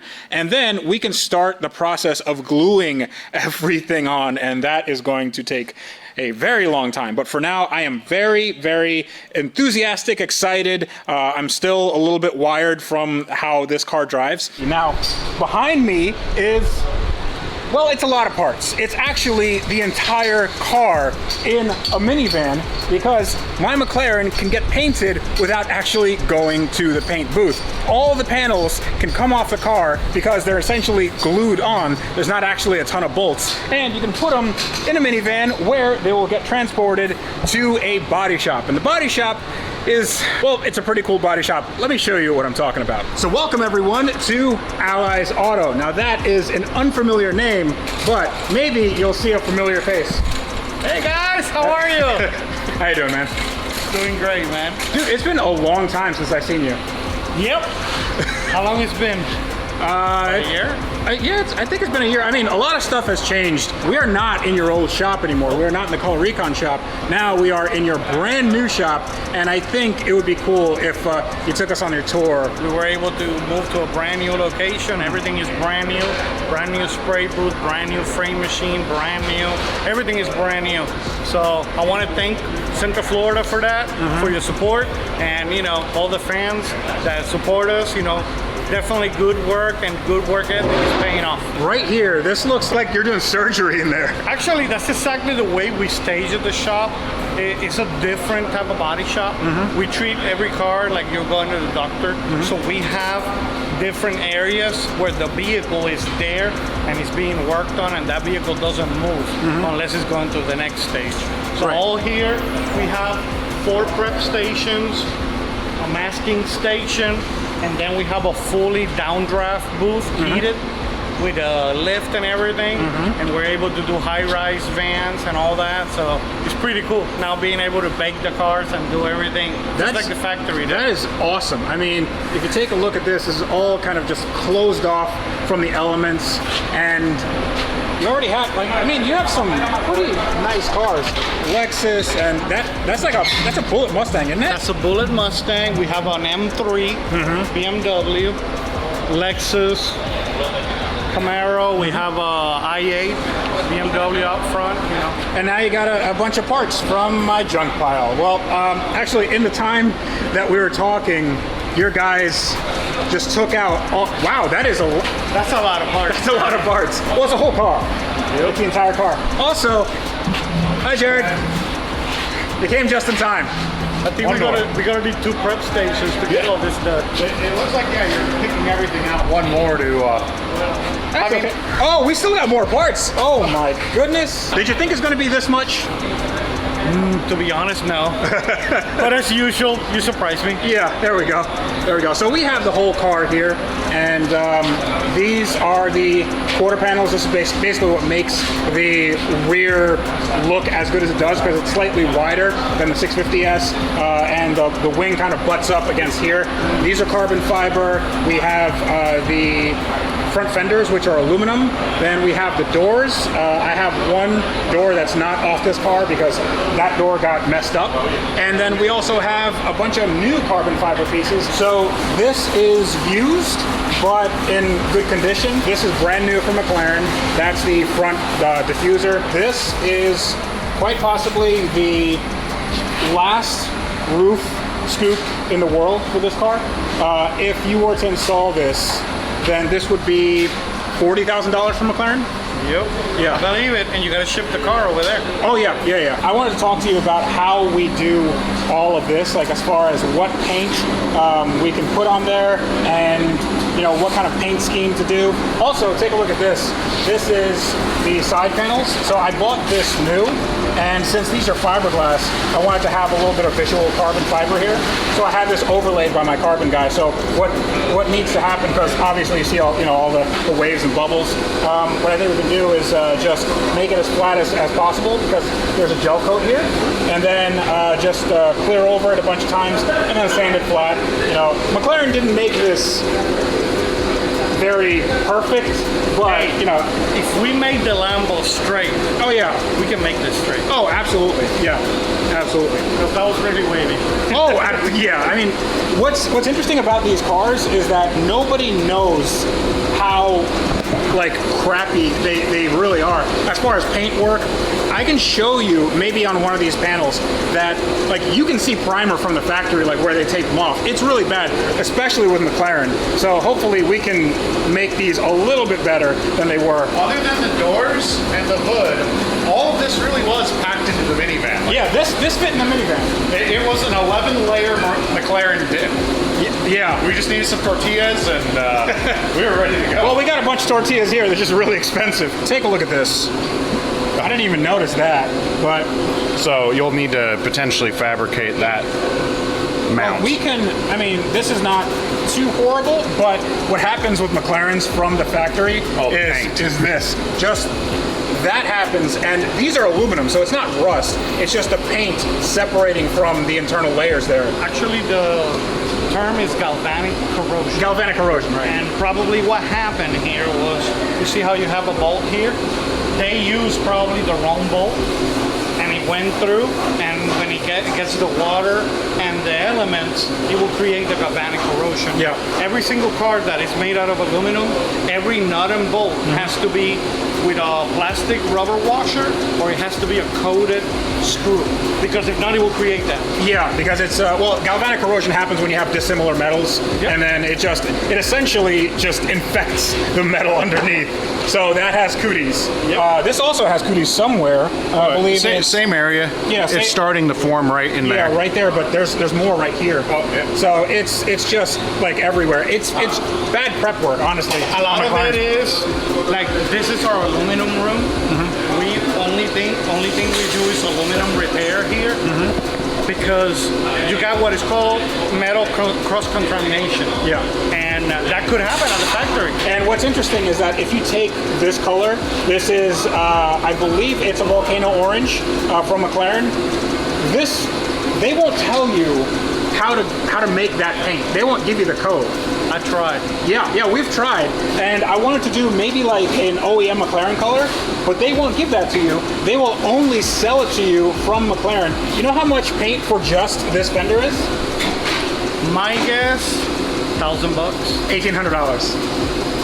For just this one part. That's how much paint costs for McLaren. So we're not going to do any of this. We're not going to do any sort of OEM coat, because I heard once you're done, Freddie, with the job, they expect you to return the leftovers. So for $1,800, you don't keep the leftovers. You don't keep the leftovers. After you're done, they want you to ship it. It's like a stingy buffet. It's like, hey, no wasting food, okay? That's right. I think we're going to go over what color we're going to paint this, right? Yeah. And you have some color swatches outside so we can see it in the sun? Yeah, we made some. Awesome, let's go check it out. All right, so we got those, and on camera it's going to be hard to see what the differences are here, but I can already see kind of like a clear winner. Now, this is Mexico blue, or some companies call it Miami blue. It's a very light, very poppy, very vibrant blue, but I think that we can improve on that a little bit, because I wanted it to be even lighter, because what happens with this blue is, I don't know if you can see it, yeah, on the camera it's really hard. If you get it in a shadow situation, then it just becomes a little bit too dark. It's almost like, it's not gonna be black, but it's just a little bit darker than I'd like. I want something that pops and gives it an almost neon blue look, especially when it's in different kinds of lighting. So this is a little bit lighter, but I think it's a little bit too white. So this is like, there's a little bit of pearl in here, right? Yep. And then right here, there's even more pearl. I mean, you can sort of see it. Yeah, you can see it glisten a bit. But over here, it's like full bass boat. This is super pearl. This is SEMA 1998. That's mother of pearl. Yeah, that's right. That's right. On camera, it looks great. In person, it's too much. No, I think on camera, it's too much too. And then we will have to sign up the car for Lowrider magazine. Exactly, yeah. If I was running 13 Daytons, like 13-inch Daytons, this is exactly what I would do. This, I actually like the blue, and I like the sparkle, but I think there's about like 30% too much sparkle in this. Which we can fix that. Okay. We can make another one with less bling bling. Yes, because I think the car should be like flashy, but not too flashy. This is more purple. This is almost like a color shift. You can see that it goes purple to blue, and that's a really cool effect. But I don't think that the car is gonna need this to stand out. So I'm thinking between this one and this one. So what do you guys think? I agree with you. I love the blue, how good it looks. And I agree, it's kind of, depending on, this is how you look at color. You got the face color and you got the side tone. Yeah. The face looks great, but when you turn it, the side tone looks way too sparkly. Yeah. And I think that's what you don't like. Yeah. We can fix that. That's not a problem. We can manipulate the colors and make it work. But I think you like that really nice tone of blue. Yeah, that blue is really nice. And if we can get that blue with maybe this sort of sparkle, because there's a pearl in here. Pearl is much finer here. That you don't see the pearl as much. Yeah, you can. I mean, you could just see it, but it's a really cool, almost 3D effect. It's a very deep color, and I think that color pops really well. I like that you have orange tape there, so it's like it's a good contrast against the blue. But you want to take a look back here, and obviously on camera it's hard to see, so we'll just zoom in. So we're standing right back. So we're standing right back where it was. Yeah, that one with that pearl. Yeah, and then we'll be good. We are going to start marking things off. Now, I have like in my head a way to make this all make sense. Now, everything you see that's red is just gonna be painted that same blue, right? Okay. But here, I wanted to experiment with if you guys could maybe sand this down. And then because this is carbon fiber, You want me to expose it? yeah, so if we could expose that, I have no idea what it looks like. If it doesn't look good, then we can just make it body color. I'm not worried about that. All the carbon, the exposed carbon is gonna be gloss. Gloss, okay. So usually on these cars, it's matte, and I want to be a little bit different. So I think gloss carbon will be great. I was thinking about maybe doing a tint or something on the carbon. I don't think that's necessary. It's up to you. We can do that. I know, but I think it's better for if you want to do like a light blue, like against dark carbon. I think that would look really good. If you want it tinted, put some. We can do like a hue of what is called weak black. Okay. To make it darker, and we can always throw some of the same pearls that we had, like we did on the Lambo on the back. That kind of sounds interesting. Maybe I don't know. Here, this is going to be interesting because this one piece is like $5,000 used. So this is the wing, and I want this to be exposed, but only the underside. Okay. So how would you want it? Like here? So you see the natural line here. Okay. So that's how like just everything just on the underside of here. That's just going to be. I mean, if you wanna cut it right here, that's fine, and then just have this, or you can cut this entire thing just right there, and then this is going to be exposed carbon. As long as we don't run into surprises, how they laid out the carbon fiber, the sheets. Yeah, the weave and stuff. Yeah. That's the only thing it can surprise us once we try to strip it. Well, what happens with this is that it lays like this, so this is going to be body color, and yeah. And this actually goes on like that. So you see, it makes a nice thing with the body. But the bumpers back there, they're all carbon. So I think it would be really cool. Like, so when the wing does like this, all of this is going to be carbon. This part right here is going to be body color. And this is the last one. Yeah, it's the last one. So. And then this is just going to be exposed with. I mean, this already has clear coat on it, but it wouldn't hurt to put another layer on. That way we hide the line too. That way you don't have the. Yeah, one thing that's interesting is that when I got this, there was some damage from shipping. So I had my my carbon guy just like fix it, and you can barely. I mean, I can barely tell that anything happened. Where is it? It was on one of these raised edges. Was it like here or something? Oh, it was scratched like all the way down to the part. Yeah, it chafed straight. I think it was right here. Yeah, it's right here. Right. You can barely tell. Yeah. He did a pretty good job of it. So that's, you know, in the body shop light, you can see the slightest divot there. Yeah. That's almost nothing. Now you want the black to be re-blacked, right? Well, this doesn't really matter. We could do body color, and then I mean this could just be matte black because this is just an event. Rattle can? Exactly. You know my style, man. Come on. Yeah. No, I mean, however it looks. We just do a matte black with the. Are we good here? It's not gonna fall off. Yeah, that's not comedic effect. That really is the last. Yeah. So for sure. No pressure. yeah, no pressure on that. Oh my God. And factory paint repair. Yeah, that's just McLaren stuff. Like it's not even. This wasn't even on my car, and it's already.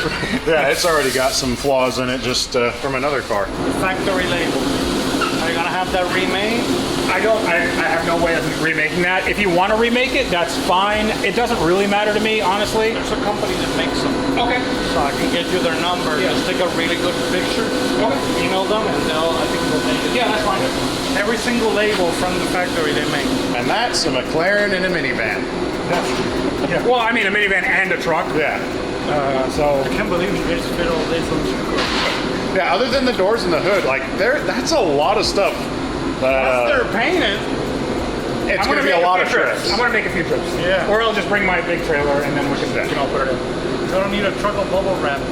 Bubble wrap all this. Oh yeah. Oh, yeah. Absolutely. Let it gas off a little bit and then wrap it. Yeah. Okay, so now here's the question.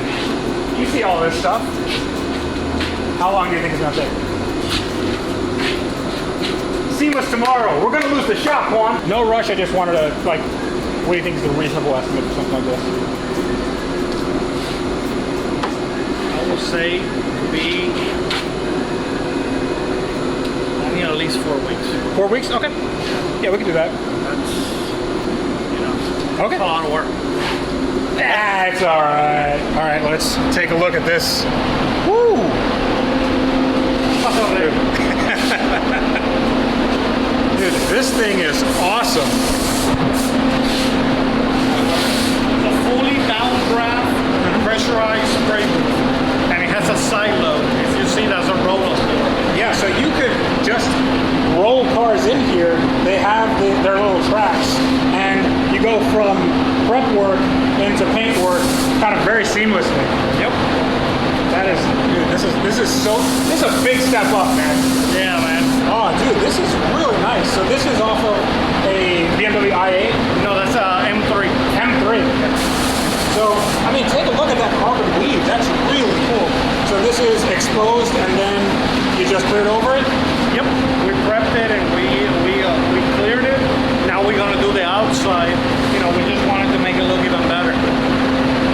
This looks phenomenal, man. Okay, so there has been a development, and that development is this hybrid, which is a coarse grit, not a coarse grit, but like a coarse pearl, and then also a fine pearl, and I really dig this. Because that just has too much pop. Yeah. This almost kind of goes dull. It looks amazing, but almost a little dull.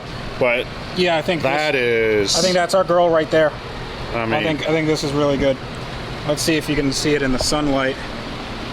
Yeah. Spray it a little bit more. Yeah, so just putting some Prepsol on there just to simulate what it would look like with a clear coat. although that Prepsol. I mean, number 2 with the clear almost stands, but I think the coarse pearl in our number 3 hybrid is. Yeah, I mean this is gonna pop a lot. I like that one. I like this one too. Yeah. It's just right. Okay. So what are you calling that? This is going to be Tempest Blue. Tempest Blue. Yes, because it is essentially Miami Blue or Mexico Blue, but we are modifying it to make our own color. And since AutoTempest is sponsoring this entire series, I wanted to kind of honor them. Actually, I'm going to submit that to AkzoNobel. Oh. They will actually literally make it a paint coat. Dude, that would be awesome. Yeah, so if you want Tempest Blue, and what is the paint company? AkzoNobel, yeah. AkzoNobel, Yeah. which is you can find that anywhere pretty much. Yeah, so. yeah. We're going to be using AkzoNobel Stickens paint, just kind of the best that we can find. Yep. And it's what's on my Lamborghini, and it's what's on my Supra, and all my cars. Yeah, yeah. All the cars that I've had painted, that's what we have. Hey, a big shout out to them. They stepped up last time. So. Oh yeah, absolutely. Yeah, I'll have to write them a nice email. Can you please give us paint? It's very expensive. All right. Ooh. Dude, what's this? That's a 2005 Ronelli Mustang. So this is your personal car, and it looks fantastic. And I assume this is where you do all your coatings and polishing and ceramic coating, all that stuff. Everything that has to be with ceramic coating, and anywhere we need a clean room to do that, we'll do it here too. Dude, this thing is super, super clean. So this is for sale, correct? Yes, it is. How did I know that? It's almost like we talked before I pressed record. So this is a really, really cool car, and it's not just a cosmetic thing. This does have an air ride suspension, but I mean, take a look at how big the brakes are, and in the front is where the business end is, and whew, this is nice. So it is Pro charged, and I mean, this is really, really tightly packed. How much power did this thing make? Last time we dynoed it, it was at 565 to the wheels. That's pretty healthy. We had to detune it because we had to be putting race fuel and all that. So we detuned it a little bit. I mean, this thing is awesome. So I will leave all your stuff in the description below so people can bother you about this car and about getting their cars worked on by you. You're in the Orlando area. You service all of Central Florida, that sort of thing? All Central Florida, plus we pick up and deliver too. We have carrier services now. So I mean... Same guy that delivers your cars can pick up ours. This car is awesome, and also this Tempest Blue is awesome. We got some clear on there, and it just looks fantastic. You can see it inside, and it just transforms it, and you can see a little bit of that flake, but when you get outside, that's when it really, really pops. Yeah, it's an amazing color. Yeah, and it's a little bit lighter than Miami Blue or Mexico Blue, which is exactly what I wanted. We are in Allies Auto / Color Recon, and the car is still at the body shop, and there are a few very important reasons why it's still here. Now, right off the bat, I really want to thank all of you that have been tuning in for this project. It's been my most ambitious project and also the hardest project to work on, as you'll see. So we have a beautiful shade of Tempest Blue on this car. Now, it's not finalized yet, still does need some sanding and buffing, but we have the doors on, we have the side panel on, at least on this side, and the car still needs to put, well, and I still need to put the quarter panel and the roof and everything else on. What's up, man? What up, guys? So we have a lot of work left to do on this car, but we experienced some setbacks, right? So as usual.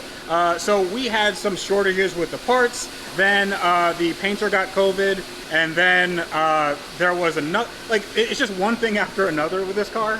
The lack of panel bond that we're having. Yeah, well, I'll get to that because the panel bond thing is a problem. But let's talk about the positive. What have we done to this car? Well, at least we know for sure that the structure of the car is as perfect as it can be. It's really, I congratulate you guys. Yeah, so it's on a frame machine. Everything is straight. So the car is not going to be like crabbing down the road or anything? We know the car is going to drive perfect. Now we're just getting it, putting it back together, but it's coming along great. You know, we're all learning from this experience. But it's coming along great. So nobody other than McLaren has ever put one of these together like this? I don't think so. So what's funny is that I actually watched the how it's made on these McLarens, and like, they have all these crazy machines, but literally all they're doing is the same thing we're doing. And I'm like, hey, I'm doing that same thing, except we don't have thousands and thousands and thousands of dollars of like jigs and stuff. So we need to improvise. We absolutely need to improvise. And I think we're gonna get the fitment right because we're just gonna take the time to do it. But coming over here, you can see that this is what's getting sanded. There's a lot of pieces to this car. So that's the front, that's the bumper, the roof over there, the quarter panel, the side panels. And what I love about this is that on any other 675LT, this is going to be a matte carbon, but not only is this gloss, but this has a blue tint to it with some pearl in it, which is going to make it pop really, really nicely. So this still needs to be buffed, but it really will look very good, if not way better than OEM, because OEMs, as we know, not too good. This is all carbon. This was done by Joey, the frame doctor. This is kind of reminiscent of a carbon package that McLaren themselves make, but instead of having this entire piece in carbon, this was just a carbon overlay, and then that was gone over by the guys here, and then clear coated and pearled and all this stuff, and it looks really good. I can't wait to have this on the car.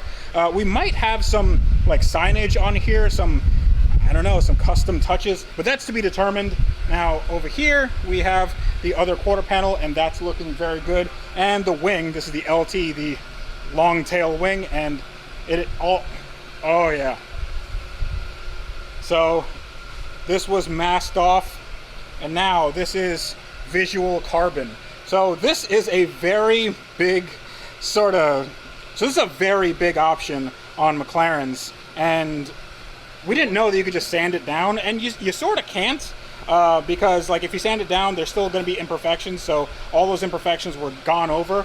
But you can see the herringbone weave right here, and it really does look cool. So when this comes up, you're going to be able to see this in the back. It's going to be awesome. Now, one of the big reasons why this car is still here and has been for some time is because we have run out of panel bond.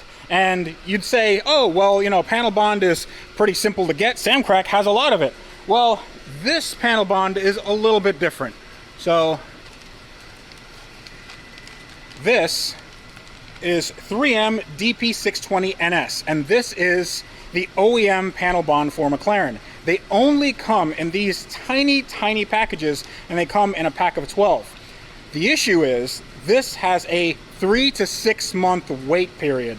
And I got this in a pack of 12 thinking that this would be enough, and we ended up using like 7 or 8 just to put on that one panel on that side. So I don't have enough panel bond to finish this car, so I'm waiting on more panel bond. And this isn't just any regular like epoxy. This is a urethane with a specific shear strength and hardness, and I don't want to have anything on this car that wasn't OEM or better. So that is sort of what I'm waiting on. I don't want to just put on something willy-nilly and then hope it works down the line. This is going to be, for all intents and purposes, a brand new McLaren when I'm done with it. So right here you can see that blue tint that I was talking about, and there's always more that can be done on these panels. You see that this is getting sanded down, that's getting sanded down.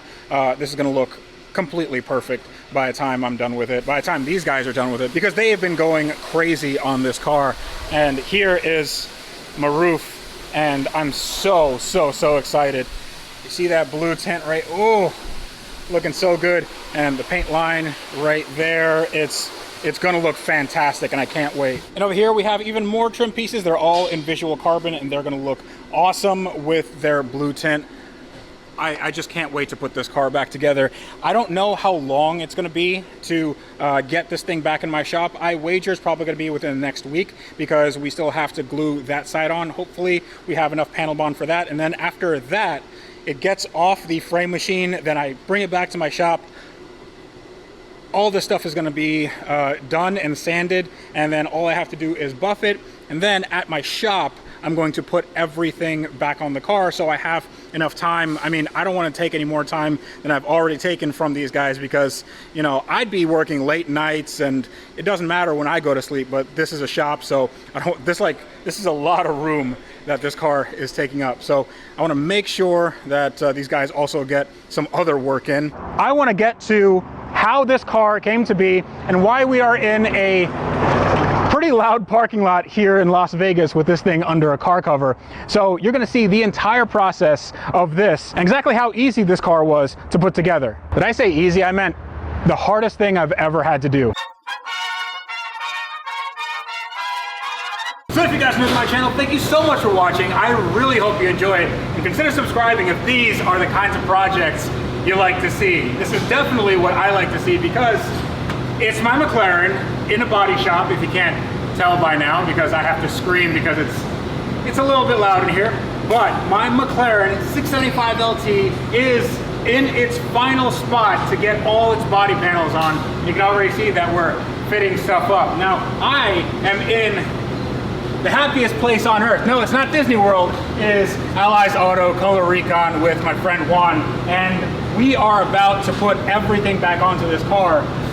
But there's gonna be a lot of little things that go onto this car. And when I mean a lot of little things, I mean like literally 1,000 little things that go onto this car, like brackets and bolts, and everything on this car has to be glued on. So I'm gonna take you on a really interesting journey because I don't know, I've never done this before. I don't think anybody at the shop has ever put together a McLaren 675LT, but I wager that no one on earth has done what we're doing right now. So stay tuned, this is gonna be really interesting. But right now is gonna be step one of this entire body panel extravaganza, because it's not just gluing the panels on or bolting them on. We still have to prep the surface. You see, this is still the Delta Red, so we have to make this either black or body color. There's gonna be underneath a bunch of molding. Nobody's gonna see it, but I'm gonna know it's there. So we have to address this. We have to take off some of the old panel bond here. It can still, yeah, we'll figure that out. And then we can start bolting and gluing, the operative word is gluing, the body panels together, because these are all glued on the roof, the sides here, and the rear quarters. And the newer cars actually have a bolt-on system. So like V-Tuned, he has a 720. I'm very, very jealous of him because it is way easier to put that car back together because it's literally just bolts. And here it's all just glue. So hopefully this works. Hopefully. Well, okay, things have taken a turn. Now this car is connected to what's known as a frame machine. Now this is just one big jig. Essentially, these are like railroad spikes that are very precisely measured, and they're connected to a bunch of pickup points on the car, and they can know if the car is straight this way and that way, and it doesn't have any weird flex in it. I mean, it shouldn't, it's a carbon fiber chassis, but we're gonna know if we put on everything correctly, and we're gonna make sure that this car is 100%. But another thing that we have to do is actually cut this back here, because since this is a frame from a 650S, there are pickup points that I don't need for the rear bumper reinforcement. So we're gonna cut these off, and then it should be 675LT spec. And after that, then we can see if all the measurements are okay, and after that, we can start fitting the panels, which is, I'm very, very, very excited and also mortified. I am super scared because this is the most expensive car I've ever owned, and I really don't want to have to do this all over again because, oh my God, is it expensive.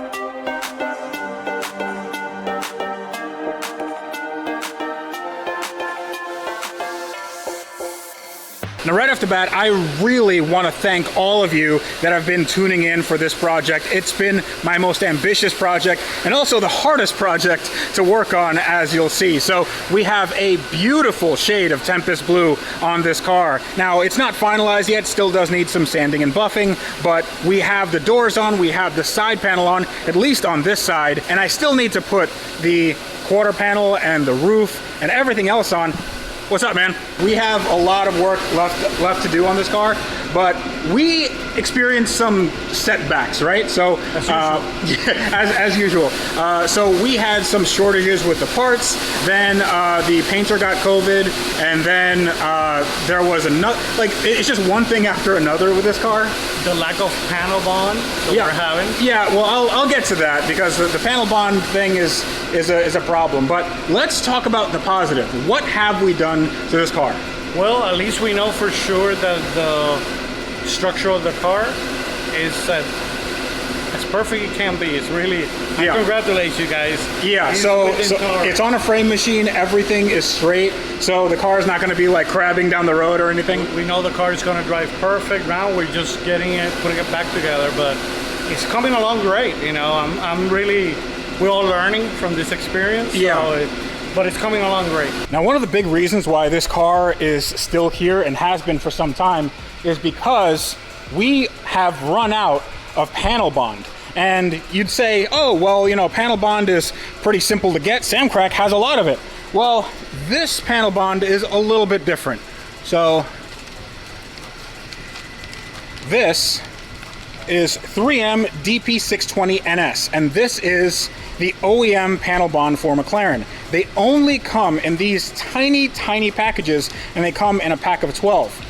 The issue is this has a 3 to 6 month wait period, and I got this in a pack of 12 thinking that this would be enough, and we ended up using like 7 or 8 just to put on that one panel on that side. So I don't have enough panel bond to finish this car, so I'm waiting on more panel bond. And this isn't just any regular like epoxy. This is a urethane with a specific shear strength and hardness, and I don't want to have anything on this car that wasn't OEM or better. So that is sort of what I'm waiting on. I don't want to just put on something willy-nilly and then hope it works down the line. This is going to be, for all intents and purposes, a brand new McLaren when I'm done with it.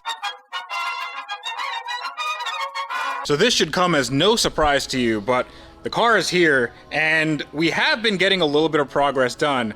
But like always, it's 1 step forward and 2 steps back, might even be 3 steps back at this point, because that really hard to find glue, that panel bond, that 3M DP620NS, I did actually find a lot of it. So there's some over there, and over here, I actually bought like 25 of these little bottles. So what ended up happening was every single one of these things was expired. And one of these, well, one has like a white liquid or like fluid, one part epoxy. And the second part is black. And if you open this up, that's supposed to be gray, and it is completely black and you can't move it. Like, yeah. So this is junk. Each one of these is like $30-something, and I spent like $1,000 on these. So that's good. So what I ended up getting was this. So this is a 3M urethane. This is 08219, and this is made for composite and metal bonding adhesive. This is, for all intents and purposes, very, very similar to the DP620NS. This will do perfectly well for the McLaren. And I got a bunch of tips, I got a new gun, and this should be exactly what we need. And we actually have a little bit more work time, because the old one, that had like a 20-minute work time, and this has a 35-minute work time, and then a 90-minute clamping time, then 3 hours, it's completely cured. So we should have all of this sort of put on together, because off camera we took everything apart and put it back on and measured things, and it was a whole it's a whole thing, because when you put this car together, it's not just bolt on. It really is quite difficult to get everything together exactly where it's supposed to be. So Jared and I have been just kind of prepping these panels. We've been taking off the paint. This is where all the glue goes, and it only glues in like a few specific spots, like here, here, and over there, and that's basically it for the entire car. And one bolt. And one bolt, yeah, it's bolted on. One bolt. Yes, once. So how's your experience putting a McLaren together? It's fun. We've done it like 12 times. That's one side. That actually we got glued down at the body shop, but after the body shop, car came here, and we did this on our own with some clamps and some ratchet straps and a little bit of hopes and prayers. So right here, you see the glue, actually exactly the way it is OEM. So they put like a little bead here, and it goes all the way up here. All the gaps line up pretty well. We have this guy that took a little while to do, because This is actually what keeps the strut for the door in the position that it's in. And this had to be made custom. So I had to order some stuff from McMaster-Carr. And now this is the exact length that we need. This is also epoxied, and I put some red Loctite on it. And this should, for all intents and purposes, be the same as the other side. This should be just as good as OEM. If you look underneath, like, it's all level, nothing stands out. And this was the side that got damaged. So all of this carbon was new. So I took this to Joey the Frame Doctor. All of this carbon is new, and it fits pretty well. Now there are a few gaps over here. I'm gonna fill that in with some more of that panel bond, but honestly, I don't think we could have done a better job if we, were professional body shop people. Yeah, no, I feel like we did a very good job, because there are some hidden bolts on this panel, and they lined up perfectly. Like, again, everything is going exactly how it is supposed to, and that goes to show dry fitted a couple times before committing to the glue. So you're saying measure twice and cut once, or cut twice, cut 3 times, measure no times? Just go for it. Just wing it. And just cut a bunch of times. And then buy another really expensive part. Yeah. And fit it 12 times. That's right. And then finally glue it. Yeah. And realize you glued it with the wrong glue. That's the way to do it. Let's glue these panels on. That's a lot of glue. It is a lot of glue. Are you ready? No.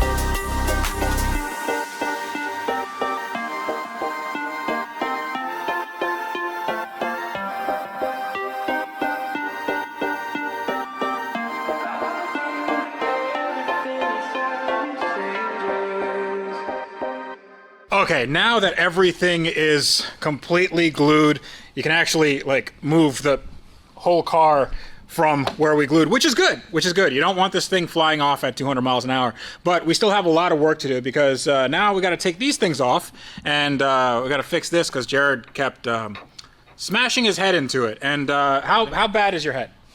There's 14 different cuts. Let me see. Right here.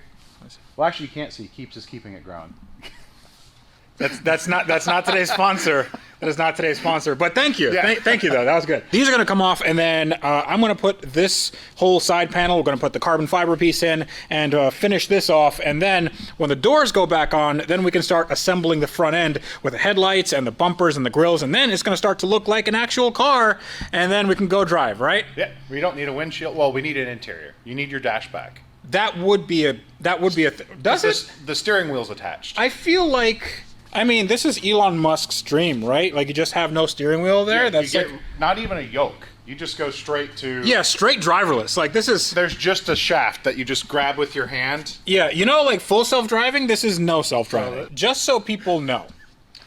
McLaren, when they put these panels on, they have a giant jig that arranges them like to the millimeter where they're supposed to go. You know what we used?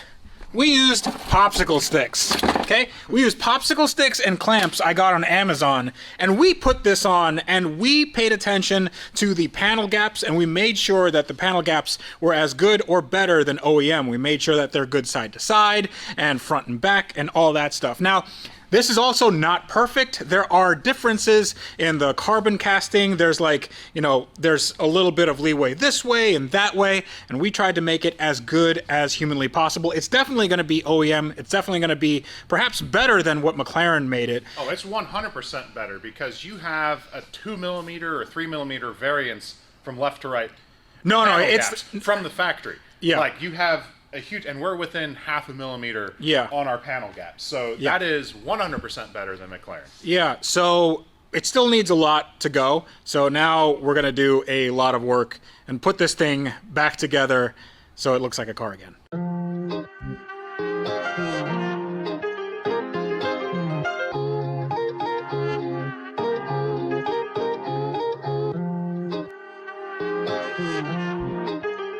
Start it up.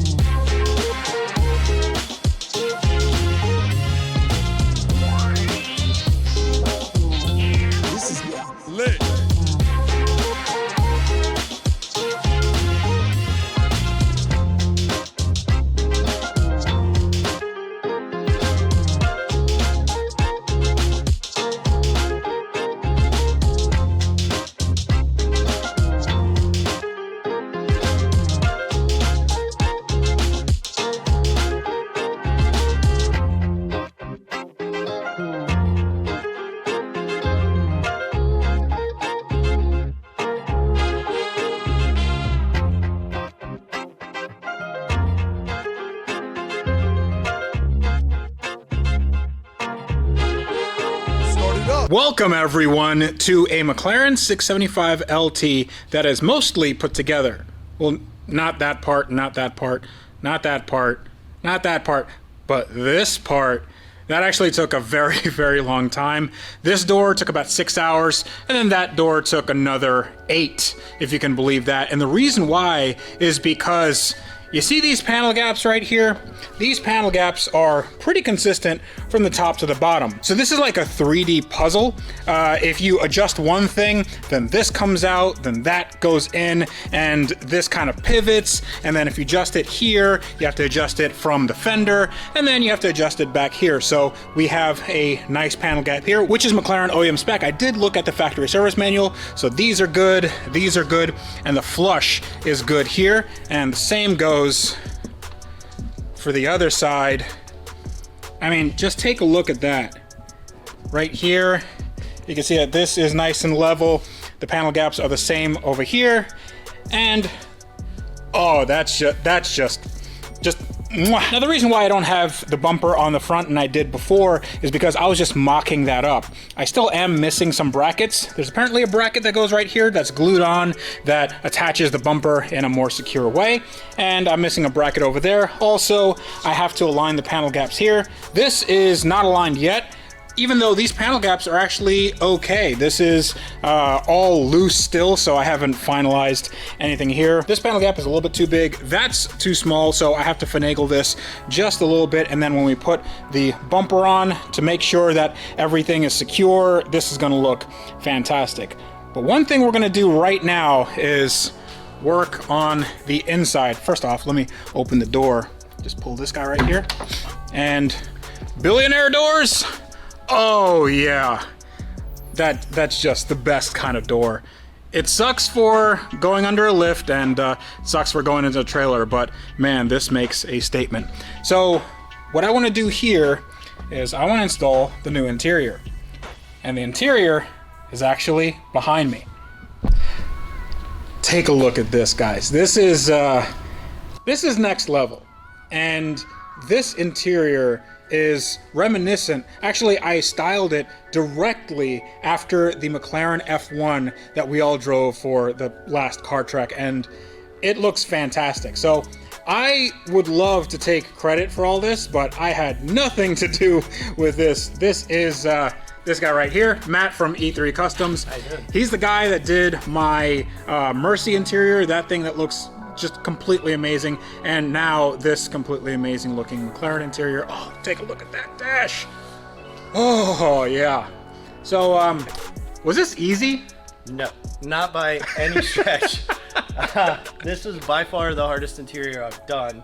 Not for the wrapping part of it, but for the destruction. Trying to get it apart to make, you know, a new piece or whatever on there. It was a lot more work to destroy it than it was to actually fix it. So can you just take us in a day in the life of somebody who's trying to make a custom McLaren interior? What does that look like? So, for example, the dash. What the dash is made out of is like this pressed fiberglass board. I have some of the actual remnants of the old dash. I saved it for you so you can see nice. it. And that's what happens when you try and remove it. Okay. So, yeah, so this is essentially, this is cardboard, dude. yeah, it's cardboard. So after that, you're left with a bunch of fuzziness that you need to smooth out. Yeah. And took a lot of time trying to do that with leather, then foam it and put it all back together again. It's not easy. So here's what we did. And I say we as a royal we because I didn't do any of this. So this is a Bentley saddle leather, correct? Yes. It's Bentley English tan. Okay, Bentley English tan. I want to be very correct about this. So Bentley English tan, and then we have an Auburn, is it? Hazelnut. Hazelnut, okay. Hazelnut Alcantara, and then just regular jet black Alcantara. Okay, jet black Alcantara with contrast stitching. We have the black stitching here, and then we actually have a stitching here for an airbag that matches the brown leather. But one reason why I wanted to do this is because there's a two-tone in the McLaren F1. There's a brown Alcantara and a brown leather, and underneath that's going to be black. So we're going to have a full two-tone. Now over here you see that I have the blue tinted carbon, but my roof is still, it's black Alcantara. This is not staying like this, right? No, we actually have to cut this. So I couldn't bring this with me until you had that panel. Yeah. And we're gonna cut that up, then wrap it in the hazelnut. Hopefully today. We'll see how that works out. Yeah, well, what's good about this is that this panel, it looks like all you have to do is mark this off right here, cut it, and then it should just kind of like just go in there. As everybody always says, all you gotta do, that sounds a lot easier than all you gotta do is put the leather on the dash and that's it. I really hope that it is an all you have to do type thing is this, but we'll find out here soon enough. Yeah, so we're gonna get started on this because this is going to be kind of the biggest hurdle to putting the interior together. Then after this goes in, this is just going to get mocked up because I still have to do all of the roof scoop, like the routing of the actual intake stuff. And then we can mock this up, then the dash goes in, then the center console goes in, and all this other stuff goes in. And I can't wait. Can you wait? No, I'm super excited to see this. Dude, let's do it.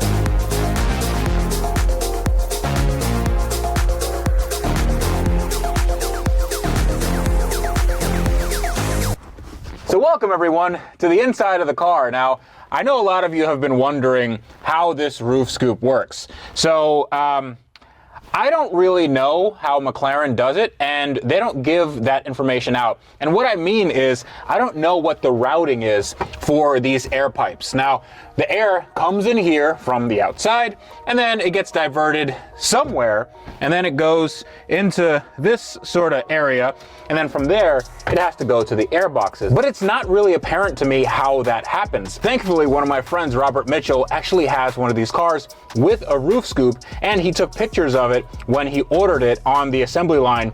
And you can see that, well, McLaren just put an aluminum pipe in here. They just made a hole, they put a pipe, and then I don't know how they connected it, but I'm pretty sure I could figure that out. So what I'm gonna do is I'm going to get my Dremel, I'm gonna make a hole, and then I'm gonna put a pipe in there and then connect that pipe to the air box. But that's not the end of the story, because the air box is a 4-inch inlet. Now, that is a big inlet for an air box. There are 2 of them, but this is not a 4-inch inlet. This is a 4.5-inch outlet. So what I had to do was get a 4.5-inch to 4-inch reducer, and then in order to put something from here to here, I had to get some of this. It's called scat piping, and no, I don't think that's going to get me demonetized, but don't Google that. This is commonly used for air intakes for airplanes, and what it is I believe it's fiberglass, and there's a coil of metal wire in here, which gives it some sort of like, I just dropped it. Basically, you can bend it into whatever shape you want and any curve you want, and you won't have any issues with this collapsing. So I have to put this over here, and then in order to marry the two, I also made this little guy.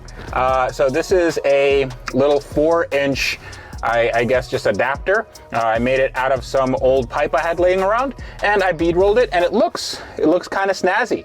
Yeah, I used my neighbor's bead roller, and yeah, so that is a little custom part that I'm gonna put on my McLaren, and it only cost me like $1, so I feel good about that. Making a hole in the fiberglass firewall of a very expensive car that I just glued together, I'm a little bit scared, but what's the worst that can happen? I mean, I did see how the car came to me, so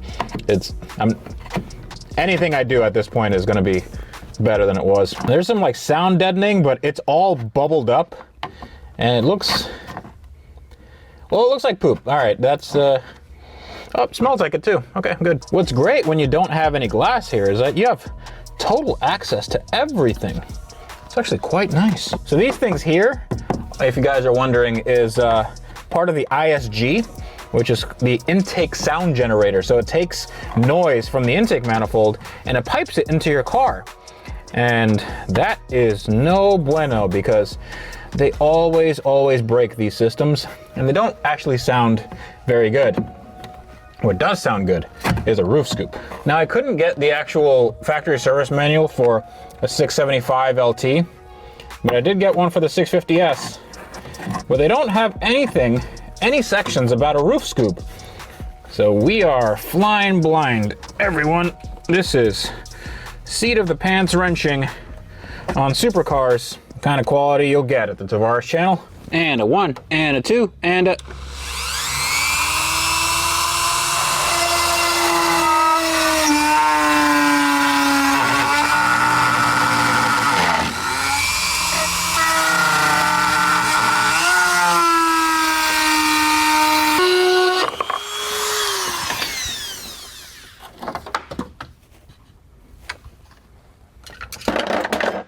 Okay, that looks real cheap to replace. I think that should be all right. So something like that. And take a look at this. So we have our aircraft piping, and we have our adapter, and everything is nice and snug, and it fits with the covering, the carbon fiber covering that goes inside the car. Now, you guys saw me just struggling a little bit with this, and that's about it. What you didn't see is about 3 to 4 hours of fitting and refitting and taking off and taking on of these pipes and this adapter and making sure all this is nice and dry.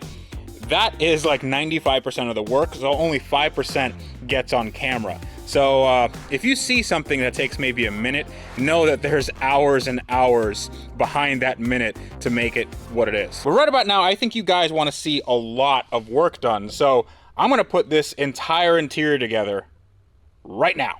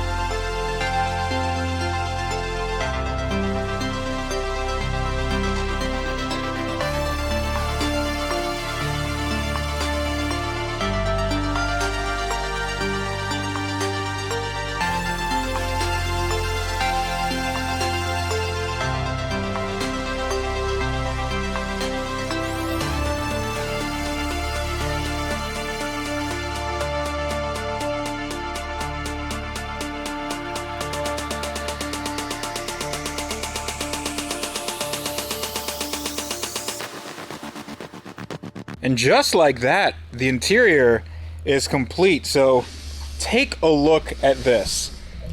This looks insane. Now, it's a little bit dark in here, but you can make out that you have the Alcantara up here, you have the English tan right here, you have the custom embossed LT, you have the carbon that has a blue tint on it, the gold accents here, and everything is made to look like a F1. The McLaren F1, my ultimate dream car, and this is styled after the F1 that we drove in Car Trek. I can't believe the job that the guys at E3 Customs did, especially Matt, because he essentially took this as a project at his house after work. So this was a big labor of love. So I got the entire interior together except for the A-pillar and this door panel because there are some finishing touches going on here. I'm not gonna let the cat out of the bag there. But I think we should give some attention to the engine bay. So the engine bay is, well,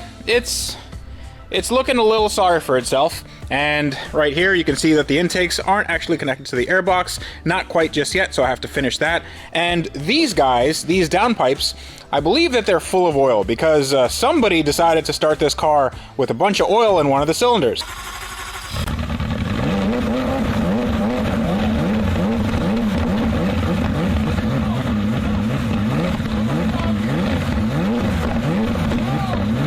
So one way to do that is just to run the car for a while, but that's gonna create a lot of smoke. I don't wanna do that, so I have a better option, which is these. So I got some FabSpeed downpipes, and these things are awesome. These are McLaren Power. Yeah, this is, it's gonna make my car a little bit more rowdy, even though this car is already super, super rowdy. So these are catless downpipes, and they're gonna fit a lot better than the ones that are there from the factory, and they're gonna flow a lot better, and I honestly do like this a lot. I like this heat insulation. So this is gonna get installed, and then I'm gonna put a brand new exhaust, which I'm gonna show you in a bit. But right here is something very, very special indeed. So these are some heat shields that are not from McLaren. Actually, they are from McLaren because I bought this brand new. They're aluminum, but I had them 24 karat gold plated, just like they are in the McLaren F1. Actually, McLaren will sell you a gold version of these for something around $20,000.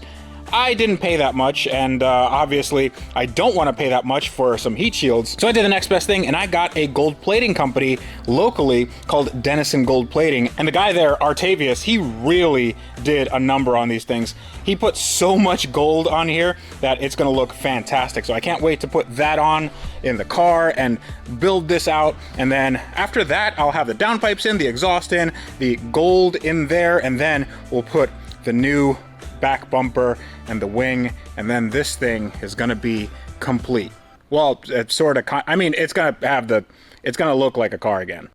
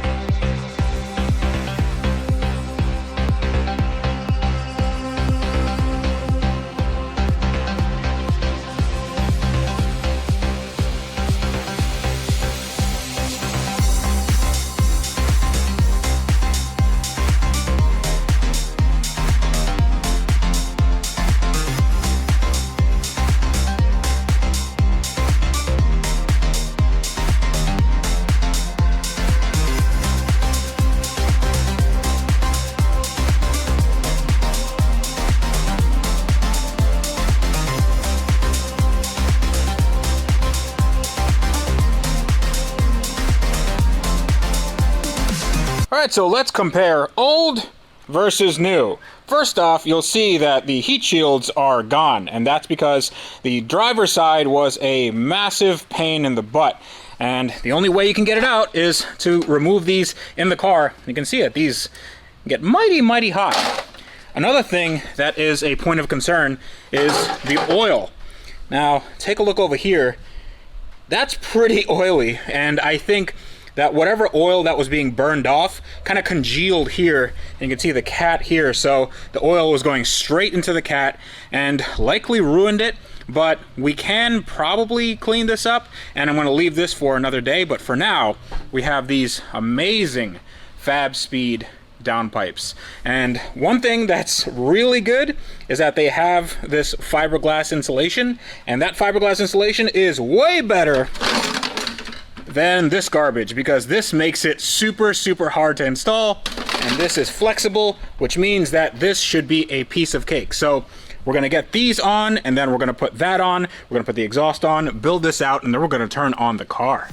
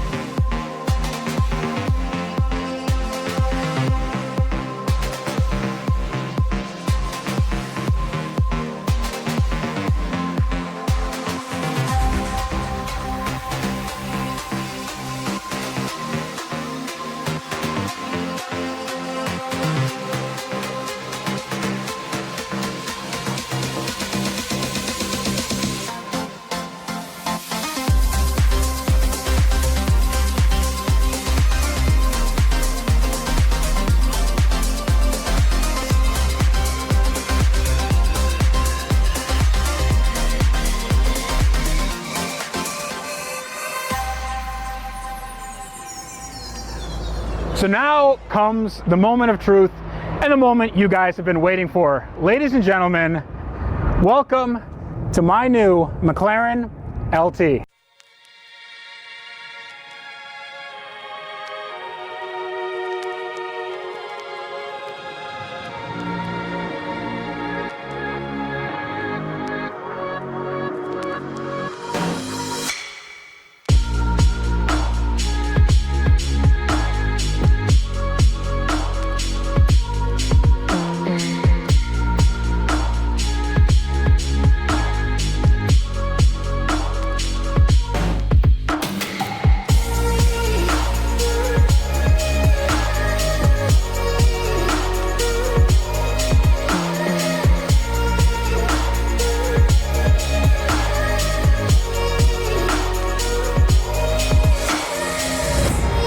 Ladies and gentlemen, welcome to this amazing, amazing car.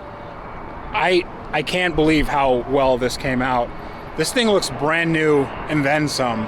This is 2 years in the making, and so many people have worked on this thing that it's not even funny. I mean, this is a passion project. It's a labor of love. Blood, sweat, and tears went into this thing, and I can't thank the people who worked on this enough. One of them is here right now. Hi, Jared. Hi. So, Oh man. How hard was it to make this car into this? Very hard. We basically exhausted every bit of our skill set, everything we knew how to do.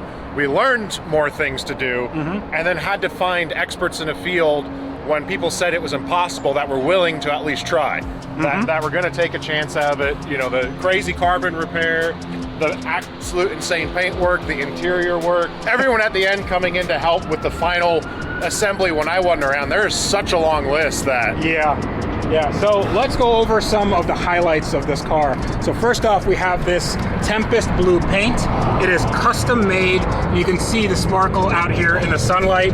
We have the carbon with the blue tint in it, and just at the right angle, you can see that tint, and it's the same tint that's in the paint. Also, we have some vinyl, some satin gold that matches the gold in the back. We'll get to that in a bit. But I also did these in gold, like a more muted gold, because this car is a McLaren F1 tribute, and you see the old McLaren font. So that is a little detail for those who wish to see stuff like that. But it follows right to the back. We have our carbon here. It's matching carbon with all of this. This used to be painted, and this was sanded down, so this is now visual carbon, just like you'd see on a visual carbon package for any other McLaren that would cost a lot more money. Speaking of visual carbon, yeah, that beauty. Oh yeah. And it's not just looks, that is your air scoop now. Yes, so this is a functional air scoop that scoops air and makes it go directly into that engine, and all the carbon back here is done in the same style. We have a brand new engine cover. This was actually cleared because this had a bunch of cracks and crazing, and back here, oh boy. So we have a brand new OEM titanium exhaust, and we have some gold plated by Denison Gold Plating. We gold plated this brand new heat shield, and it looks fantastic. When we get to the show, I'll show some more of this. It just looks awesome. And we have some gold accents down here. That was done by Avant-Garde Wraps. We have our powder coated silver wheels. Some people said to keep these black. I didn't agree with that. I think silver just really makes the car. And over here, one more accent, because if it was just black, they would disappear with the rest of the car. The silver on the blue is just a real subtle, nice touch. Yeah, especially, well, right here, a subtle, nice touch is you see that this is blue, and it goes with the motif here. But if you come down here, you see that this is actually exposed carbon, so that matches this line exactly. And when this air brake goes up, then this is all carbon. And these things are gold. That was actually a bit of a pain to take apart and paint, but we got that done. Now, the interior is another animal altogether, because the guys at E3, especially Matt from E3, really knocked it out of the park with this F1 inspired Daytona seats and custom colors. We have Bentley tan leather. We have some matching suede. And up there, you see the roof scoop, which is just, this is all OEM MSO. This is also painted with that same blue tint. Right here, you can see the LT badging that I made for this car, reminiscent of the F1 badging, and it's just kind of ghosted on there. It's embroidered, and it follows through right here with the white gauges and the gold outline. This is just a one of one of one of one. We have blue carbon in here with gold dials and gold accents here, and I just, dude, I love this interior so much. It came out amazing because you and Matt were sitting just talking about small tweaks, and I was kind of dozing off because we've been working really hard on it. And you're like, Jared, what do you think? And I blurted out F1 inspired, F1 tribute. Yeah. And you both were like, that's an awesome great idea. idea. So it went from, you know, a couple $100s worth of tweaks to Lord knows. Yeah, to many, many thousands of dollars. But I think this is now a completely custom car inside and out. Everything was touched on this car. There's not one thing that we left standard or stock or unmodified, and it just looks fantastic. I mean, fantastic from every angle. So I want to thank a few people, and this is not going to be one of those like Academy Award things where I get played off the stage. I want to thank Derek and Rita from Drizza Auto. I want to thank Jack. I want to thank Rex. I want to thank Juan for this amazing paint job, and Matt for the amazing interior. I want to thank Sean from EMF Audio for helping me with some technical stuff. I want to thank Rooney from XPRD and Zach from Hybrid Performance Limited for all these amazing parts. Obviously, Jared needs, well, thank you. Thank you very much. Jared's been awesome this entire time. I want to thank the Rag Company who are very patiently standing over there. I can't even see you in this camera. They're patiently standing over there waiting for me to take this car to SEMA, and everybody else. Joey. I didn't forget Joey. Joey was instrumental in this car because the carbon tub was completely broken and Joey fixed it. Joey, the frame doctor. So I want to thank him. Big shout out to him. And honestly, I know I'm missing people, and please don't take this the wrong way or anything like that. I'm really super excited, and everybody will get a shout out. So I now need to take this car to SEMA, to the show, even though I already unveiled this thing by the time you already saw this. So if you're interested in seeing this car, it will be at SEMA from November 2nd to the 5th at the Rag Company booth in the West Hall. But right now, I think I promised you guys a startup of this car with the new Fab Speed exhaust, and I am super excited because this thing sounds nuts. Ready to go? Yeah, let's do it.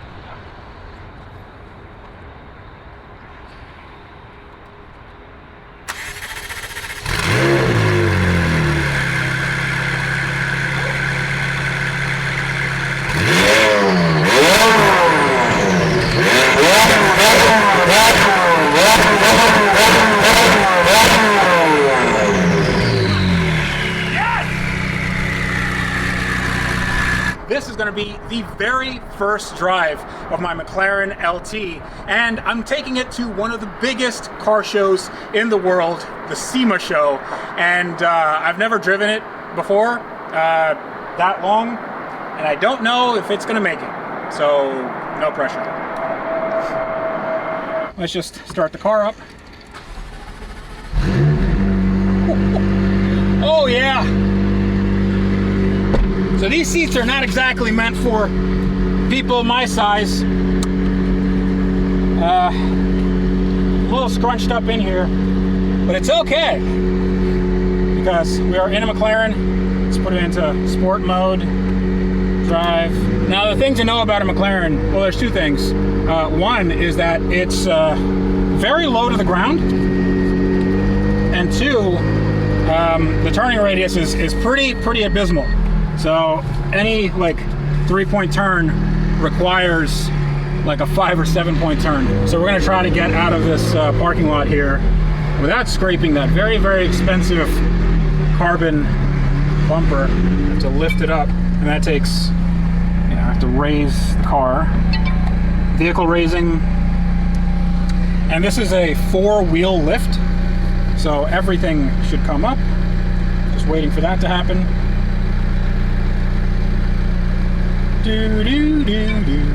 Okay, now we're good. Vehicle height raised.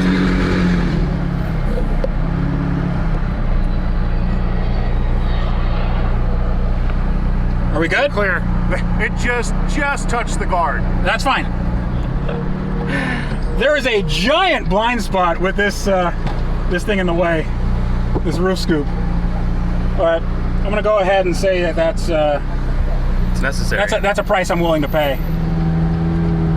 I can't tell you how good this feels.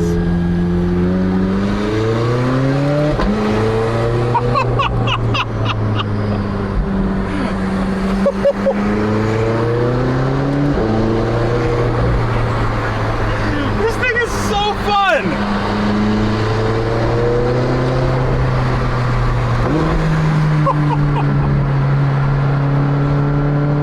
So in sport mode, it gives you those little cracks.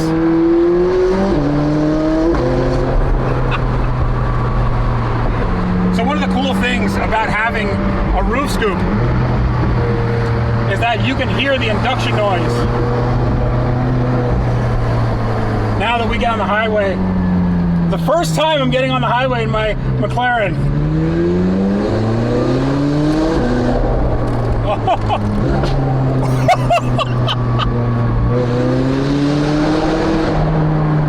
Wow! Oh, wow!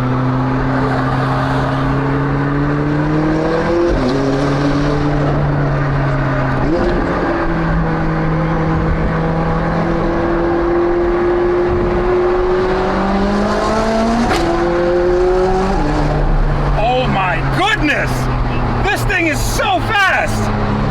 Seeing the wing behind me and hearing that air scoop up top. This is just heaven.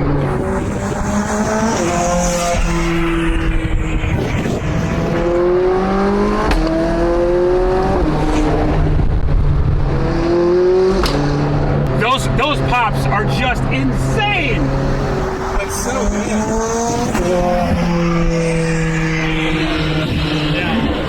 I don't know if I can convey the feeling that I'm feeling right now. My hands are shaking because I always wanted this car. This car was a life goal for me. Now, I know that I built a Mercy before, and that was just an amazing experience, but I remember seeing the first video of this car when Shmi 150 got it, and I thought to myself, I would never be able to afford one of these. Never in a million years. And here I am with one that looks fantastic and drives awesome. It's about to be shown to thousands and thousands of people, and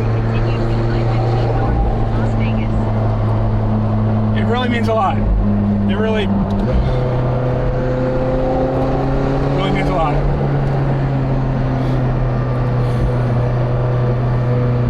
Underpass.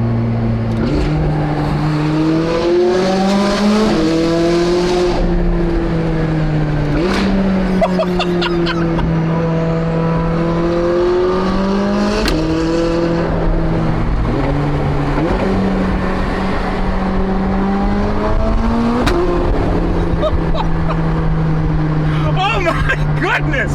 Holy hell!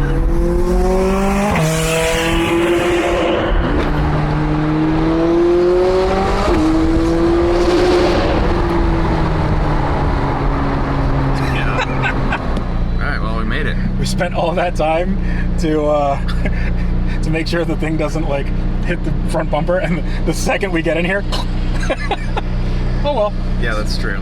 So what I like about doing a build like this is actually like putting a nail in the paint or just putting a scratch on it somewhere, and then mentally you realize that it's not perfect. So that already kind of takes a weight off my shoulders. So now I feel like we could just do launch controls inside the thing, right? Yeah, just jump it. Oh, we are officially in SEMA.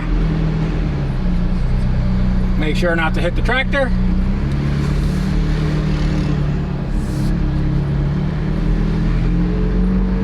This is awesome.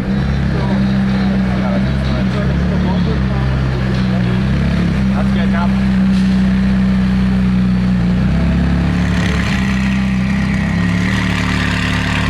Look at where's center.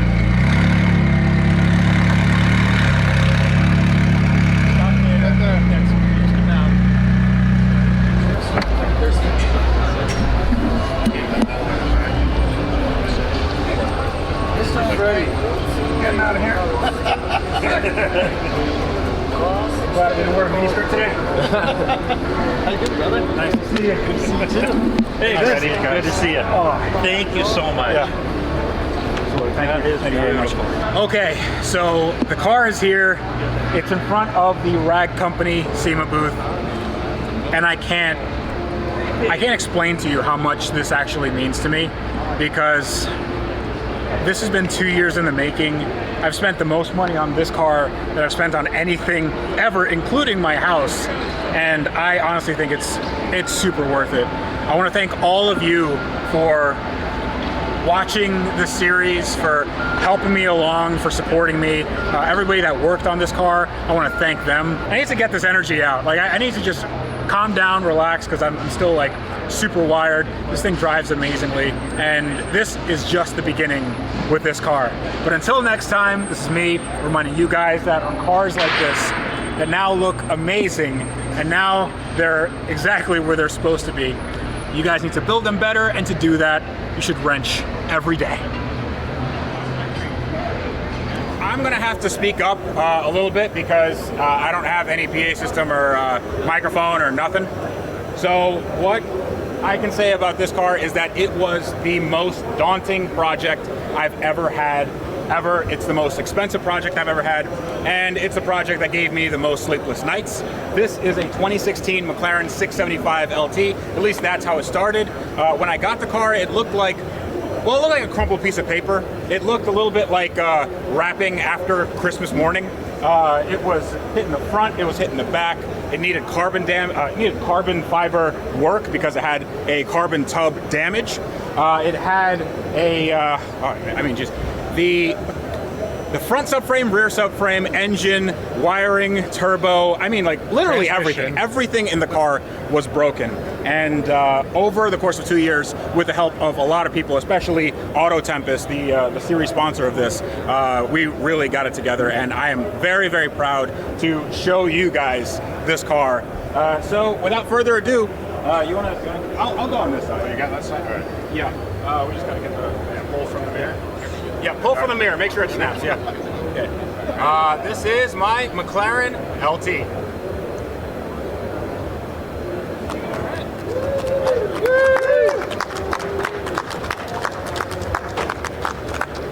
There we go. Yeah, just put that down there. So, we did a custom paint scheme, which was a shade of blue that was basically Miami blue, but a lot of pearl flake in it, and we called it Tempest blue after the sponsor AutoTempest.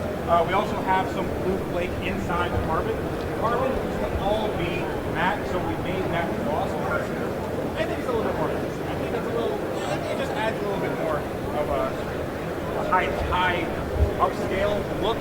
Also, we have some gold accents, and that gold actually goes right back into the engine bay, because this car is less of a 675 and more of a McLaren F1 tribute, because I got the chance to ride in a McLaren F1 for my series car trek, and that just broke me. Like, it completely broke me in a way where I can never drive another car again without thinking about that car. So this was my little slice of McLaren F1. So we redid the interior completely to reflect that car. We have these Daytona seats. We have a two-tone tan and Alcantara and black theme on the inside. Everything is custom, and we have gold in the engine bay, just like a McLaren F1. So I invite you to come take a look around the car, take some pictures, ask questions. Also, these guys will be giving out some of these goodie bags. I don't know if they already did. Come find me. Yeah, just come find him. We have some Rag Company rags. Yeah, goodie bags, yep. Like 5 different towels, or 4 different towels, and a sticker. Yeah. So just go see him, and you'll get your free swag, and come say hi and Ask me about the car. I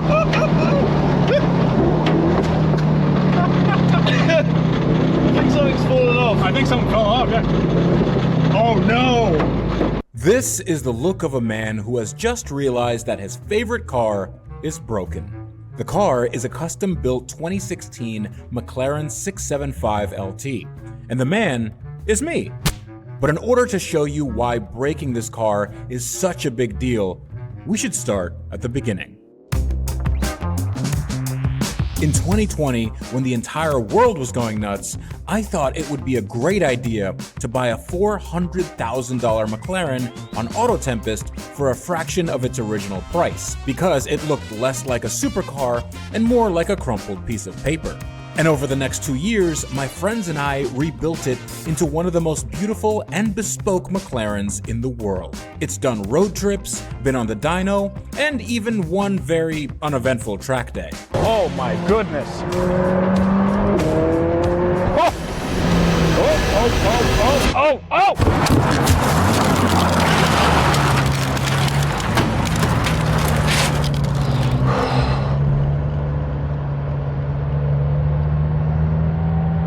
However, I always ran the car on temporary tags because I never had the time to get it inspected. So I decided that I should put my money where my mouth is and get it over with. And that meant fixing a bunch of little issues. Before we get this car running and driving and hopefully inspected and registered, we have to make it look the part. And for a while, actually, since I've finished this car, it never had the right trim. When you look at the front windshield, it has trim on the sides of the car, but that trim has never really fit right. And it's been a pain in my butt, because in order to get the trim fitting correctly, you need to take off the A-pillar, and we just spent a ton of time taking the A-pillar off without destroying it. Power move.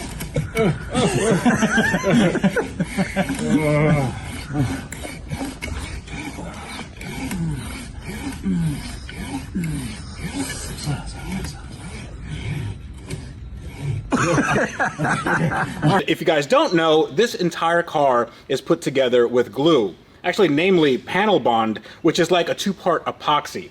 And we finally took it off, and it looks like crap. So we're gonna be cleaning this up, reapplying panel bond, so now we can fit up everything as it needs to be. And then I'm gonna repair this car in a way where you can't even tell that anything was done, even though I spent a lot of time on it.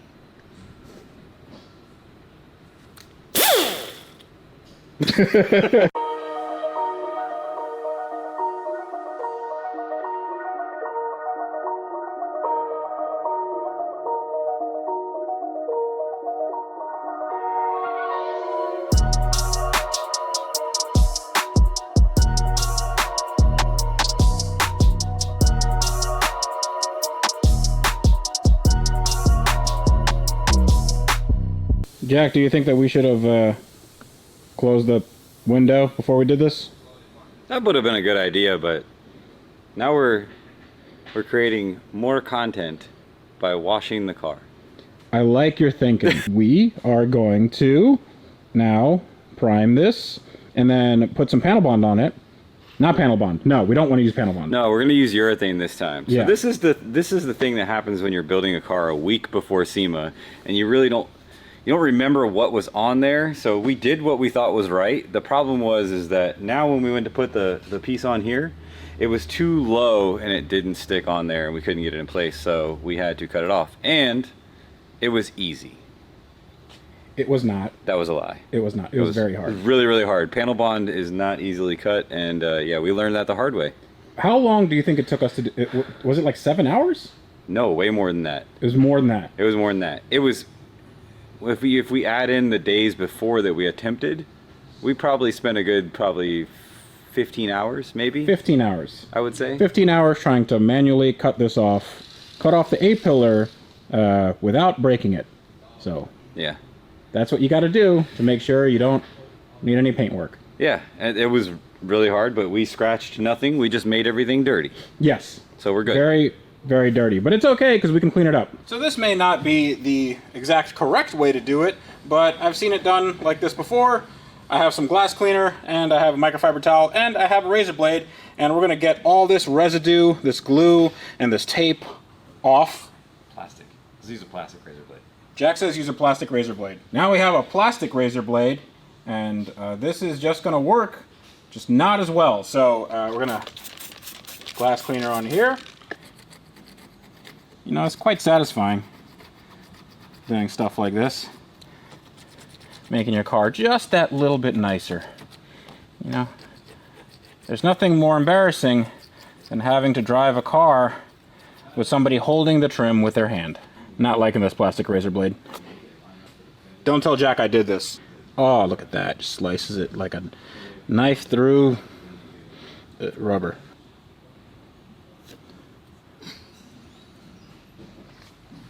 So I just put my hand on here, and this is what happened. Great. Jack, you putting on some primer there? Yes, I am. This is just some window urethane primer. It works just fine on bare metal spots. It's meant to essentially be like a self-etching primer on the bare metal before you install a window. So it works the same as if you were installing a window, but we're installing a trim panel. Is it true what they say, you don't want to disturb an artist at work? No, you're good. I'm not an artist. So now we can install our trim piece, but before we do that, we have to prep the panel even more, and I'm using this automotive adhesion promoter. This stuff is awesome if you need to put anything with double-sided tape together. This makes it super duper duper sticky. You definitely want gloves because this will get in your skin and smell real bad. So let's open this up. We just lay it on pretty liberally like that, and then we let it tack just a little bit. Then we're ready to put that on, I think. I've never done this before successfully. So we only get one shot at this, but what makes it a little bit easier is if you peel off just a little bit of the double-sided tape, and then you put it in place, and then you peel it off in situ, it should stay in place. Now, let me put it on. Let me put this piece on where it's supposed to go. Line it up. I already have the tape here measured out where it's supposed to go, so it won't be that difficult. So now we line that up, down, applying pressure. Come on. It's your home. Too good for your home? Okay. There it goes. So fun fact, just because you wear gloves doesn't mean you don't get metal splinters. Right there. See that guy? Yeah, that hurts a lot.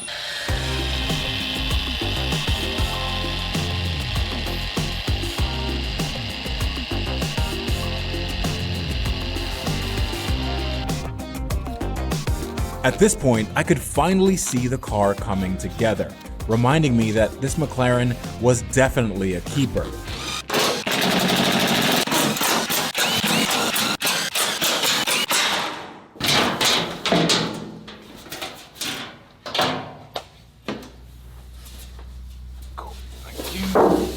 So right here is something I need to change. This is version 2 of my heat shield solution, and this is actually going on a coolant tube that goes very close to the turbo heat shield, and they don't need to touch. They really don't. I put a heat shield that is way too big, and it is like rubber insulated, so this actually touches a little bit and it makes a nasty smell. So we're gonna take that off, and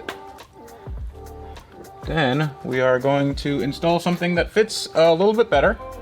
And the reason I put this on is because the OEM one, that was caked in some coolant because I had a coolant leak earlier on, and it just smoked like crazy. I got this. Ooh, isn't that nice? It's made of gold. So we are going to see if this is the right sort of diameter, and I think it is. So we're just gonna cut this basically in half and then install it up here, and then our turbo heat shield should be fairly away from our coolant pipe, and then my coolant pipe doesn't explode, and then my car doesn't break. This car is very expensive. I don't want it to break.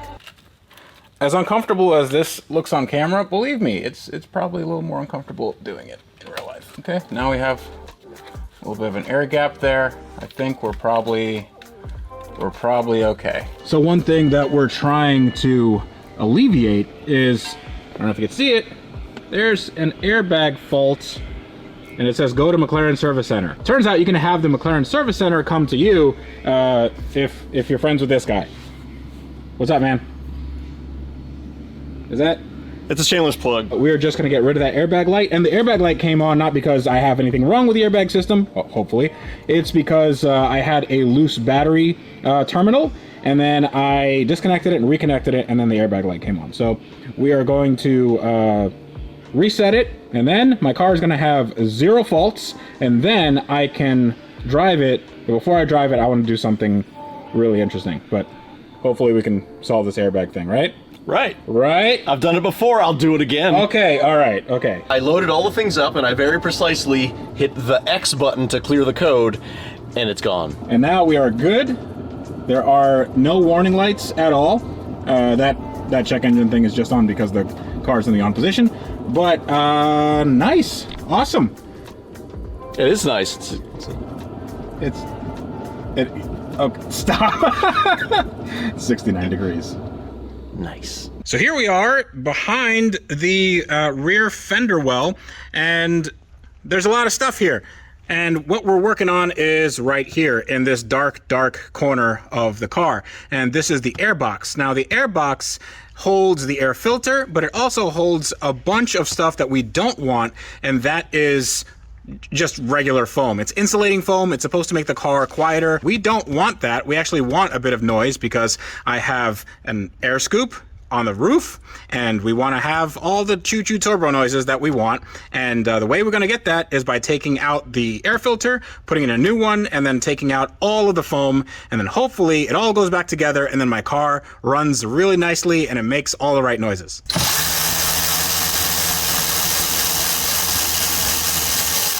Okay, we're gonna see what this is. Okay, wow.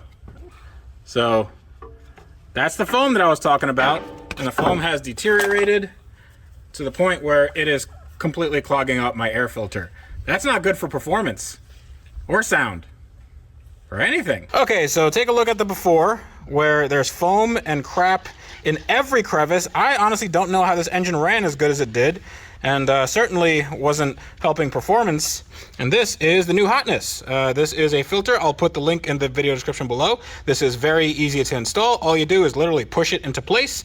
And this is also a reusable, washable filter. So this should be good for many, many years to come, especially because I don't have this stupid foam anymore. So this is going in the garbage, and then this is going in the car, and then now my car is gonna make lots of turbo whooshy noises. Okay, now before we take it on its first drive with its new filters, I want to make sure it's clean, so we're gonna wash the car. It's very simple. We're gonna wash the car so it looks better than it does. It probably looks really good on camera, but the camera hides a lot of crimes. This car is actually very, very dirty. So Rex is somewhere back. Rex is over there. I didn't know you were shooting. You didn't know I was shooting. Always be filming, my friend. Right. Always be filming. Yeah, we're always filming. I'm learning. Yeah. So we're gonna wash the car. It's gonna look really good.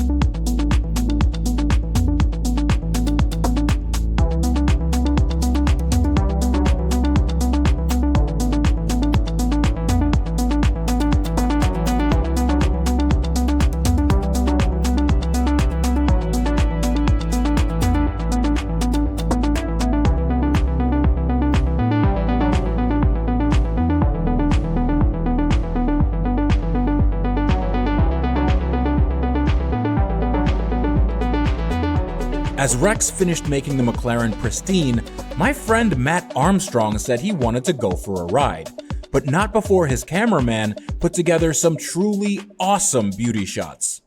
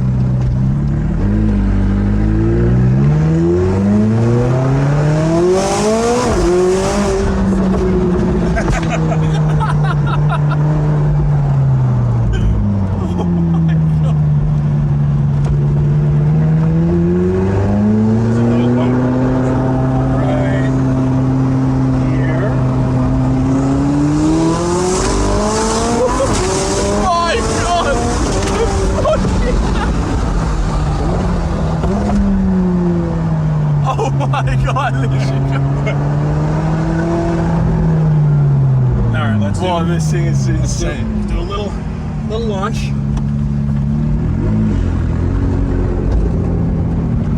You should get a McLaren, dude. I definitely need one.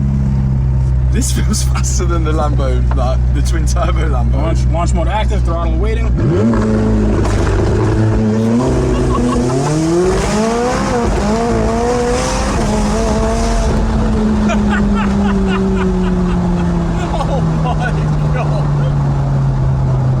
That's ridiculous. Oh, big flame. Yep. A huge flame. Oh. Okay, this is stress. Wow.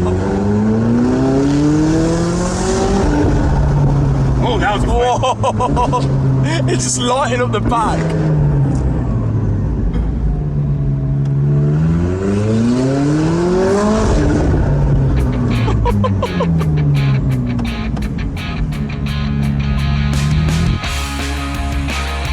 My McLaren was performing better than it ever had, and all I wanted to do was share it with my car-loving friends. Thankfully, my buddy Sam Hard from Hard Up Garage and some of his UK-based colleagues came to my shop that day, so I figured I should show them what it was truly like to experience a modified supercar. I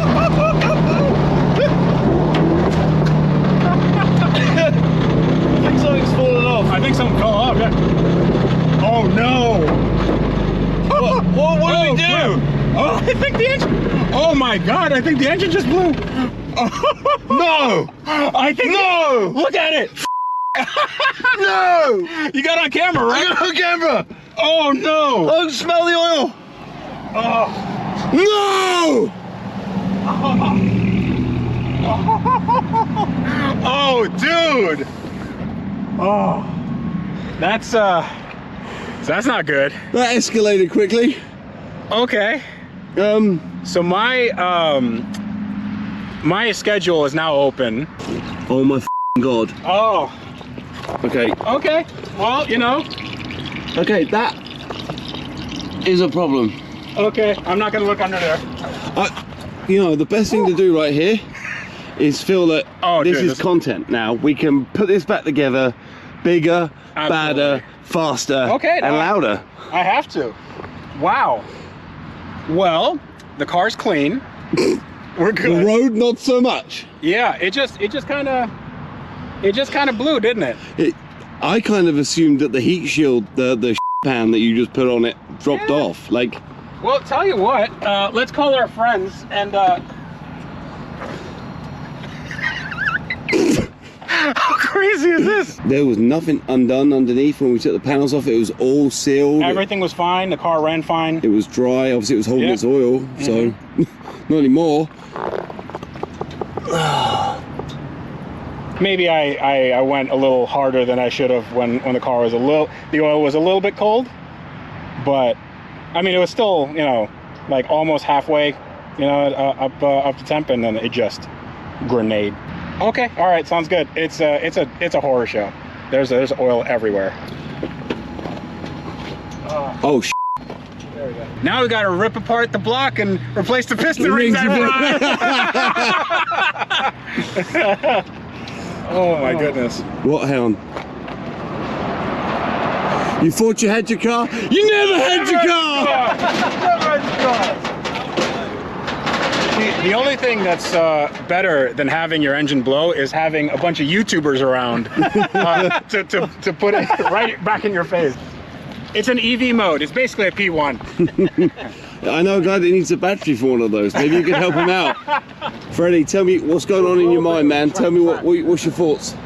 What's my thoughts is I'll put in a 4-liter from a 720S in here and then make it a little faster. And you're going to have a nice chandelier, right? Yeah, yeah. This one has a nice hole in it. And lets a bit more illumination out.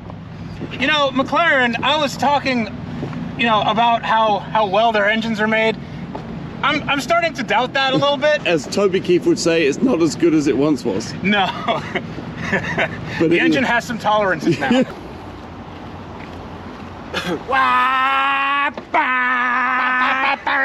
Are you ready? Contenders! All right, you're on your way. Go! It's normally a bra. I didn't have a bra. The car was dead.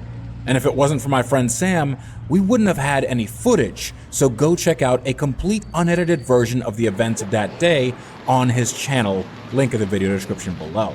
After we pushed the car onto the lift, it was time to see what the actual damage was. So now is the moment of truth. We are underneath the car and it is still dripping. It's a few days later and this is just gonna give my hair an oil shower, which I've heard is good. It's not good. It's nothing here is good. In fact, you can actually hear some of the damage before we even get to it. Check this out. So that's engine parts that came out of the engine.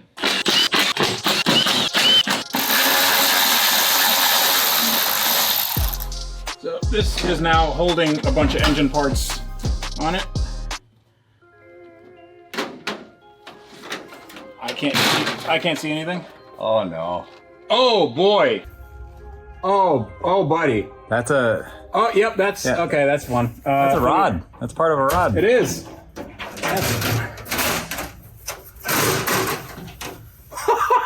Oh, dude, I cannot believe this. Look at this. Holy crap. Look at this. Look at the wrist pin. Yep, wrist sitting there.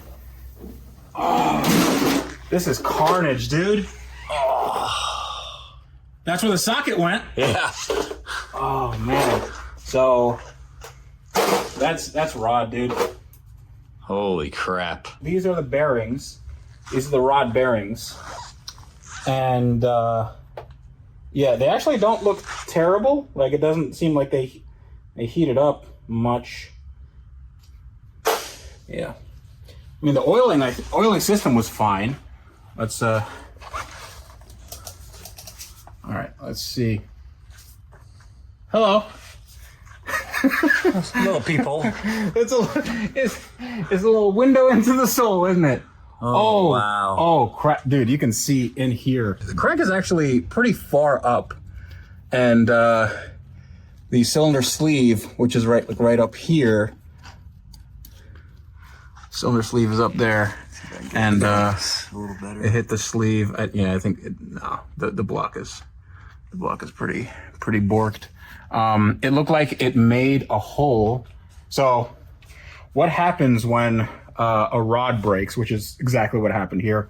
You have a cylinder and you have a piston that goes up and down in the cylinder, and the piston is actually the thing that rides on top of the rod, and the rod rides on the crank. So it goes like this, and when you apply too much power, that rod, if it's weak enough, like this one was, it breaks, well, it bends and then it breaks, and then it starts making holes where there shouldn't be holes.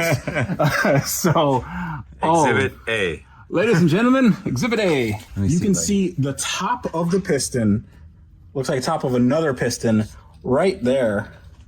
Oh yeah. and no, but it mashed the other. Oh, look, there's the piston. Yeah. Look at that. It's just hanging out there. Yeah. It's a little sideways in there, but it's hanging out. It's These are going, I don't know, like 100 times a second or something. Somebody's going to check my math, but it's going very, very quickly every second. And if one of these things goes wrong, like if one of these revolutions, something goes wrong in that process, it goes wrong really, really quickly. So that's why you have to have a good oiling system. And when you're dealing with a lot of power, like you are here, you need you need rods that can handle this. Yeah, no, the crank's screwed. Because, dude, so the rod came off the crank. You can see where it's supposed to, like, there used to be a rod on there. There's just an empty space now. That rod completely came apart. Yeah, it yeeted itself out the side.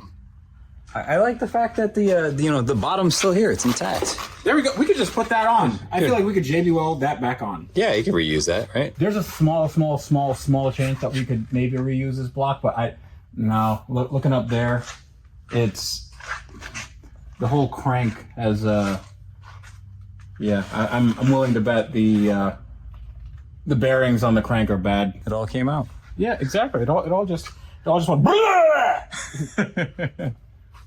There we go. So that's good. So I'm gonna need a new engine. You know what building it better on a McLaren means?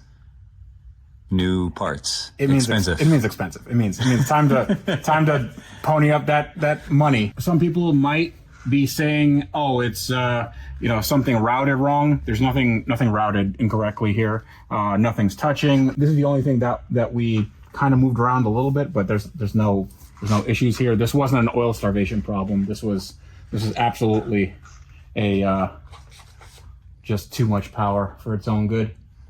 Poor little guy. How many miles did it last with that tune? It lasted a good long time. We did 1,500 miles. Okay. on this tune. And those were not soft or easy miles. No. We did lots of launches. We did track days. We did dyno. It lasted a while, but I mean, 1,500 miles. You'd want it to last. You want this not to happen. Yeah. So I'm still going to chalk this up to, I was probably driving it harder than I should have, and I had the oil not at the optimal operating temperature when this happened, so that could have been a part of it. So I'm not gonna blame anybody else but myself. No, yeah.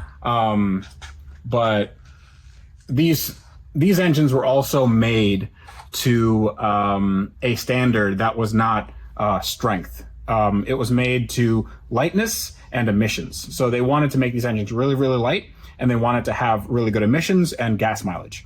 So in order to do that, they had to make the lightest components possible. These, instead of being forged internals, and forged internals just means that they're super strong and they can handle a lot of power, these were made in a sand cast, which is weaker, but you can actually save some weight. And that's how Ricardo built these engines. These are not McLaren engines. They're built by a company called Ricardo. They did well in stock applications, but once you give them a little more horsepower, like I did here, I think we had like 100 horsepower more than the stock. They can do this. They don't really like the low end torque. This didn't have a lot of low end torque, and I wanted to make sure that it didn't do this to the rods. Apparently, I should have. I don't know what I should have done. These long blocks are good for around 600 foot-pounds of torque, and I think we may have exceeded that a little bit. Maybe. And I also know that these cars, these specific 675 LTs, were lighter than the other 650S and 12C variants in the engine internals. So they wanted to make them rev faster and all that stuff, but they didn't make them stronger. So take a look. It's in a book, Reading Rainbow. Oh, buddy. Ooh. So right there, that thing with the glob of oil on it, that is an oil squirter that just came off. Look how eaten up that piston is. Damn. That's bad. Yeah, that's real bad. Okay. That thing just rattled around in there. Mm-hmm. That's a cap. That's an end cap. Mm-hmm. That is an end cap. Or that's the top of the rod. Oh, it is. Yeah. Yeah. Well, not the top of the rod, but the top of the rod where the bearing goes. Take a look at this. We have this rod. Look how badly it's bent. Look at that. Holy. It's making a left. Oh, boy. And everything here is so chewed up. Damn. The piston, the top of the piston actually doesn't look terrible. You see right there, it's not like everything past sort of the middle point of the cylinder is okay. Obviously the piston's not okay, but the wrist pin seems to be intact. This one definitely bent. This rod definitely bent, and the other one just straight up disintegrated. You can see that's the other part of the rod right there. Holy look at what it did to the block. Right, okay, yeah, that's the bottom of the other rod. It's stuck in there. I can't get it out. Holy crap. So, well, that's good. Wonderful. Huh. We'll build it better. So building it better usually means replacing damaged components and then modifying them to make them a little bit more reliable. But in this case, I think we're gonna have to be a little bit more creative because the prices for engines are astronomical. They are absolutely bonkers. I have to do a lot of research and I have to make sure that when I'm spending this money, I don't get a bad product. But now that I have a better idea of how much these engines cost used, I'm gonna ask somebody how much it would officially cost to fix my McLaren. Okay, now I have an expert. So this is Kevin from Supercar Garage, home of McMedics. Yeah, look at that. That's a shameless plug, isn't it? You have dealt with a lot of these cars in terms of engine work and maintenance and modification and stuff like that. Have you ever seen one this explodey? We've seen them broken, but normally not to this extent. You didn't just break the engine, you actually broke other things outside the engine. Oh, did I? Yeah, as we're taking a look around, when the parts that are supposed to be inside there, the rods and such, when they were spinning and doing their thing, they actually came through the side of the block, and it looks like you've probably broken the water pump itself. Okay. Not uncommon, okay, but not every time. Okay. Congratulations. You know what? I'm an overachiever. It's absolutely, dude, this is some real carnage. I'm willing to bet that, like, yeah, we have the hole in the block right here, but I'm willing to bet that other rods are also not happy. We definitely are not going to be able to rebuild or resalvage or purpose any of these other parts unless you want to make some wall art. Yes. I mean, it could everything inside every engine is a table waiting to be made. Somehow I believe that this one will be a table for you. Yeah, or a chandelier. I wanted to see what your professional opinion was to see if, you know, what the options were here and then how much they would cost, because I'm throwing around numbers and I don't really know what any of this is worth, but I wanted to see, you know, since you've done this before. And so your options are, there's many, right? We could go back just completely stock, replace it the way it was. If you went to the dealer per se, get ready. They believe you are the guy who bought the car brand new and paid all the money, and you're going to pay all the money again. I don't think if they look at this car, they're not going to believe that I bought this car brand new, especially if they've watched my YouTube videos. They may actually refuse to work on the car. Oh, okay, that's a new one. Well, because it's a salvage title. Oh no. Yeah, I know. Oh, no. So they're gonna. Their gloves are white. Oh, and they cannot touch the car. Well, I mean, yeah, the car can only be touched with a cloth diaper and.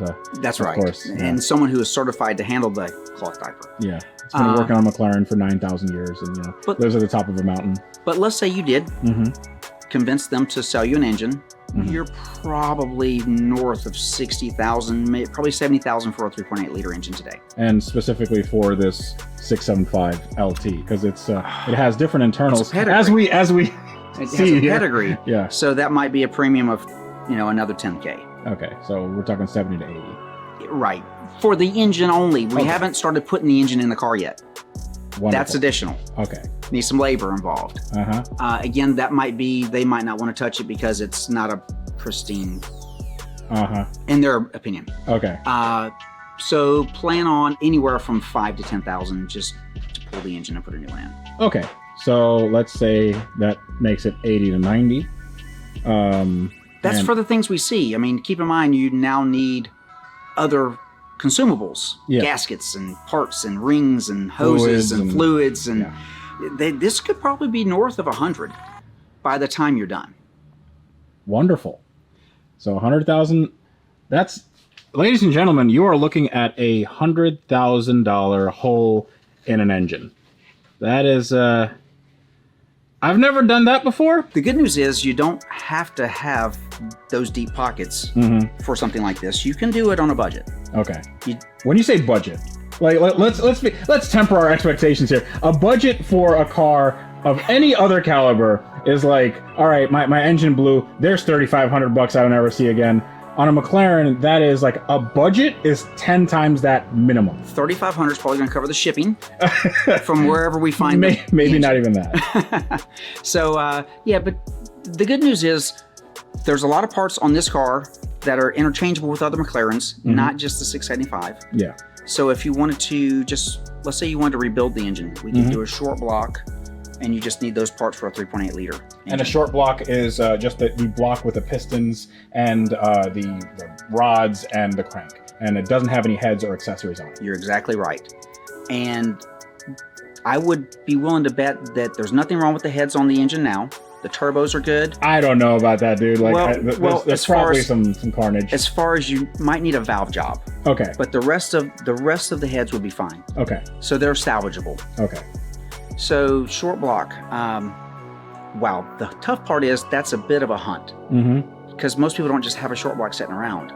Do you have a short block? I may have a short block. How many short blocks do you have?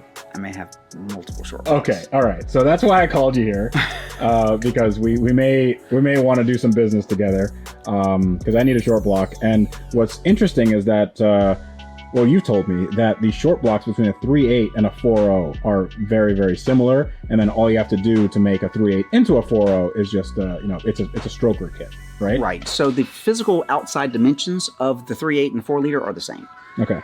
The major difference between the two, when we're talking about the bottom half of the engine, is the crank shaft has a stroke to it, which allows a longer rod, and that's where they get the extra 0.2 of a liter displacement.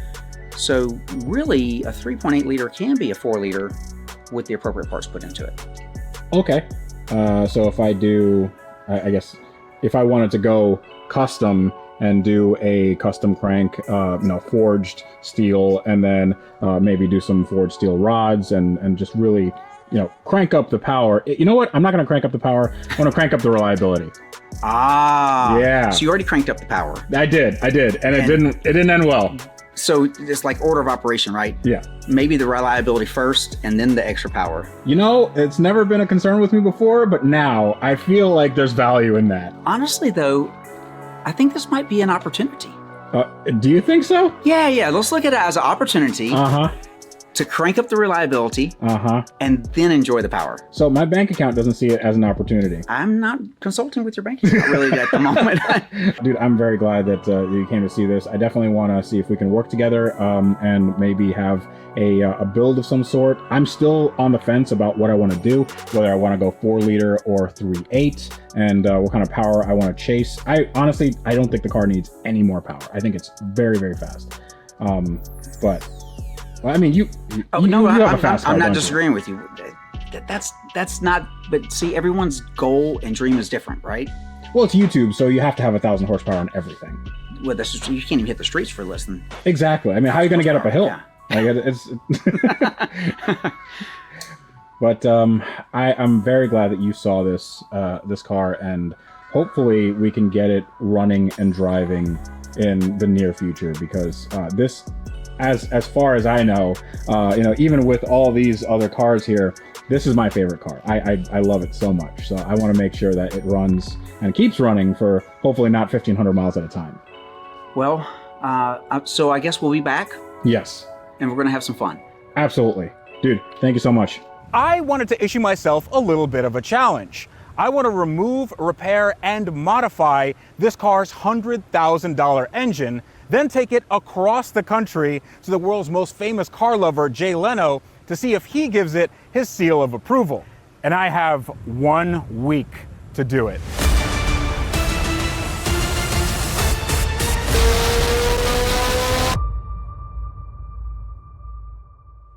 Now, I know I shouldn't be sitting around like this, but the car's broken and I'm waiting for a ride. In fact, the guys from Cannonball Garage are on their way down here right now to pick up the car and take it to their shop in Chicago. Actually, I called Arnie, the shop's owner, and I asked him if we can get this engine build done in a small amount of time, and he just said, I'm on my way, and hung up the phone.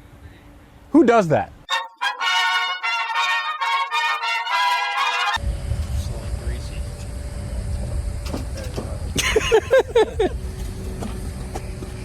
Look at that.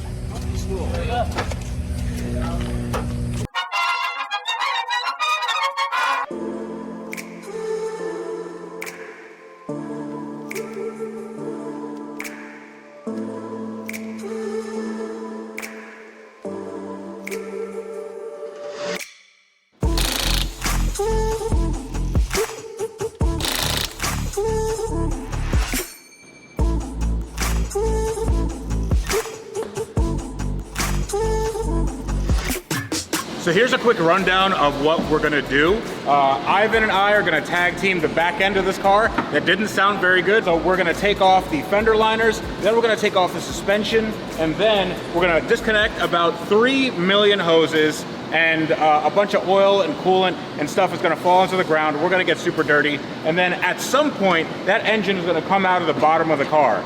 At some point. Now, taking apart a mid-engine supercar may seem like an impossible task if you're doing it yourself, but it's actually quite simple. First, we remove all the bottom body panels. Then we drain the coolant and oil. But since my engine had 3 big holes in it, there really wasn't much to drain. Then the active spoiler comes off and we can start taking apart the body so we actually get to the engine.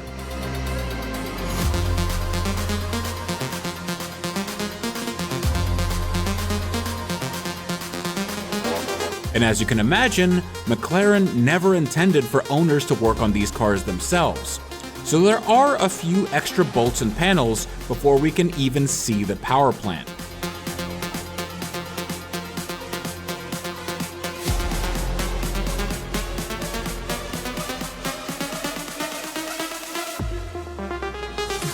The exhaust comes off, as does the wiring harness.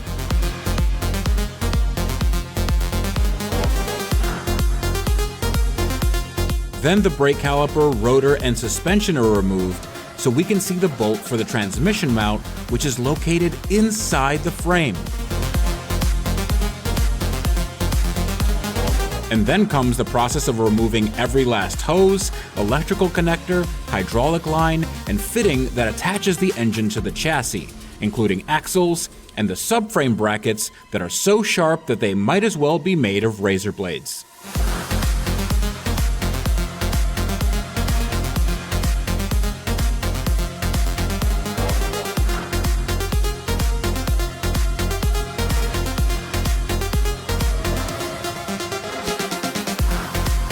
Finally, we roll a workbench over to the car, take out about 10 bolts, and the engine slides right out. And none of the busted knuckles or swearing made it into the video, so it all looks very easy. Ladies and gentlemen, this is how you remove an engine from a McLaren 675LT. Believe it or not, this took all day. And I got here a little bit late this morning, and Ivan here was doing some work on the AC and coolant systems. He got those all drained, and now, many hours later, we have this thing out of the car. But now is where the fun starts, because we have to disassemble this whole thing, don't we? We've got to separate the transmission from the motor, get the motor up on a stand, and start disassembling it. So we've got some work to do still. Okay, so let's say by the end of tonight, we're gonna have a brand new engine in the car, right? Hell yeah. No. Let's take this thing apart. This is gonna be fun. Now that the powertrain is out of the car, the next step is to get it on the ground so we can separate the transmission from the engine.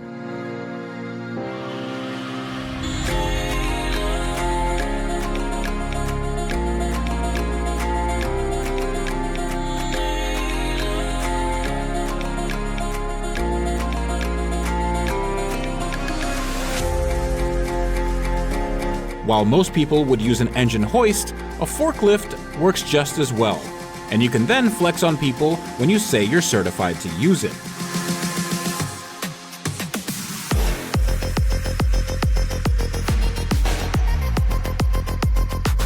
after a few bolts holding the bell housing on, the transmission comes off to reveal the build's first disaster. So it's 2 steps forward and 1 step back, because this thing that kind of looks like a flywheel is actually called a DLD. What does DLD stand for? Driveline damper. And what does this thing do? So it basically cushions the input shaft of the transmission using these springs. This is keyed to the crankshaft. This is keyed to the input shaft, so the springs are in between to take up some vibration. Problem is it moves around and it wears, and you can see right here, it's almost worn through the tip of that spring. And when that spring wears through, it sends spring material all throughout here, and it gets stuck in the starter, and then the car won't start. It breaks the starter. It could break, the flywheel or a crank position sensor. Lots of bad things. So we have to replace that. They actually have a newer part, right? It's like an enclosed thing. It's not for the P11s, it's for the P13s, but we've used it on the P11s and it works perfectly fine. Completely enclosed, you don't see the springs, you don't have the spring shedding issue. I mean, look at this one. This one's ready to break right now. Oh, wow, yeah. So and this car only has about 9,000 miles on it. So this is, I mean, for an engine that has 8,000 miles on it, for this to happen, that's pretty silly. Our very first one was a 675LT that was road raced, 3,300 miles, already broke one of these pieces and shedded into the starter, burnt the starter out. Yeah, it's an expensive proposition for only 3,300 miles. Yeah, so I mean, it's not a pain in the butt to change this, but you do have to take out the transmission and everything like that, and then see what else it broke. But I'm glad that we got to this, and we're taking this apart, and hopefully we can get one on order, and by the time we have everything else together. But what else do we need for this thing? So we're gonna do head gaskets. Obviously, we're gonna pull the heads off, go through the heads, make sure those are good. 675 uses thicker head gaskets. We only have thin head gaskets in stock, so we're gonna put those on order. We're gonna need water pump gaskets, both for the water pump and for the cover.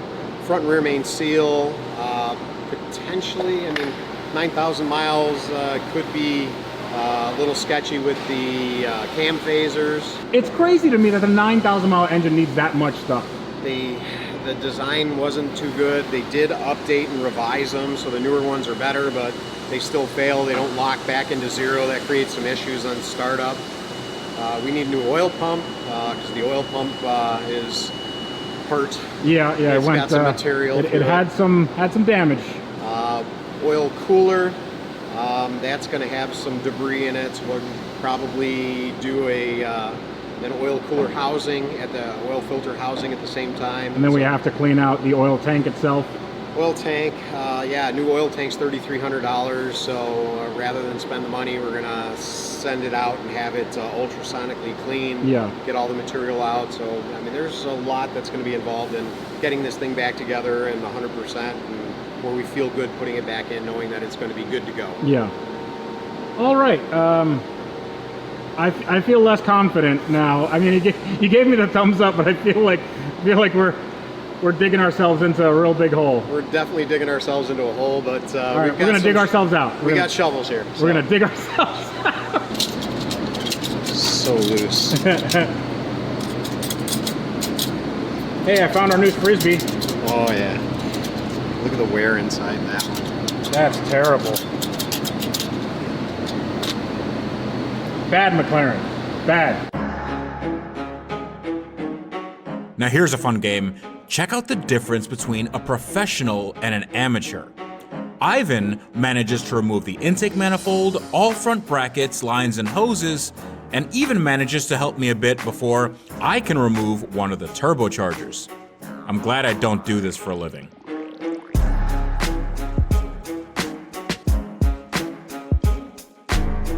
After the oil filter housing is removed, we move on to the accessories that are actually on the side of the engine and driven by gears, not belts like in any other car.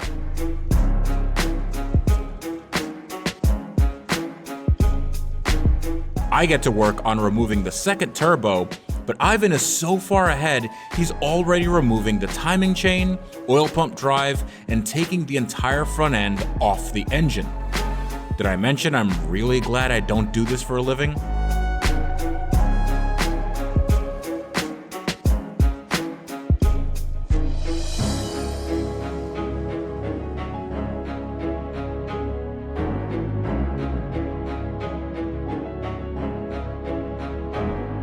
And finally, it's time to take off the cylinder head bolts to see what actual carnage happens when a McLaren engine turns into a grenade. I hope you're sitting down. Look at that. That's not too bad. 4 cylinders? Yeah, there's 4 cylinders. That one's almost in its spot. It's a little cattywampus. It's crooked. And it's also looks like it's probably smacked a valve or two. That got hit right there. This doesn't look terrible though. No. So hopefully that is the worst of our problem. Pop that bad boy off. Look at that. Whoops. You notice that none of these are where they should be. So look at that. That's nice. That's fun. So it cracked the piston right here. Not connected to anything. Nope. Okay, cool. That's a nightmare.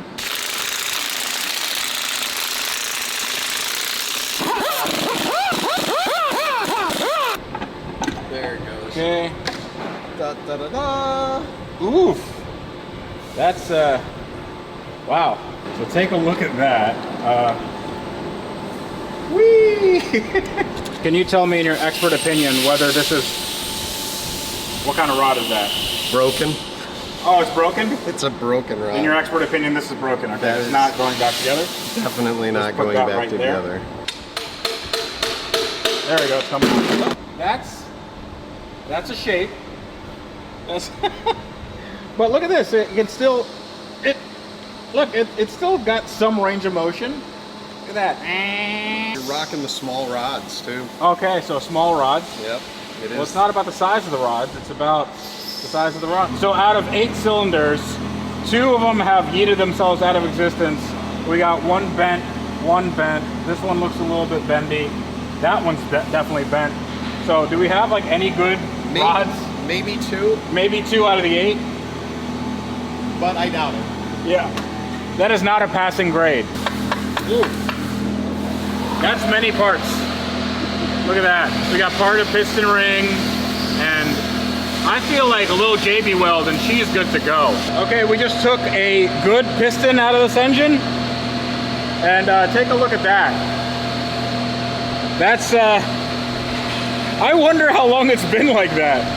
A while. I mean, it's side-loaded the bearing quite extensively. Oh my goodness. So I was driving on bent rods for a bit. 100% bent, 100% bent. I think we have 2 that we can double check. That'll be easy. We'll check these. I honestly think every single one is bent to some degree, some more than others. I mean, look at that guy. That ain't supposed to be like that. So even if this looks sort of not bent, and then you look at it like this and look at the bearing wear, yeah, that's not very good. So what are you thinking? This the rod on my right is bent. Okay. So you look at the gap between the top. Yeah. And if I flip it around, the gap changes, gets wider on this side. Yeah. So this one's bent that direction. So this must have been an early engine with the smaller rods. Yeah.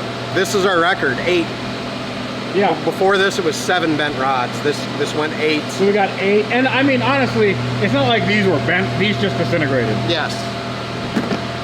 So, yeah. Before this, 7 bent rods. This you took high score? Yeah, high score. Good All job. 8 rods bent. Woo! This is the difference that we're talking about when it comes to small rod and big rod. Yeah. So this is like a toothpick. This is like a bigger toothpick. You can still see, even being a bigger toothpick. Yeah. Whoop, she's bent too. Do you think it's because of the way that the metal is formed?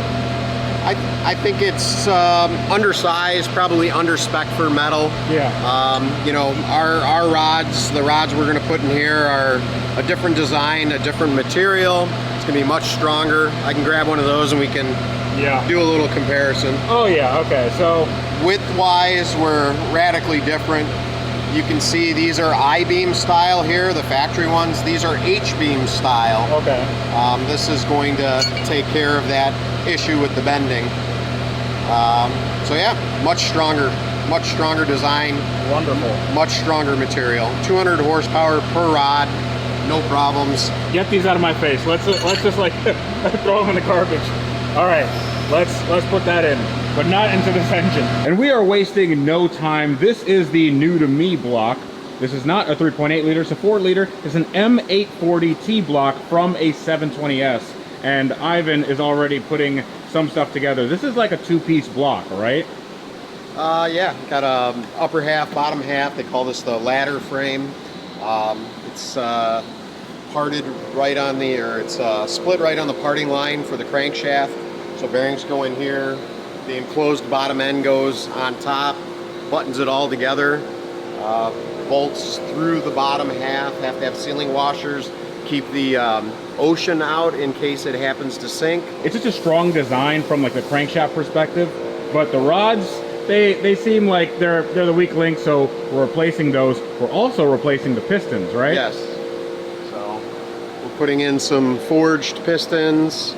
They're hard nitride coated for the rings. We've got some slip coating, some Teflon coating on the sides to keep the scuffing down. It's going to be a nice combo. Yeah, I think this will make some good power. Now, how much power can this hold? This is the internet, so I need something north of 5,000 horsepower, I think. Oh yeah, easily. So these are designed for 1 million horsepower each. Good. So yeah, 8 million horsepower, and we're good to go. I have to have the cannonball stickers on the car because they add another million. 9 million horsepower. So realistically, all these components were designed around 200 horsepower per hole, so we're talking 1,600 horsepower. That's insane. So yeah, I don't think we're going to get there, not with the turbo you have on the car. No. But I think half that, maybe 800, yeah, maybe? That's a great goal. I like it. Okay, all right, let's do it. This is going to be a lot of measuring and double measuring and then fitting stuff in, taking stuff out, measuring again, and then putting the engine together, cleaning it, and then hopefully we have an engine that works. Yes. And the engine is in. Now, I bet you have a lot of questions like, how does an internal combustion engine work, and how do you put one in a McLaren? Well, thankfully, I will answer all those questions in voiceover.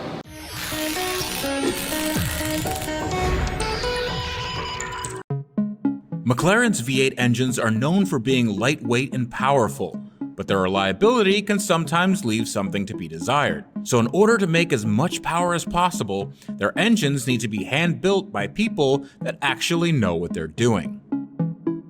An engine block is sourced from the most reliable place in the world, a junkyard, and then it's rotated and cleaned. It's vital that every part of the engine is spotless because it's an absolute pain in the butt to rebuild these things, and no one ever wants to repeat this process. The new pistons are put on a table to mark the last time they'll ever be this shiny again. The engine's oil squirters are little metal fittings that shoot pressurized oil on the bottom of each piston to help cool it under heavy loads. They're cleaned with a solvent and a rag and then installed into the engine block to ensure that maximum squirtage is achieved. The crankshaft is what's used to convert explosions in the cylinders into turning force that moves a car forward. It rides on high-pressure oil-fed metal bearings to rotate on its own, and it also holds the connecting rods in place. Precise and accurate measurements between the bearing and crank mean that the engine will run for years without issue, unless the driver makes YouTube videos for a living. The connecting rods are measured against the crank for the same reason, and special H-beam rods are used in this high horsepower build to ensure that the engine doesn't end up looking like a Taco Bell bathroom at closing time. The piston rings are filed and wrist pins are inserted, mating the connecting rod with the piston, and it's time to insert them into the cylinder bores using a tool that compresses the rings without scratching the cylinder wall or exploding in your face. They're simply tapped in and bolted to the crankshaft, which now lies in the middle of the engine block. And every bolt is torqued down with a special tool called a torque wrench, even though many people in the industry simply use the German standard of Guten tight. A thin film of silicone is applied to mate the bottom of the block to the top, and the main bolts are installed and torqued with a special grease that looks almost exactly like an oil leak. So it'll be fun to look under the engine later when that fact is long forgotten. It's then time to check how smooth the engine rotates. All right, so let's see if she turns.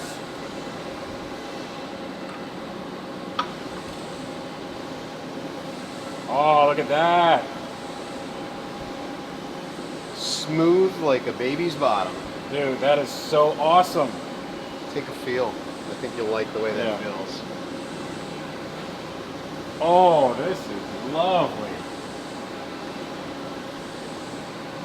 So this is what's going to be happening 8,500 times a minute. Wow. Dude, hell yeah.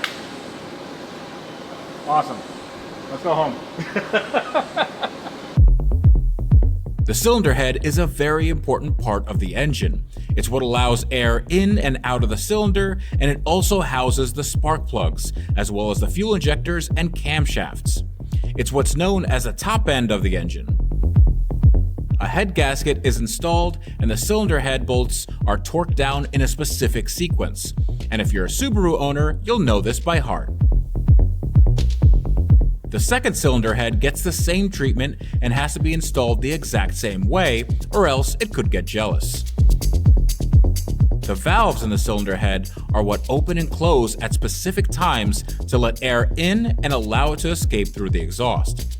These valves need special shims, and they're measured to make sure their clearances against the camshaft aren't too big or too small. The shims are measured, changed, and remeasured, a process so repetitive that it makes stamp collecting look like an extreme sport. Next, the camshafts and timing chains are installed using special tools that lock the camshafts and crankshaft in place. The valve timing of the engine is vital to the running of the engine, and since this engine has variable camshafts, it requires a specific torque and sequence of bolt tightening. It's just like dancing, except missing a step means you blow a $100,000 engine. The accessories are bolted onto the engine block, as well as the turbochargers, coolant lines, and vacuum hoses.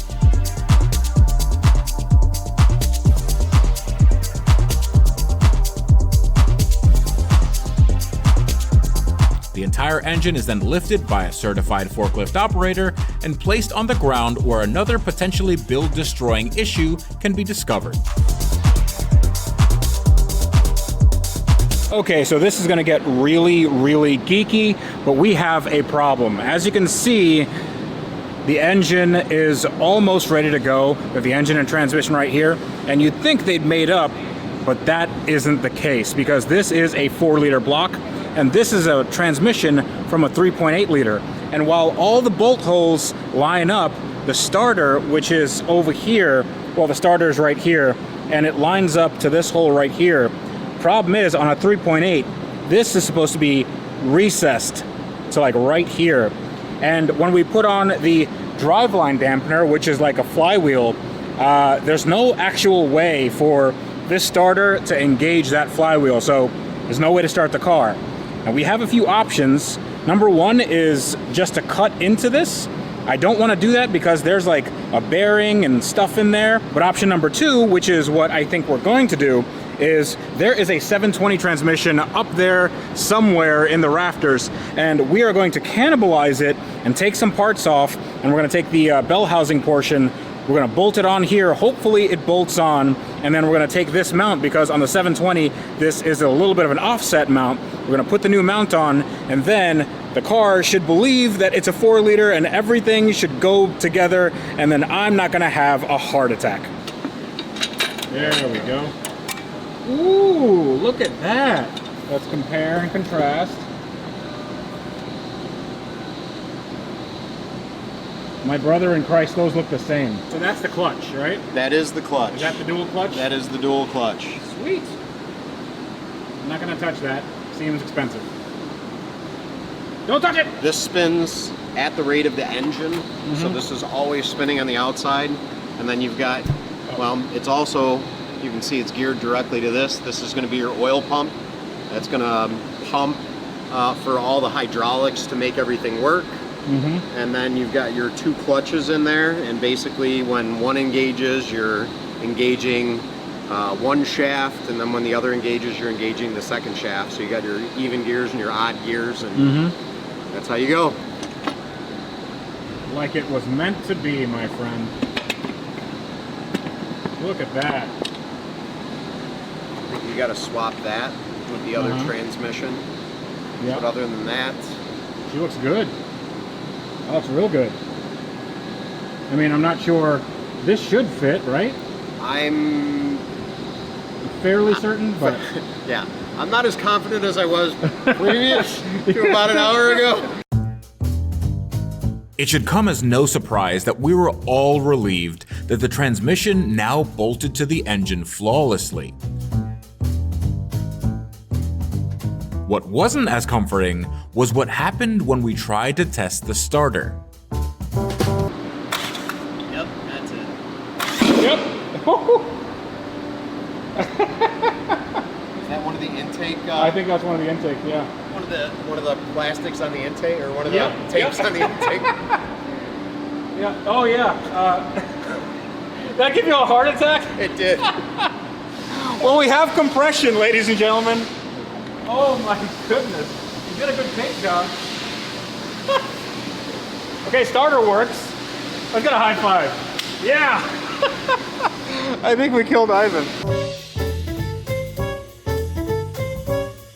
And after 6 long days of work, the engine and transmission, now mated as a powertrain, could be fit back in the car. And for the sake of time, let's just say the installation was reverse of removal. Now, Ivan and I have been tirelessly working, and when I say tirelessly working, I mean he's been getting up at the crack of dawn, actually before dawn sometimes. They don't let me go home. They don't let me go home. That's not true. That is not true. We let him go home. I want him to go home. But this is a Sunday, and we are about to start this car, but there's a few things that we have to do before. We have to put the coolant tank on, we have to fill it with coolant, we have to make sure that the engine is primed, because we don't want to starve that thing of oil after we just drove it. So this is fingers crossed that everything goes smoothly, but in the next scene, you guys should see a running McLaren. Hopefully. Hopefully. Can you cross your fingers for me at home? Just please do that. So we're under the car and we are about to turn over the engine. We're not gonna start it, we have to turn it over because the engine needs to get primed.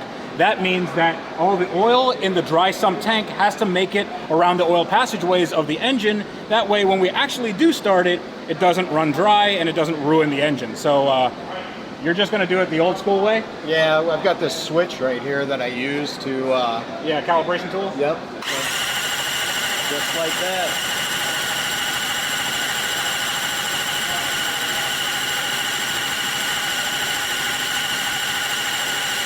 So we don't have any leaks so far, you know, that's always good. We should have oil going to everything. We can pull the turbos filter and all upstairs that. and yeah, take a look.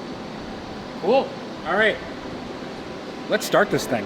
Okay, so the culmination of our work is right now.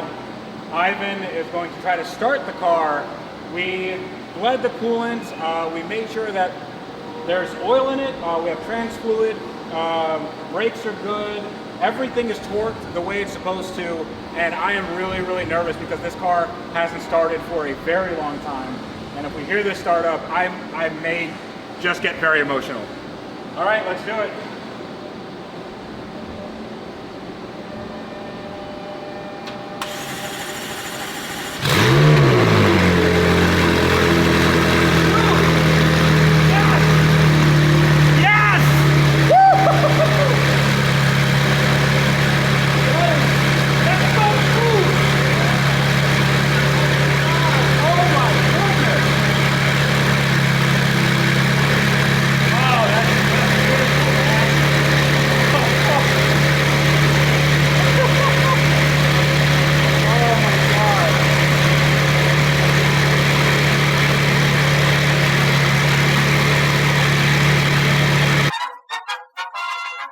So it is the next morning, and Ivan is wasting no time in putting this car on the dyno. Everything seems to be okay. The oil pressure, temperature, and level is okay. We're not leaking anything. And now we find out if this car makes as much power as it did before, well, before it blew up. I think it's gonna make some good power. I hope it makes some good power. If you guys have your fingers crossed, keep them crossed, because I'm gonna need some luck. So we're not going for power runs just yet. Right now, we're just doing break-in miles. So we're gonna have this. As you can see, he's doing some calibration and stuff that's above my pay grade. But right now, we're just going through all the gears, making sure that the piston rings seat with the sleeves, and then we can go for some real power.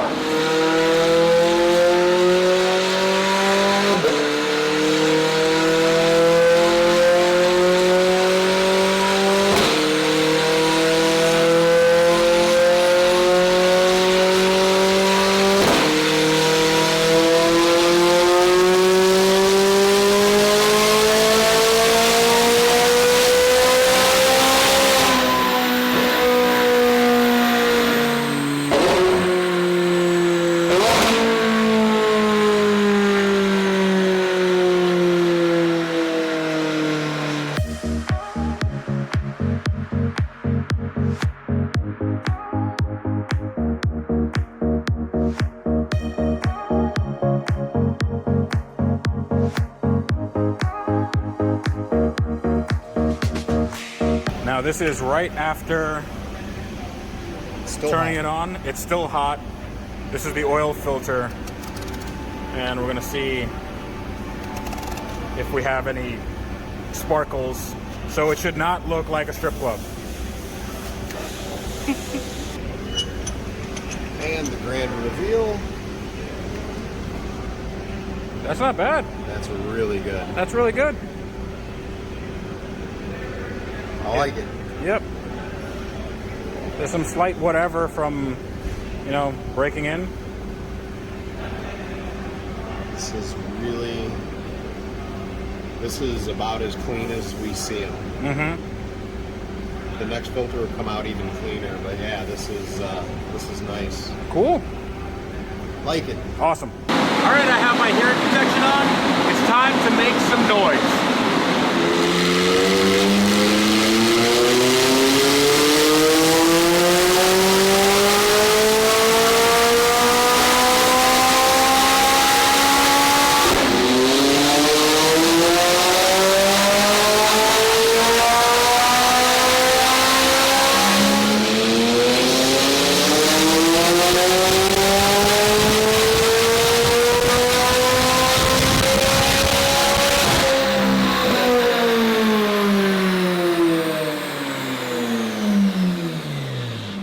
So we have some final numbers. They're not final, but for right now, I think these are really, really good. So let's take a look. Now, we did a bunch of runs here, and our final number is 682. That's horsepower at the rear wheels, and 680 torque. If you look at right here, these are the stock-ish power numbers. I mean, these are tuned, but you can see that the lines are a lot lower. It was making 400 foot-pounds before at 3,000 RPM. Yeah. And now we're making 600 foot-pounds at 3,500 RPM. So that's the difference. This is horsepower at the tires. This is torque at the crank, but measured at the tires. Okay. So this is what the engine will do. Mhm. If this was the actual torque that you were seeing at the tires, the car would barely move. So it's multiplied by gear ratios and final drive and all sorts of that. Okay, gotcha. So this is engine torque measured at the tires with all the driveline loss and everything like that. So 680, 680. Mm-hmm. So as far as why aren't we making a ton of horsepower up top, all that time and energy that we put into putting this engine into here, why aren't we making it? Yeah, turbos. Turbos are our big choke point right now. Even on these huge torque runs, it still plummets, it still drops. There's just no way to hang it out they won't move enough air. Simple enough to resolve, just some big turbos on there and we're good to go. But I think that's going to have to wait for another time. Yeah, I think what we have accomplished here is we have made a torque monster, but also a reliability monster, because I want a car that not only drives well, but also I can drive it any day of the week without having the rods fall out of it like the first engine did. So this is exactly what I wanted. Now, we could put some race gas in here, and then we can make about 100 more horsepower, and that is because we can throw more timing at it, maybe some more boost, I don't know with those turbos, but definitely we can make some more power, and then it would be around like 1,000 crank horsepower, somewhere thereabouts. Yep. I don't feel the need to do that right now, because we need to get this car on the trailer, and yeah, time's a ticking, but here's the thing, dude. You have been the best guy to work with on these cars. Not only because you're knowledgeable, because, I mean, we get along, man. I consider you like a really good friend now. Thanks to the guys at Cannonball Garage, you guys are just amazing. So if anybody wants any McLaren work done, they are not only the specialists, they are the experts at this stuff. We took a car in 1 week, and this is not the regular pace, by the way. This is because... Don't expect that, please. No, don't expect that. But like, this is me and you working 14-hour days, sometimes more, to get this thing off the ground, and I absolutely cannot be happier. So thank you so much. I mean, we still gotta drive this thing. We still got to put it up on the rack. We got to do an oil change. We've got undercovers to put on it. We've got to drive it on the street logs, load it on the trailer. We got a lot to do. Okay, all right, let's get to that. A really good component of any tune is the street portion of the tune, and I decided to let Ivan drive because he has had a lot of experience in driving very fast cars, and I've never been a real passenger in my car, so this will be fun. We're in for an experience, both of us. Yep.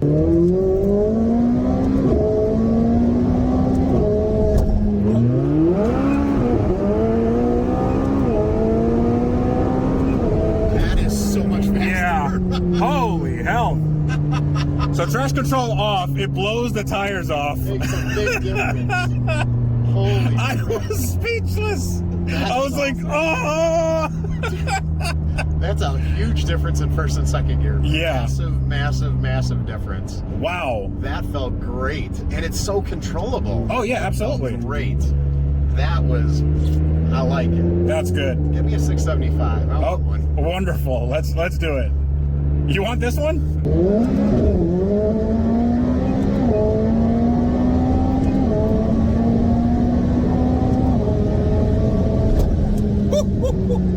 Oh my goodness. That was a $140. Okay. Yeah, that's gets there fast. Yeah, it does. This thing scoots. That was fun. Holy crap. One big hurdle was behind us, but another lay ahead. Arnie, Stan, and I loaded up my newly running McLaren and set off on the more than 30-hour journey to LA to see one of my automotive idols, Jay Leno.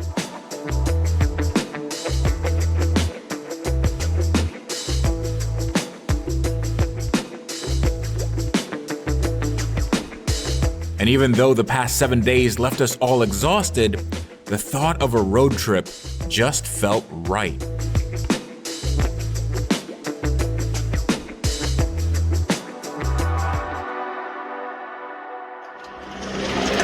Okay, so it took quite a while, it took a few days, but the McLaren is here at Jay Leno's garage, and I am really nervous. I say that a lot about these builds and these projects, but I am like actually nervous. Jay Leno is one of the people that inspired me to do all this car stuff. So I want to know what he thinks of my car. Now, I want to thank Arnie, who's unloading this car. Arnie and everybody at Cannonball Garage, because without them, we wouldn't be able to do this. And Arnie not only treated me, you know, like a good customer, but like he treated me like family. And that is so important when you have to do an engine swap in 7 days. Absolutely. So thank you so much, man. Like this is a dream come Let's true. do it. We made it. Yeah, we made it. We made it. We did it. We're there. Okay, now I need to stop shaking and get this car off the trailer, and then we'll see what Jay thinks.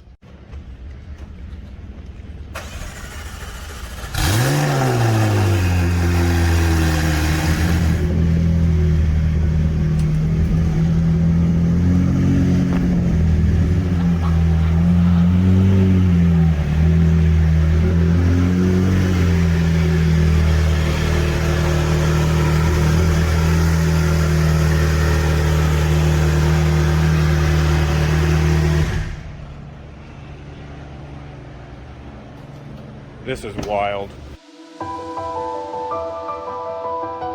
I can't begin to tell you how much this all meant to me.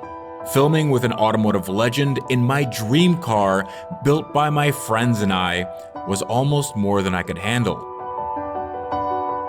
But weirdly, I held it together, and so did the car. It did so well, in fact, that Jay had a few choice things to say about it. And we are done. I'm here with the man himself, Jay Leno, and we just drove this car. Now, if you want to see what that looks like, you have to go to his channel. That's going to be coming up in the next weeks or months. That usually takes a little bit longer. Yeah, about a month and a half or so. But I was very impressed with it. I would never have guessed this was a salvage car, a wrecked car with a different engine in it. Mm-hmm. I mean, he's done a beautiful job. It handled. It feels like a brand new car. It feels like a 720. It's got way more power than the 675. Well, I appreciate it. That is praise that honestly I'm taken aback, because I've watched Jay for my entire adult life, and to be here on hallowed ground. I know it's a garage to you, and these are other cars. But it's great having you, because I watched you too, and you're an inspiration to. Because so many people will never ever even get to see one of these cars. So if you were to take one apart, show how vulnerable it is, and inside it's just a car, it's got pistons and connecting rods like everything else, and you got to work to put it together. So you've done a great job, my friend. Well, thank you very much, man. Yeah, I appreciate it. Definitely go check out Jay Leno's garage, and we're gonna do way more stuff on this car in the coming videos. Awesome. I don't know if you lovely people at home remember, but the last time I was here with my pal Freddie, things escalated quickly. They did, didn't they? And although I kind of feel like I should take some of the blame, I wasn't even driving. I was in the passenger seat. No. But I think your aura. It was too much for the engine to take. And actually, the engine on my car exploded in large fashion. But I have rebuilt it. It's built better. I like it. There's more power, and now I think we can give it a proper shakedown run. It's actually dry. It's running right now. It's been running for a while. Yeah, it's nice and warm. So it's nice and warm. All the fluids and everything. And we're not going to hit it right away. We're just going to make sure that it goes leisurely drive. Leisurely drive.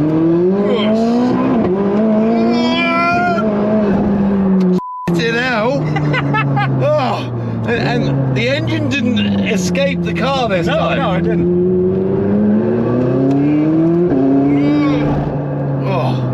This is the road that scared us last time. Right? This is it.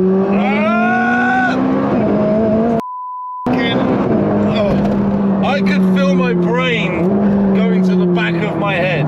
That is something else, man. Engine's still together. Yeah, we did. It was. I'm not a bad omen after all. I tell you what, for me, one of the funnest experiences of this car has got to be that roof scoop. You really get that feeling of the mechanics of the vehicle and how much air this vehicle takes in when you're driving it. Oh, and even when you back up, you get that come through. Oh my God. That is something special, man. Thank you so much. I'm so glad that I wasn't like the bad luck person that like every time I go out with you can damage your car. But yeah, I'm struggling to breathe now.